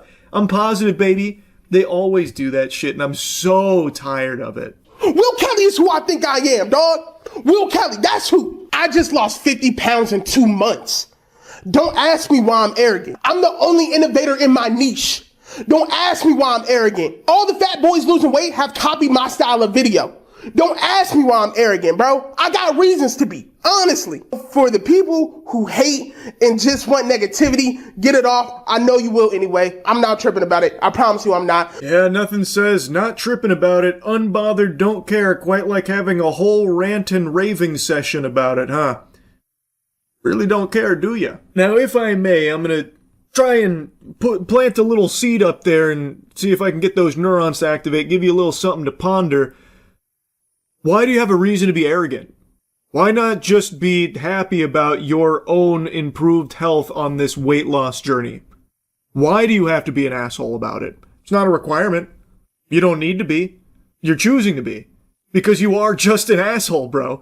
Like, and he's also talking about innovating. You haven't innovated shit, man. This formula existed before you. This is like the most standard shit ever. He goes into restaurants, orders a lot of food, and sits down and yaps. Brother, what did you innovate? Nothing. All you did is come up with your own catchphrase of, this is what I ate at 600 pounds. It's crazy.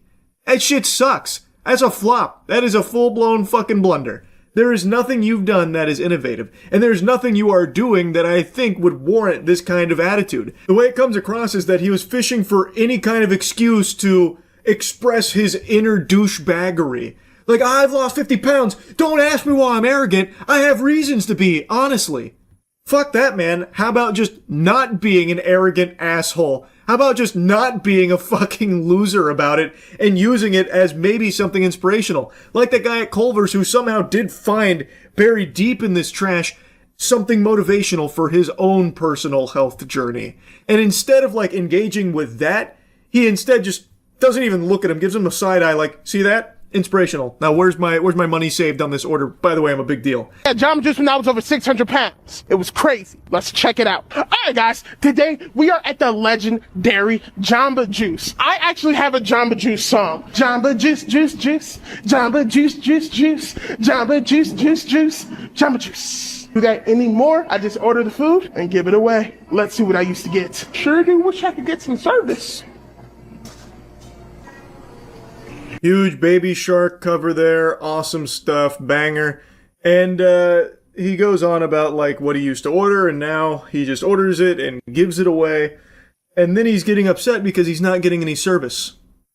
Open your eyes, Buster. You are literally leaning on the kiosk that says to order and pay there. Holy shit, you dummy. And I bet it had only been like 45 seconds of him standing there. And then he immediately just gets rambunctious. Oh, I'm not getting any service.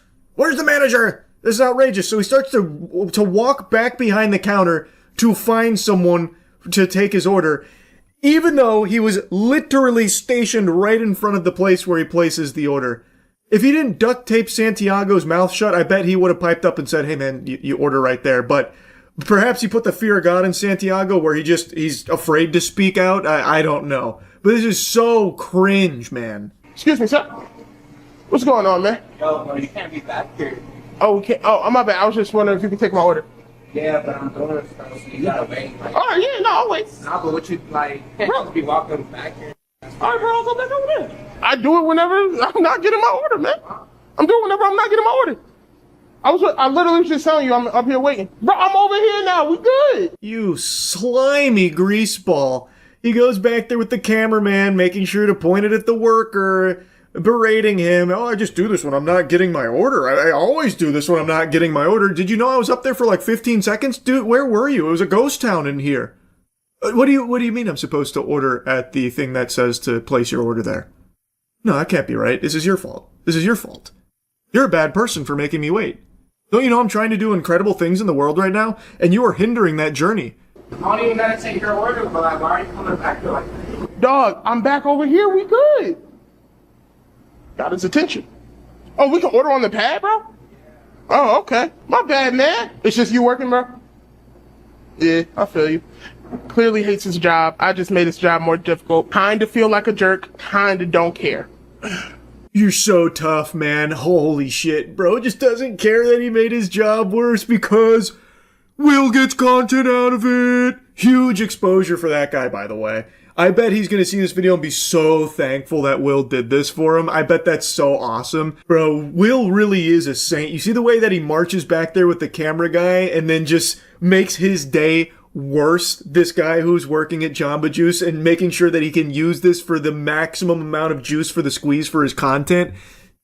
Will, buddy, what a guy. So cool. I get the mango go. I love the mango go. Okay, get the large mango go. I really hope the guy that back there. You know what, bro? He can spit in my drink if he wants to. All right. I was thinking like he seems pretty peeved. He might want to spit in my drink or something like that. If he spits in my drink, I'm not drinking it. You feel me? But maybe I shouldn't give it to a homeless person. Maybe I skip that this time. I think maybe.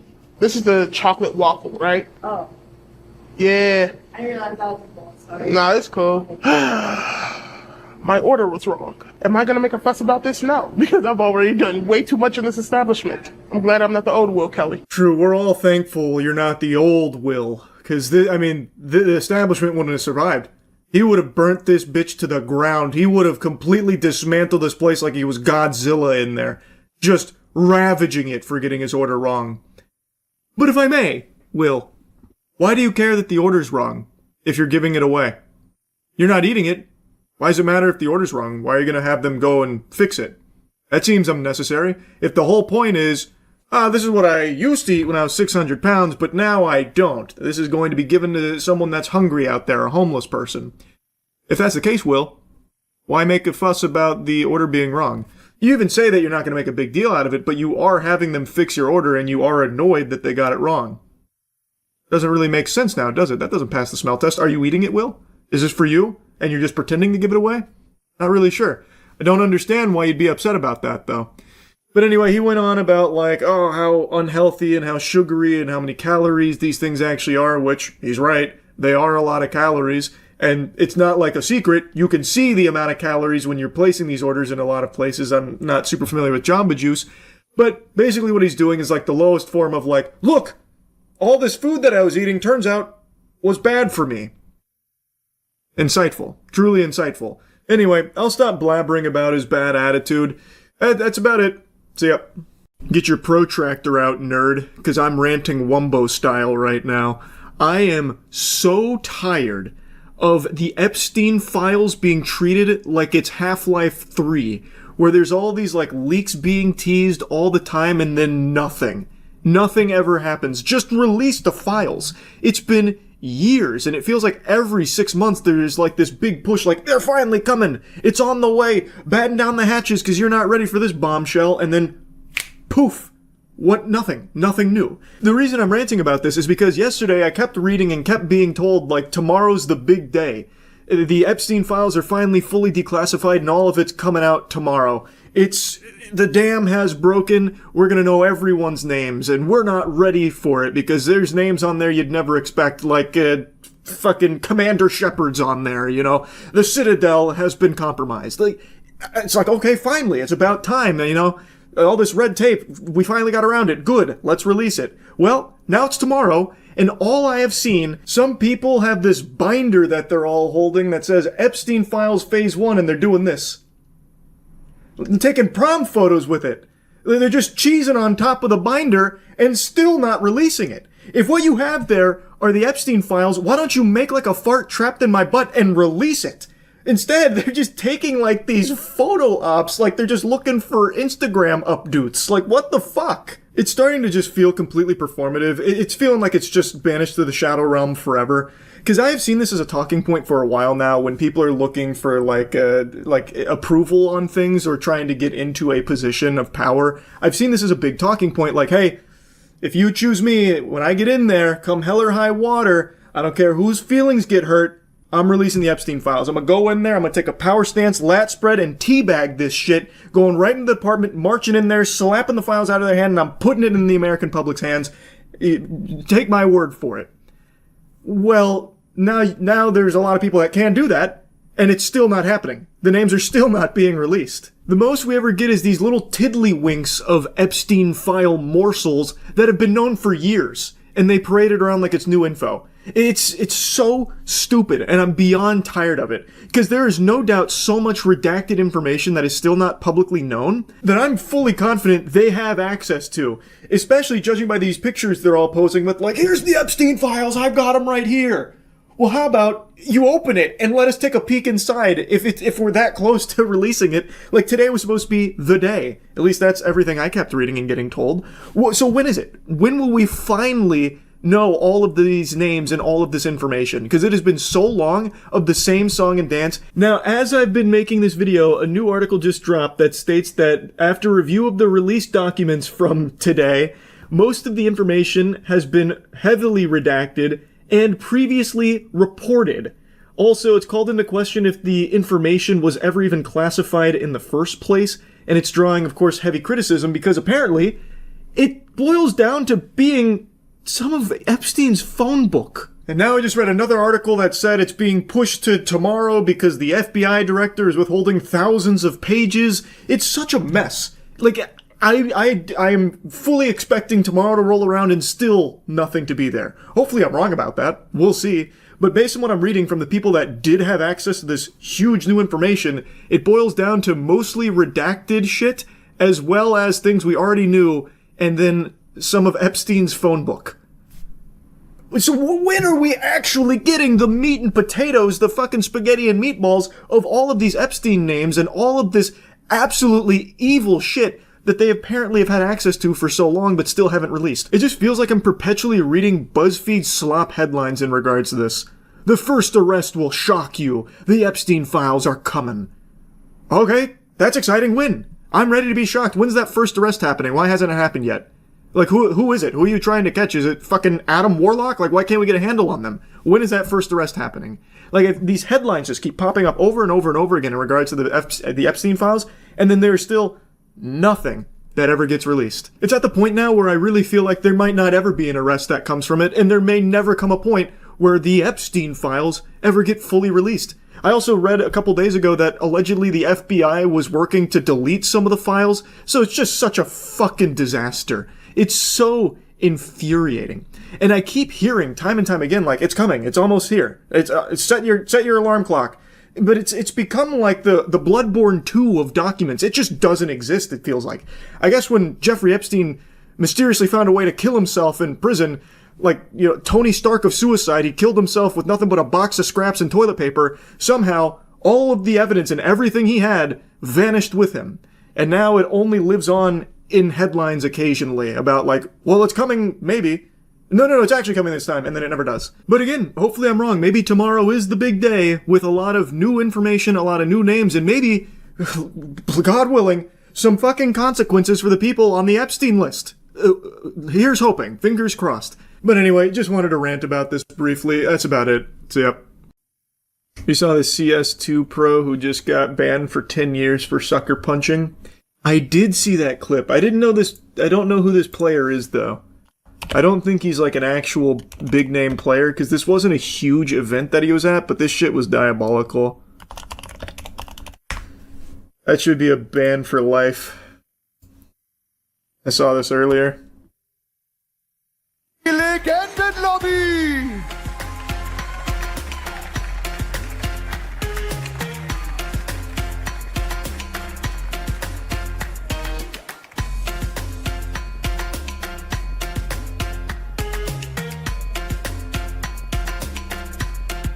Die stellen sich auf. What a bitch. Nee, geh ruhig mal runter. Eins. So he's been banned for 10 years, this guy. Fucking loser. Why did he punch him? Well, that was the winning team, so it's because they didn't win, would be my guess. COD crash outs go way harder than this. Only kinda. I mean, it's rare to see just a full-blown sucker punch. Die stellen sich auf. Usually the rage is like screaming and then squeaking. Nee. Also, this guy ate it like a champ, by the way.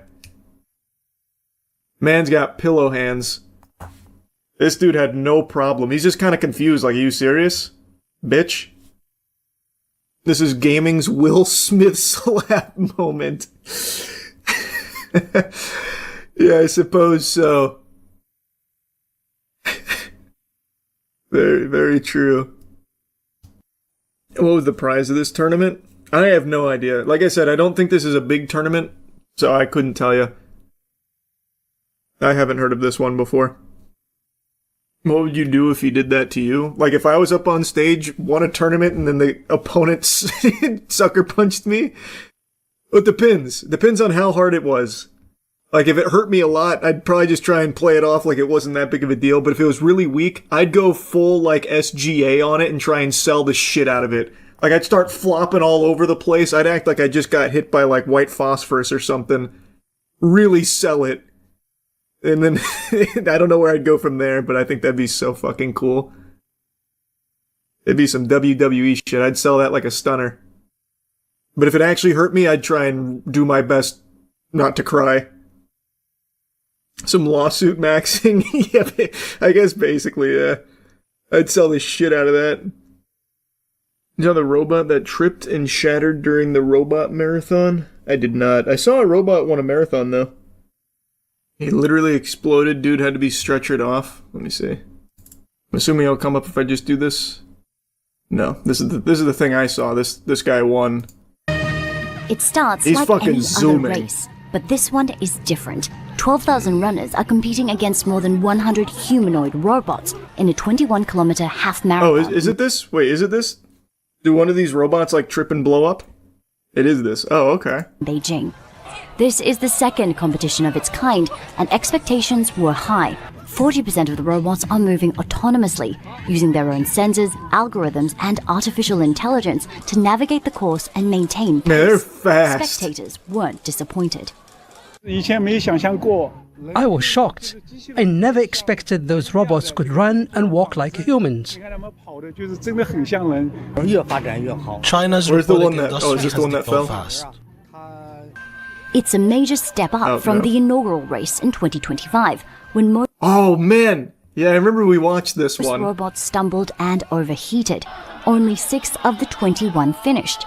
The fastest took 2 hours and 14 minutes, twice as long as the winning human time. For the companies behind them, this isn't just about speed, it's about data. Every step each robot takes generates information about how they handle. Look up the marathon running robot shatters. How about I just do this? Oh, oh god! Oh my lord, that was gruesome! Oh my lord! Like a fish out of water. Quick! Get him out of there! Get him out of there! Fuck! What happened? Did he fall on a landmine? This is the guy that won, by the way. He looks like an athlete. Just look at how mean he looks. Wow. How did it go so wrong?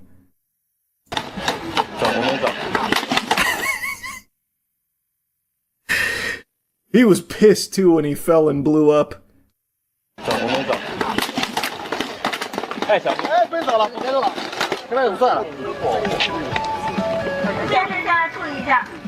God, that's awful. 这是个 bumper， 你看啊，前面已经有人在这 bumper 上栽跟头了啊！走过这个线吧。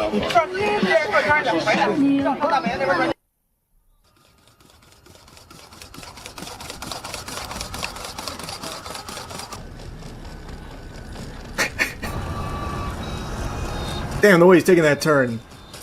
Impressive. Oh, this was genuinely the very beginning. I thought this was like, I don't know, somewhere along the way.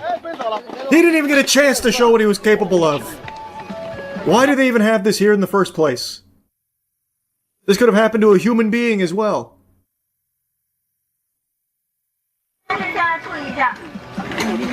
就这个 bumper， 你看啊，前面已经有人在这 bumper 上栽跟头了啊！走过这个线吧。Oh, this guy's hungover. Hello. I feel bad for this one. Oh, he's swerving. Nice. Keep at it, sport. This must be the junior division, the Pee Wee League.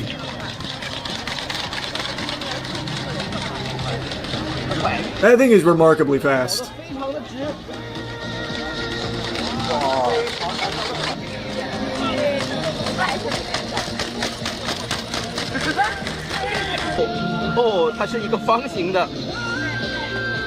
This guy is very boxy.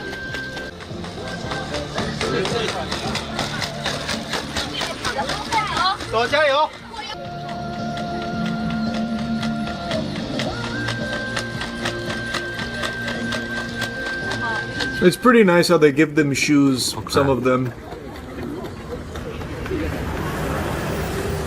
That guy's a little dehydrated, you gotta get him some water ASAP. He was running out of juice. That red one is... No, the red one, that looks like a villain. He genuinely looks like something you'd see in a real sci-fi setting. And he's fast.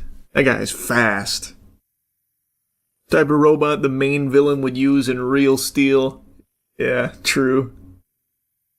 You saw the California bear suit scammers finally got sentenced. Did they? I remember talking about that a while ago. I feel like it's been like 3 years. They only just now got sentenced. They were the ones committing insurance fraud. Because they were claiming like a bear went in there and fucked it all up, but then they got caught on camera and it's clearly just a guy in a bear suit. And yeah, you're right. It looks like it only just now went through. Humans who used bear suit to defraud car insurers are sentenced to jail. Oh no! And they took the high-quality bear suit! What? California Department of Fish and Wildlife biologists reviewed video footage of the attacks on luxury cars and said that the animal was clearly a human in a bear suit. I like how they had to bring out like the certified expert, but anyone with eyes could tell you the same thing. Hold on, let me pull up the footage. It has been a while, so maybe you guys forgot about this. This shit goes crazy, actually, though.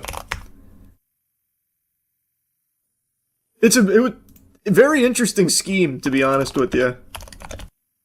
Get ready to cover your eyes. It's horrifying. That's a bear in there. Watch out! It's ruining the luxury vehicle. I think that's a Phantom, it looks like. I can't really tell. I don't know cars well enough, but that looks like a Phantom. Oh, he's in the back seat. Oh, God, no. He's ruining it.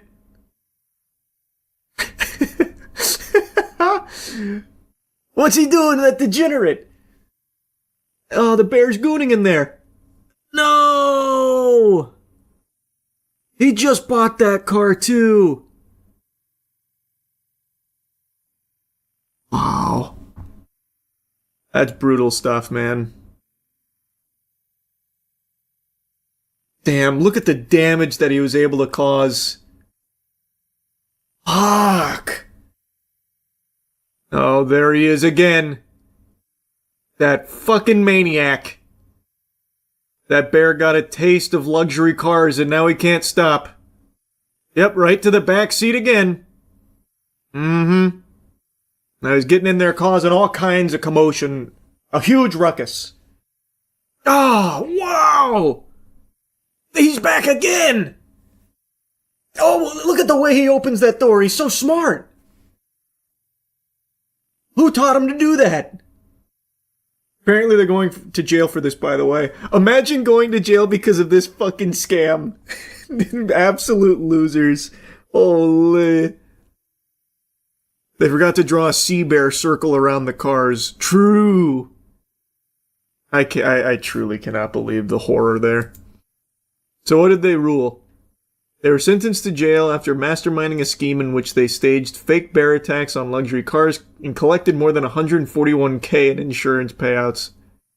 Isn't it sad that it actually worked? They actually got paid for that. Someone watched that footage, fucking mouth agape. Oh! Wow, alright. We're approving this, my god. We're sorry this happened. To carry out the attacks, the residents had a person in a bear suit climb into the cars and use claw-like kitchen utensils to leave scratch marks. The residents filed claims to defraud three different insurance companies. Two defendants, Ruben Tamrazian, 26, and Vahi Muradkian, 32, of Glendale, were sentenced to 180 days in jail, or about 6 months, and ordered to pay more than $50,000 each in restitution.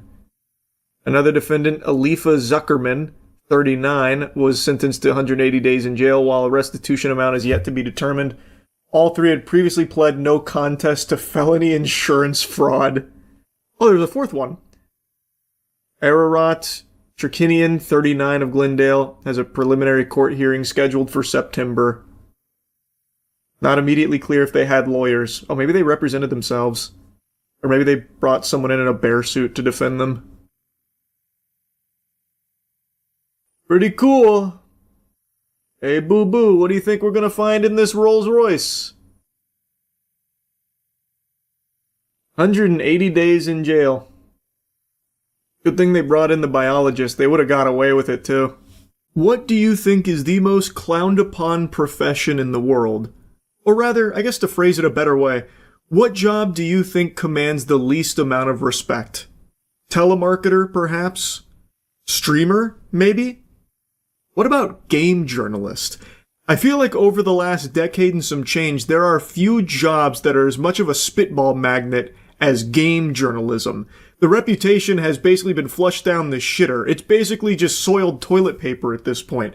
People have more respect for a fucking fart inspector than they do for game journalism. But, that being said, the beauty of having so many people all giving their thoughts on games means that you can always find someone whose tastes align with yours. Even if you have absolute dog shit tastes, you bet your sweet bippy there's a game journalist out there with that same mutation, that same abominable palate, and then you can follow their reviews to help make an educated decision on what you want to spend your money on. I'm a big proponent of more information is always better when it comes to purchasing. Shit is expensive.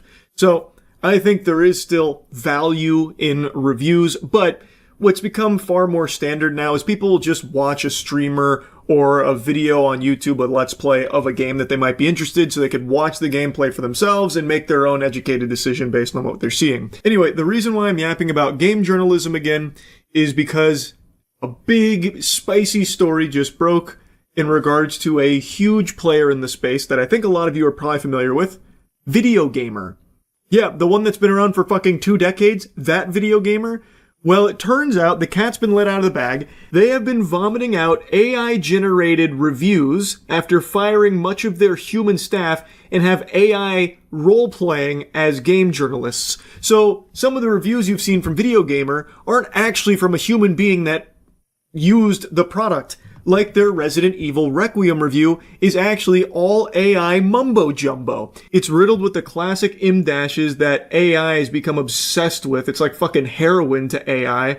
And because the game was so new, it didn't have other reviews to steal from. It had to resort to just vomiting out information from the early previews and early information. Oh, also, if you're wondering if there was a disclosure from Video Gamer informing their readers that what they were digesting was actually hollow AI nothing burgers, then rest assured the answer to that is a resounding fuck no.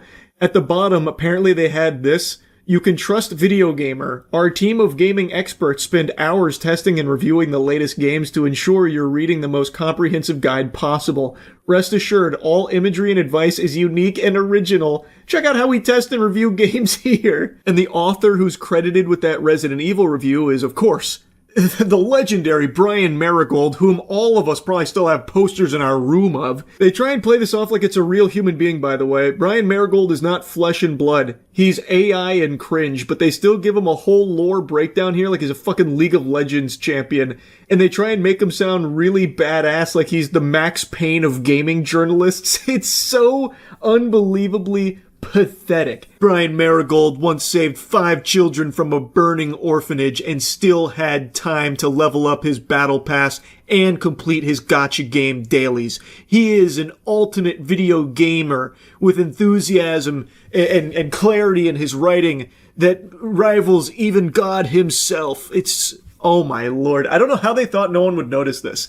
Now, I know I'm a little tardy to the party on this, and I talked about it a little bit on stream, but I didn't realize just how hog wild they were going with this AI game journalist thing that they're doing. And as I said at the beginning of the video, game journalism is an industry that people make fun of constantly. I've made tons of jokes about game journalism. It's not exactly a field that has people taking their hats off and saluting them. No one's treating game journalists like firefighters, like they're fucking heroes or anything like that. But even still, this sucks.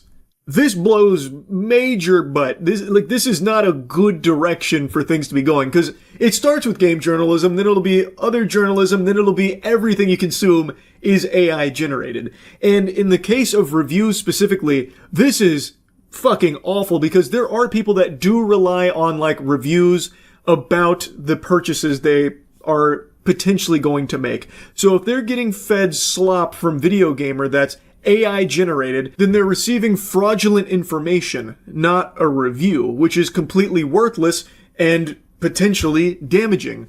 So like, take for example, a product. Let's expand this beyond games, right?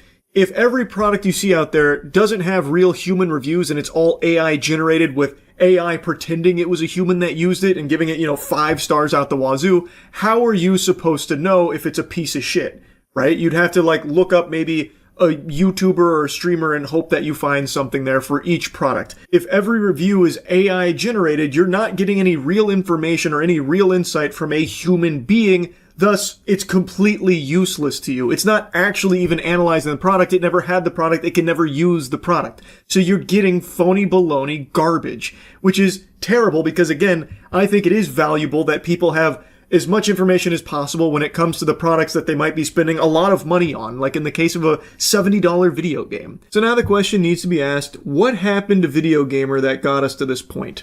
And the answer is a tried and true story, song and dance we've seen a million times before. They were acquired by an agency. That agency's name is Clickout Media. More like Dick Out Media, because all they did was put their dick down the throats of multiple staff members that they decided to lay off and allegedly not pay. According to some of the laid off staff, the company still owes them money, and that last year the new owner began to load the site with AI written stories about casinos, which is just amazing, by the way, because that's exactly what puts a smile on my face, having AI try and prod me into gambling. Charles, do you want infinite money? Basically headache free? Have you heard of slot machines? Check out our review on this new Emotep themed slot machine right now that people are saying is basically free money you can't lose. That sounds super cool. Thank you, Video Gamer. Oh, whoops-a-daisy, I misremembered. That disclaimer about trusting Video Gamer because they have a team of like real human beings that test the fuck out of it and it's all unique and original. That notice wasn't at the bottom of the articles, it was actually at the top. But anyway, we already covered Brian Marigold, how he's not actually a real human being. He is a confirmed AI-generated puppet for a Video Gamer that just spits out uselessness. But, let's not forget, Brian Marigold is an experienced iGaming and sports betting analyst and a lifelong gamer at heart who actually has seen active combat. He's responsible for over 500 confirmed kills. Brian Marigold kind of does it all. We know that. But he's not the only one. They have a bunch of AI-generated authors there on Video Gamer that they pretend are real people, such as Callum Mercer. Now, in the case of the AI-generated Resident Evil Requiem review, initially it was on Metacritic contributing to the overall score of the game, but then Metacritic was made aware that it was AI-generated, so as a result, they've now severed ties with Video Gamer. Now, Clickout Media describes itself as a PR and marketing agency, but has a history of acquiring gaming and tech sites, including Techopedia, Adventure Gamers, and firing staff and replacing them with seemingly automated content around casinos and crypto. Weird! What? Why would they be using AI to promote crypto and casinos? I just don't really get it. That's so odd. Are you telling me Clickout Media isn't by gamers for gamers? No, come on. If you can't trust Video Gamer, who can you trust? They even say it right there on their site on every article that you can trust them. What, are they lying? I doubt it. No way. There's no way. Grasping at straws, I say. There's a bunch of fucking fiddlesticks, I'm sure. Now, this next section is fascinating because it looks into Clickout Media, and I gotta tell ya, they look real fishy. Clickout Media's name rarely appears on the sites it acquires, and previous reports have accused the organization of parasitic SEO by buying domains with high reputations to use them to push crypto and casino content. Other reports have suggested that a conglomerate involving Clickout Media has links to offshore crypto and poker sites. Now that is quite a nefarious scheme. That is having your cake, eating it too, and then fucking the cake. So they're accused of buying these domains, very popular ones like Video Gamer, who a lot of people know, and then kind of just draining them to make them like a shell of their former self in order to push crypto and casino content while also being in bed with crypto and poker sites.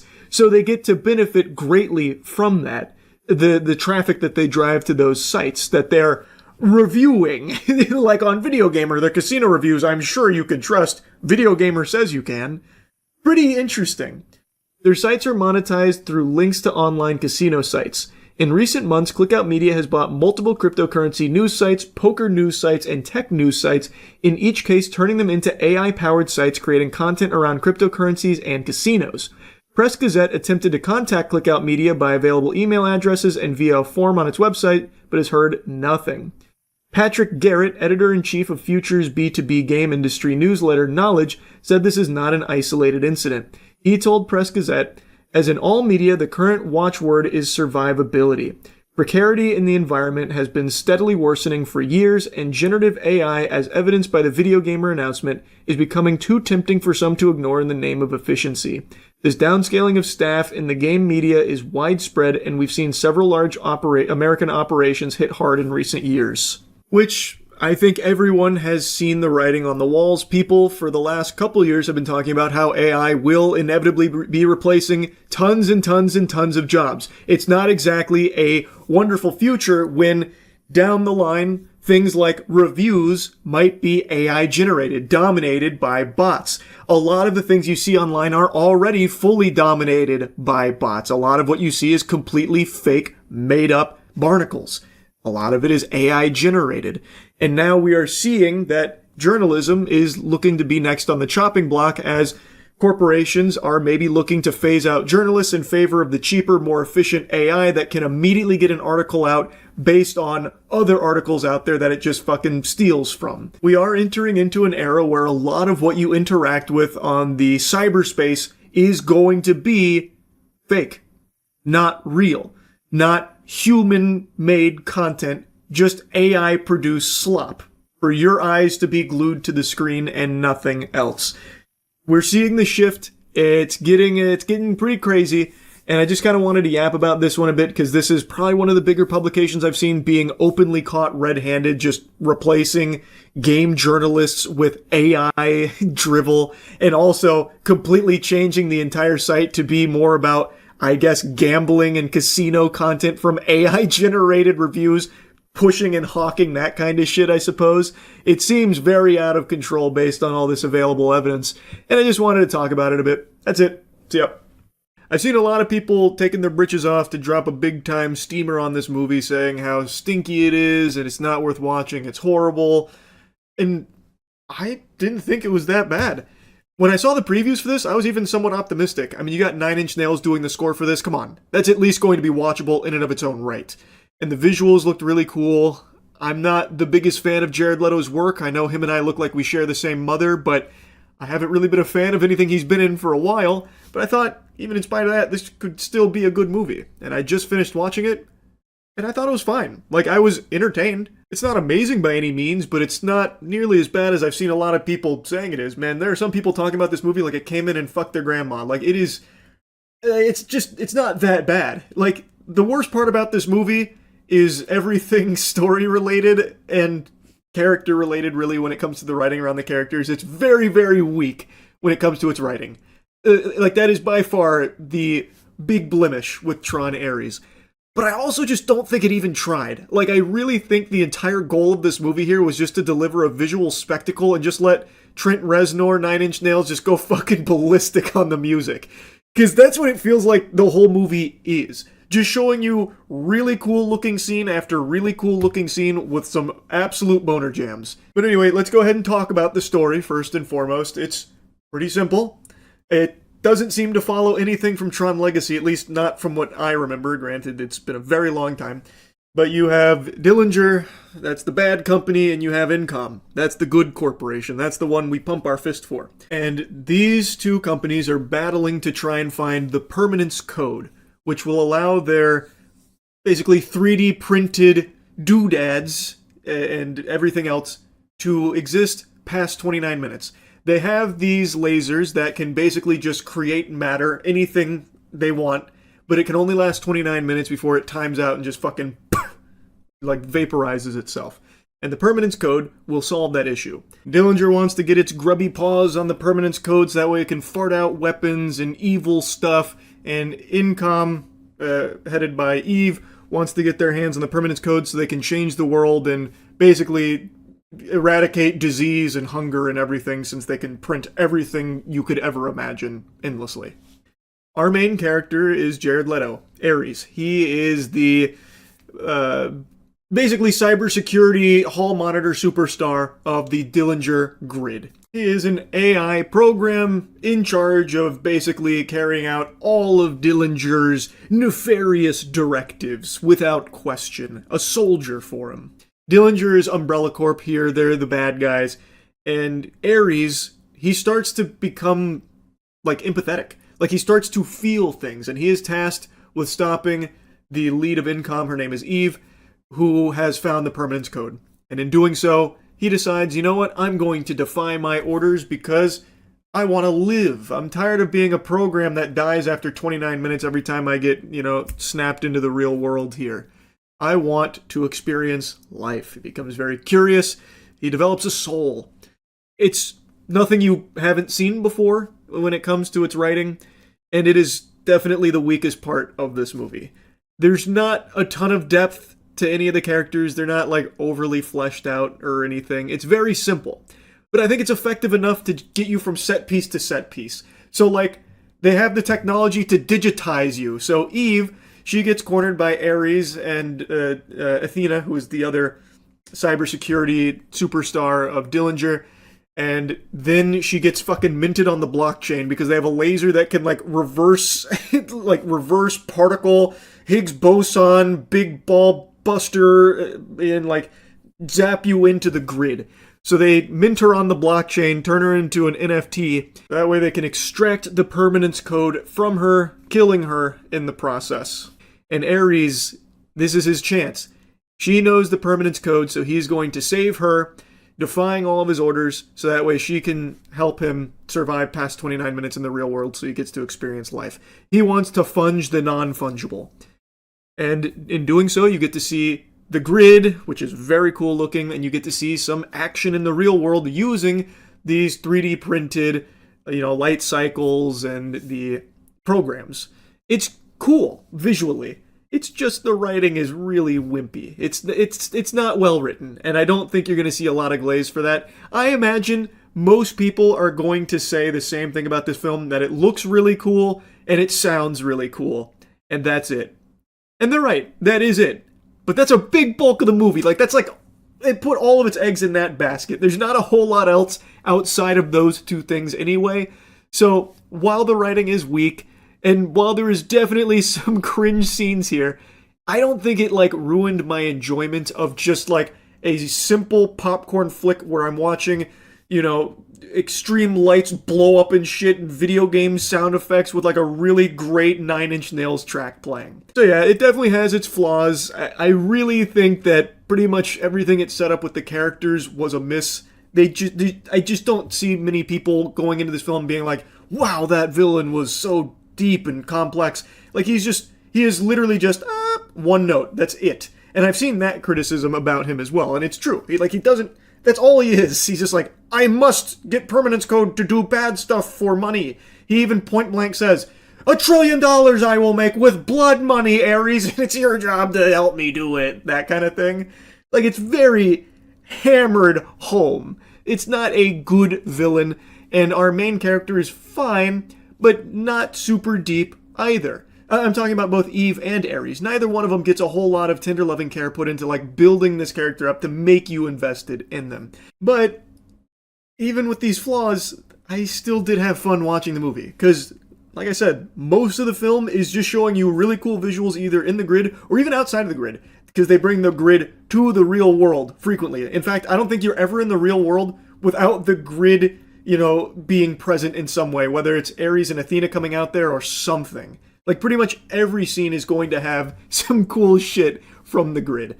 And the music is just so good. So I had fun. It's not great. It's not an amazing movie, but I think it was still an entertaining one. That's really about it. So yeah. I love aliens. I love UFOs. You know I keep my finger on the pulse of anything related to extraterrestrial activity. I've even set up my own homemade tuning fork so that way I'll know if there's any big three-titted alien babes that are cruising through.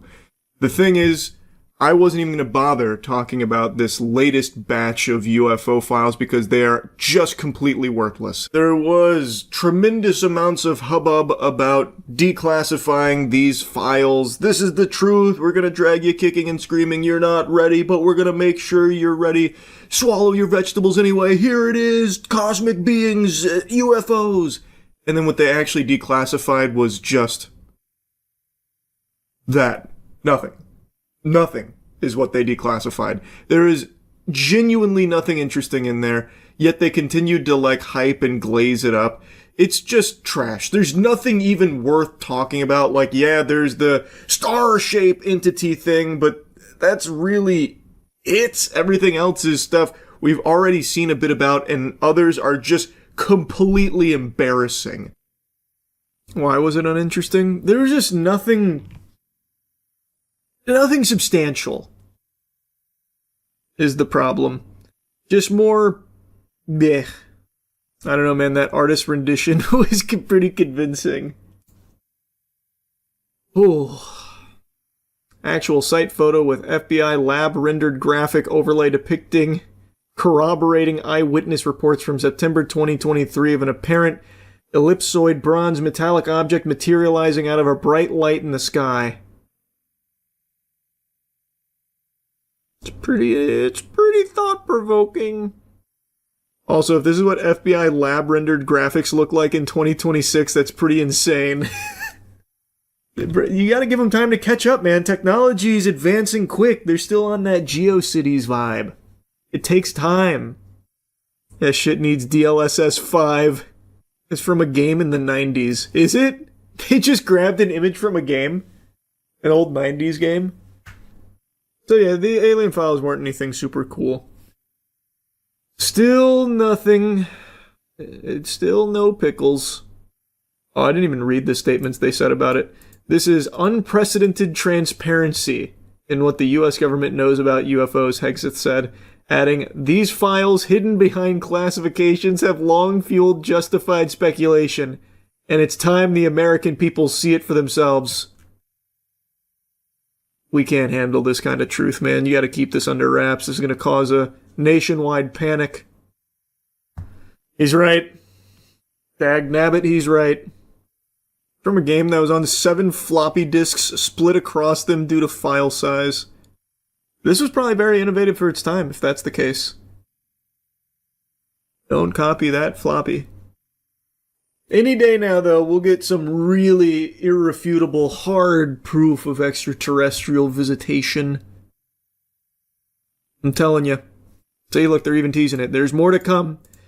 Government saying new materials will be released on a rolling basis every few weeks as records are found, reviewed, and declassified. I am salivating. I can't wait to see the next batch.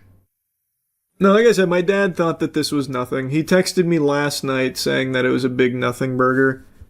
Yeah, that was unprompted too. Usually he doesn't get the latest UFO drops, but last night I guess he was just seeing it somewhere and he texted me, said, the released UFO vids are a real nothing burger, exclamation, exclamation. What a joke, exclamation, exclamation.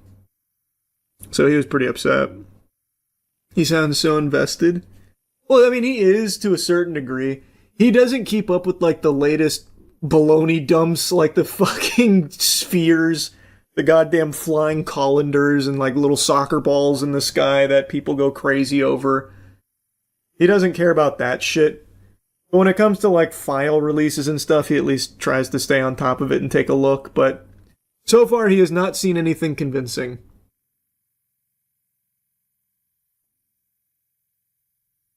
So he's not active in the UFO subreddit. He is not.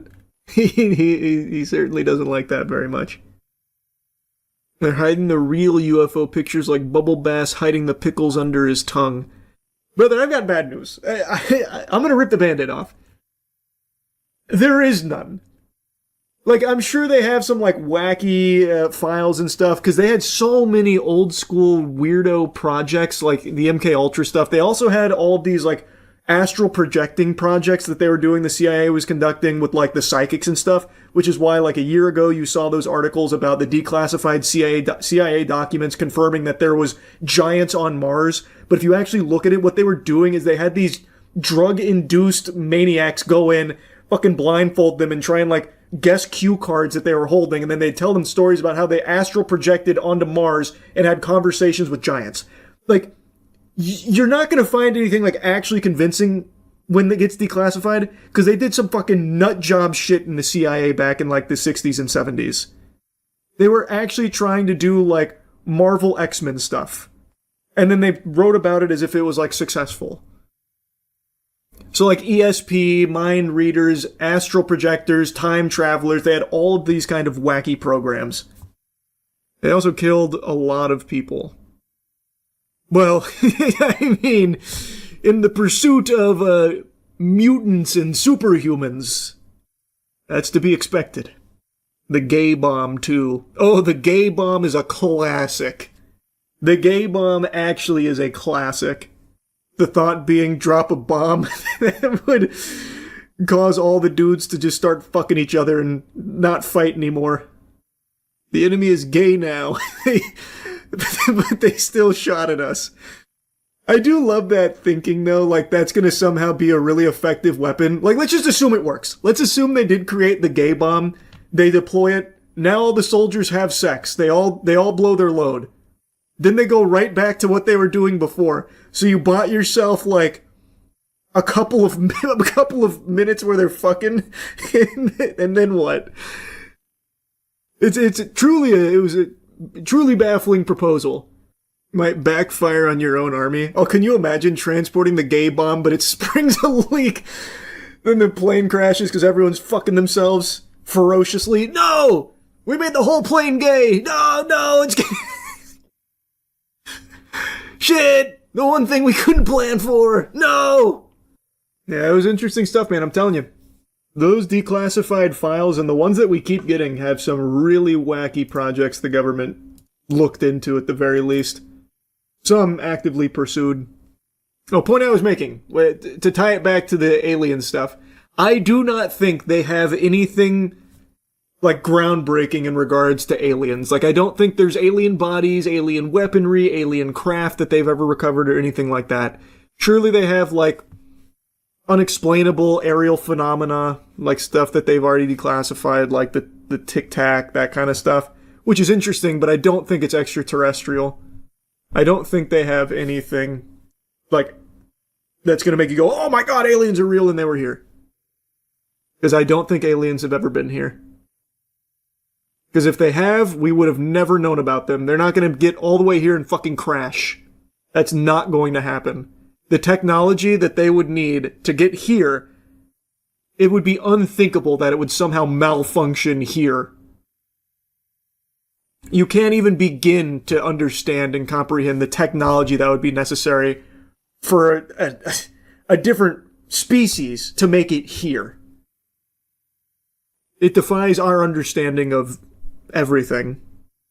But you can't debunk that tic-tac, can you? I can't. I don't know what it is, but I just don't think it's extraterrestrial. I don't think it was aliens in their cruiser. Just because I can't explain it doesn't mean that that's the default correct answer. You can't tell me whether or not there's poop in my pants right now. There's no way. You can make a guess, but you don't know. Goodness gracious, this whole fake Jim Carrey body double replacement thing is really gone kind of bonkers, huh? So, Jim Carrey recently accepted an award, a very big, prestigious award in France, and while giving an interview, people were quick to notice that his appearance looked very different. Specifically, his face just seemed very off compared to how it had always looked. And instead of going with the obvious sane explanation of bad Botox and cosmetic work and plastic surgery like everyone in Hollywood seems to do, and there are some botched surgeries that celebrities get that make them look like fucking facial animations from 007 GoldenEye on the N64. Instead of using like the logical explanation, people ran with something a little more extreme, that he had been replaced. They had fucking killed him. The deep state took him out back behind the barn and put him down because he was outspoken about like the establishment and stuff and how like evil and rotten Hollywood is, and he's talked about it quite a bit. So they thought, you know, maybe they came in there and fucking Dr. Robotnik took care of him and now impersonates him here. So they went with this like body double theory, and then a makeup artist named Alexis Stone poured gasoline on that fire, making a bold claim that this was actually a stunt from Alexis Stone. That wasn't Jim Carrey, it was Alexis Stone in a mask. It was a big, you know, pulling the wool over everyone's eyes moment, and then even posted a picture of the mask that was supposed to be the irrefutable proof in the pudding, except this mask isn't real. It's an AI-generated image. It's fucking clearly AI. But it didn't matter. That was enough for people to start taking the victory lap. We knew it. It wasn't Jim Carrey all along. Now we can only pray that he's safe. And we can only, with our fingers crossed and a banana squeezed deep between our butt cheeks, hope that Jim Carrey hasn't had his throat slit. It's like, oh, I mean, I guess, I don't know why you would be so willing to just accept what I believe is pretty obviously an AI-generated picture of the mask. And also, if this really was an Alexis Stone stunt, it would be easily provable by having footage behind the scenes or pictures behind the scenes, but instead the only proof was 2 photos of Jim Carrey at the event and then this AI mask. And people were like, I knew it. Can't argue with the facts right there. Watertight. And then it also came out today. It's been confirmed by both Jim Carrey's rep and the organizer here, like the head of it, confirming that that was actually Jim Carrey. He was even there with like his daughter, his family, like it really was Jim Carrey.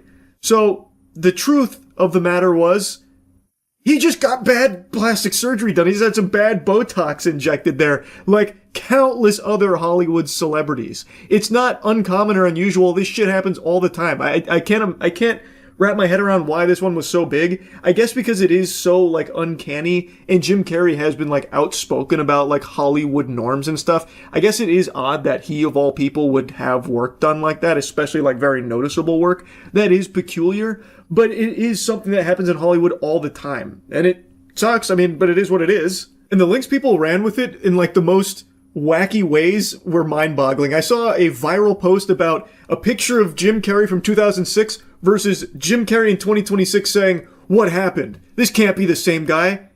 I was like, brother, what the fuck? Did you just blow in from Stupid Town? It's been 20 years. He's kind of old now. He's getting older. And now he's like getting plastic surgery done. So yeah, he looks different. But even if he didn't have any work done, he's not going to look the same as he did 20 years ago. Nobody does. Like, what the fuck is happening here? Now, all cards on the table, I do think there probably have been a few instances where a very powerful person or celebrity has been swapped out for like a body double, a stunt double, like once or twice here and there, but probably not like a permanent switcheroo, but you know, like maybe once or twice, you know, when Howard Lutnick has been in the Oval Office giggling anytime Epstein's name has been brought up, maybe it's actually Epstein in a Howard Lutnick skin suit, like that's the disguise and why he can't stop laughing every time that gets brought up. You know, maybe that's possible. But for something like this Jim Carrey situation, I think it's just so obviously Botox, because we've seen that kind of thing before where someone gets work done and it looks like they're fucking cell shaded out of Borderlands or something, right? Like it does happen. And the way he was like talking and emoting during the interviews, there's no way a mask could do that. There's just absolutely no way. But, you know, maybe you're not convinced. Maybe you think that Jim Carrey's rep and the award organizer are in on the scheme from the nefarious puppet masters pulling the strings, trying to convince you that this is Jim Carrey when it's not. You know, that's your prerogative at the end of the day. Anyway, I'll show you some stream clips where we were going over the interview and comparing things, and then looking at the Alexis Stone post for the evidence. But I think one thing's very clear. Alexis Stone was just trying to suckle clout from this whole thing, from the virality of all of it. What do you think about the fake Jim Carrey? We talked about it a little bit. I don't think it's actually a fake Jim Carrey, but he had that classic Hollywood work done to him, and boy howdy did it not go well. But I truly don't think that's like a body double or a replacement. I think it looks too close. The big difference is the eyes, but I think that's just bad Botox. Here, I'll pull it up. Receiving their awards, and I was like, I'm dead. And I made mistakes, and I was like a novice, but I felt a lot of love, and I felt a lot of appreciation that I tried. Then I watched everybody talking 1,000 miles an hour up there, receiving their awards, and I was like, I'm dead. This isn't the whole interview, but it's from this clip here. It looks like porcelain skin, looks very uncanny. So people are speculating that this is a body double or Jim Carrey's been replaced. He kind of looks like the villain from Long Legs. Yeah. The big thing people point to are the eyes. Let me show you. Because if you compare the eyes here compared to like every other time, it's very different. But I truly just believe that's the result of bad Botox, because that is a very real thing that can happen. So here's like older Jim Carrey eyes, and here's Jim Carrey during that interview. But that's just like a very real thing Botox does. People also said the eye color changed. Not really. I think he just has a lot more light in his eyes, so his eyes look lighter. I don't really think they've changed eye color or anything. Imagine your plastic surgery is so bad people think you got replaced. I know, man. Have you ever seen a good facelift? They always look like plastic figurines. That's because you only can notice the bad ones. So many celebrities have had plastic surgery and you just don't know it. It's gotta be reptilians, not stunt actor performers. But always be reptilians, I suppose. That is always a feasible explanation. Look at Alexis Stone Instagram. They did a Jim Carrey mask that wasn't Jim himself. I don't believe that for a second. That sounds more like an easy marketing stunt. Let me see. Who is it? Alexis Stone? I mean, what is this the evidence? Alexis Stone is Jim Carrey in Paris. And then it's just 2 photos at the Paris premiere with no, like, behind the scenes or anything of the mask. If it's a mask, it should be super easy to show that, right? Yeah, there's nothing. There's no further info on it. It's just these 2 pictures from Alexis Stone. I could do that too. I can say I went to the premiere as Jim Carrey and just post this on my Instagram as well. It'd be really easy for Alexis Stone to show that this is not Jim Carrey and it's actually a mask. Boy howdy, I can't believe it. The title is not clickbait. This is big. Color me blue and call me a Smurf. I'm looking real stupid right now because I've been quite the Scrooge bah-humbogging, saying that it'll never happen. They'll never release the Epstein files. And look what happens. Random Friday evening, they drop these puppies. Oh, you know, the same Epstein files that the government also tried to say aren't real are actually a huge hoax and you're an idiot if you believe in them. They're like the Tooth Fairy or something. No such thing. Oh, well, here's those Epstein files that we said not long ago weren't real, by the way. Finally, all of the information on all of these evil pedophiles right here at our fingertips. We get one sentence and then pretty much everything else redacted. And this isn't some isolated incident where I'm cherry-picking shit. The bulk of these files are heavily redacted and heavily doesn't even do it justice. It's so beyond that. Like, it is redacted to a comical degree where it would be laughable if it wasn't just so blatantly evil. Like, look at the thumbnail here. You could close your eyes and see the same thing that these files show you, which is just nothing. Darkness. I always said if they do release it, it'll probably be heavily redacted. I didn't even expect it to be this extreme. This is crazy. They don't even let like a couple of like rogue words fly, like random, like the or and. It's all just blacked out emptiness. They released hundreds of pages of it's unfucking believable. Yeah, we've really got these evil pedophiles on the ropes now that the most transparent administration in history has dropped these puppies fresh on our laps here. Look at this. Wow. We've really got them now. We've got them cornered. Surely they'll be held accountable with this out there. Talk about blacking out. I don't know if I can get a close-up of my phone. This is one of the documents that the Justice Department released. It's 100 pages. Right. This is what it looks like. I don't know if you can see. It's all black. It's just 100 pages of redaction. That's the transparency we're getting here. Right. And I'll point to... This is like the LaCroix of Epstein files, where it's the idea of the files themselves, not actually providing anything.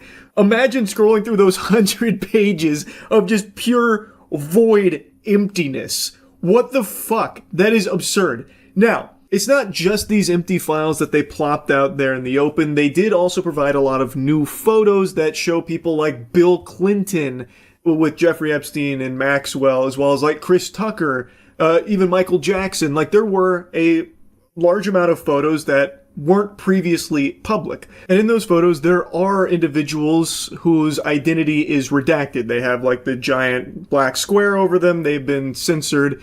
And I thought that was supposed to be for victims, you know?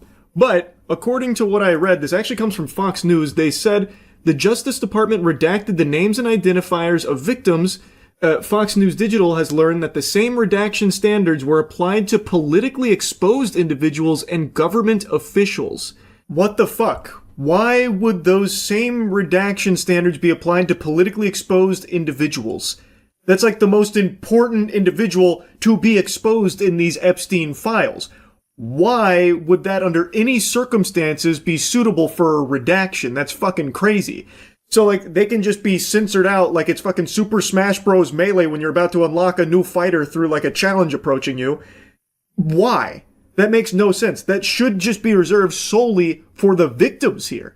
I don't understand, if this is true, why they would be able to redact that kind of information on politically exposed individuals. And it doesn't apply to all politically exposed individuals, clearly, because Bill Clinton is completely unmasked here. He is just, like, raw out in the open in these photos, as well as others, like I mentioned.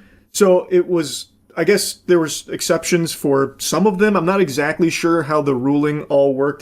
There's like a bunch of like nuance to it here. It's very confusing, but under no circumstances should there have been exceptions for these politically exposed individuals in the Epstein files and photos. That's really peculiar, and that really seems extremely corrupt because they should all be going to jail. Like, take, for example, Bill fucking Clinton here. This guy's like the Ronald McDonald to Jeffrey Epstein's empire of child sex trafficking. This guy is in so many photos with so much evidence to support how deeply involved he was as a client. We now have even more photos of him, and still nothing has happened to Bill Clinton. The only person with more photographs with Jeffrey Epstein and Maxwell is Trump. And speaking of Trump, he is doing everything in his power to ensure Maxwell has the easiest time imaginable. Maxwell, the only person, by the way, who has ever faced even an iota of punishment for all of the innumerable, unthinkable, heinous crimes with Jeffrey Epstein's empire of child sex trafficking, the only person who faced even the slightest punishment, he has now ensured went from a prison to a fucking summer camp where she gets to, like, pet training service dogs now, and she lives luxuriously there. It's pretty weird.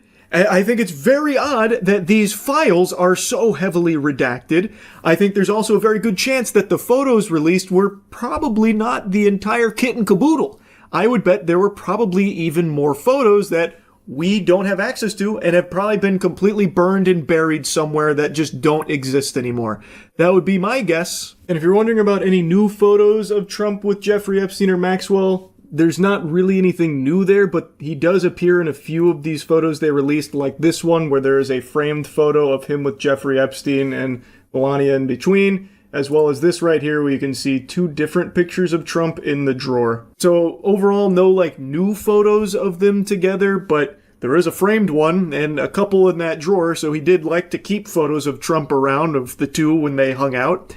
And it's hard to say if there's any new evidence there because there isn't anything new in the files themselves since it's all fucking redacted. So the only thing like new here are some of these photographs, which also are redacted, and while I thought it was supposed to be reserved solely for victims, it seems as though there is the potential that it was also used to hide politically exposed individuals. I don't know if that's 100% confirmed or not, but there is now a lot of hoopla saying that this doesn't comply with what was actually sought, and they are looking to pursue further action because they redacted so much that they weren't allowed to. So I guess we'll see how it all shakes out, but holy shit, I still cannot believe what they released here in the state that it is. I can't believe they thought this would go over well with literally anybody to release hundreds of pages of pure redactions. That's unbelievable. But as far as the new photos go, I don't see how that's not actionable to at least try and investigate further. In particular, someone like Bill Clinton, who's here constantly. This guy's popping up like it's Where's Waldo, but he's really easy to spot. I don't understand how, if all this information has existed for this long, and even in this administration that was denying its existence, why don't they do anything about what they have? I feel like it should warrant, at the very least, some further poking around to see what the fuck was happening here. Like, it just makes no sense to me until you start to realize that all of these people in power, this administration, the previous administration too, who also didn't release anything of substance when it comes to the Jeffrey Epstein case, still nobody's been punished. It's very clear when you realize that there are people on both sides of the political aisle here that are implicated, and should someone like Bill Clinton fall, there's a chance that many others do too that they don't want being exposed. I think that's probably why there's been so little action being taken. It's just so fucking sickening how blatant this corruption is just out in the open. And now with these documents they released, if you can even call them that, it's even more clear as day just how deep this rot goes. It's fucking absurd. Anyway, I had to yap about this a bit. That's it. See ya.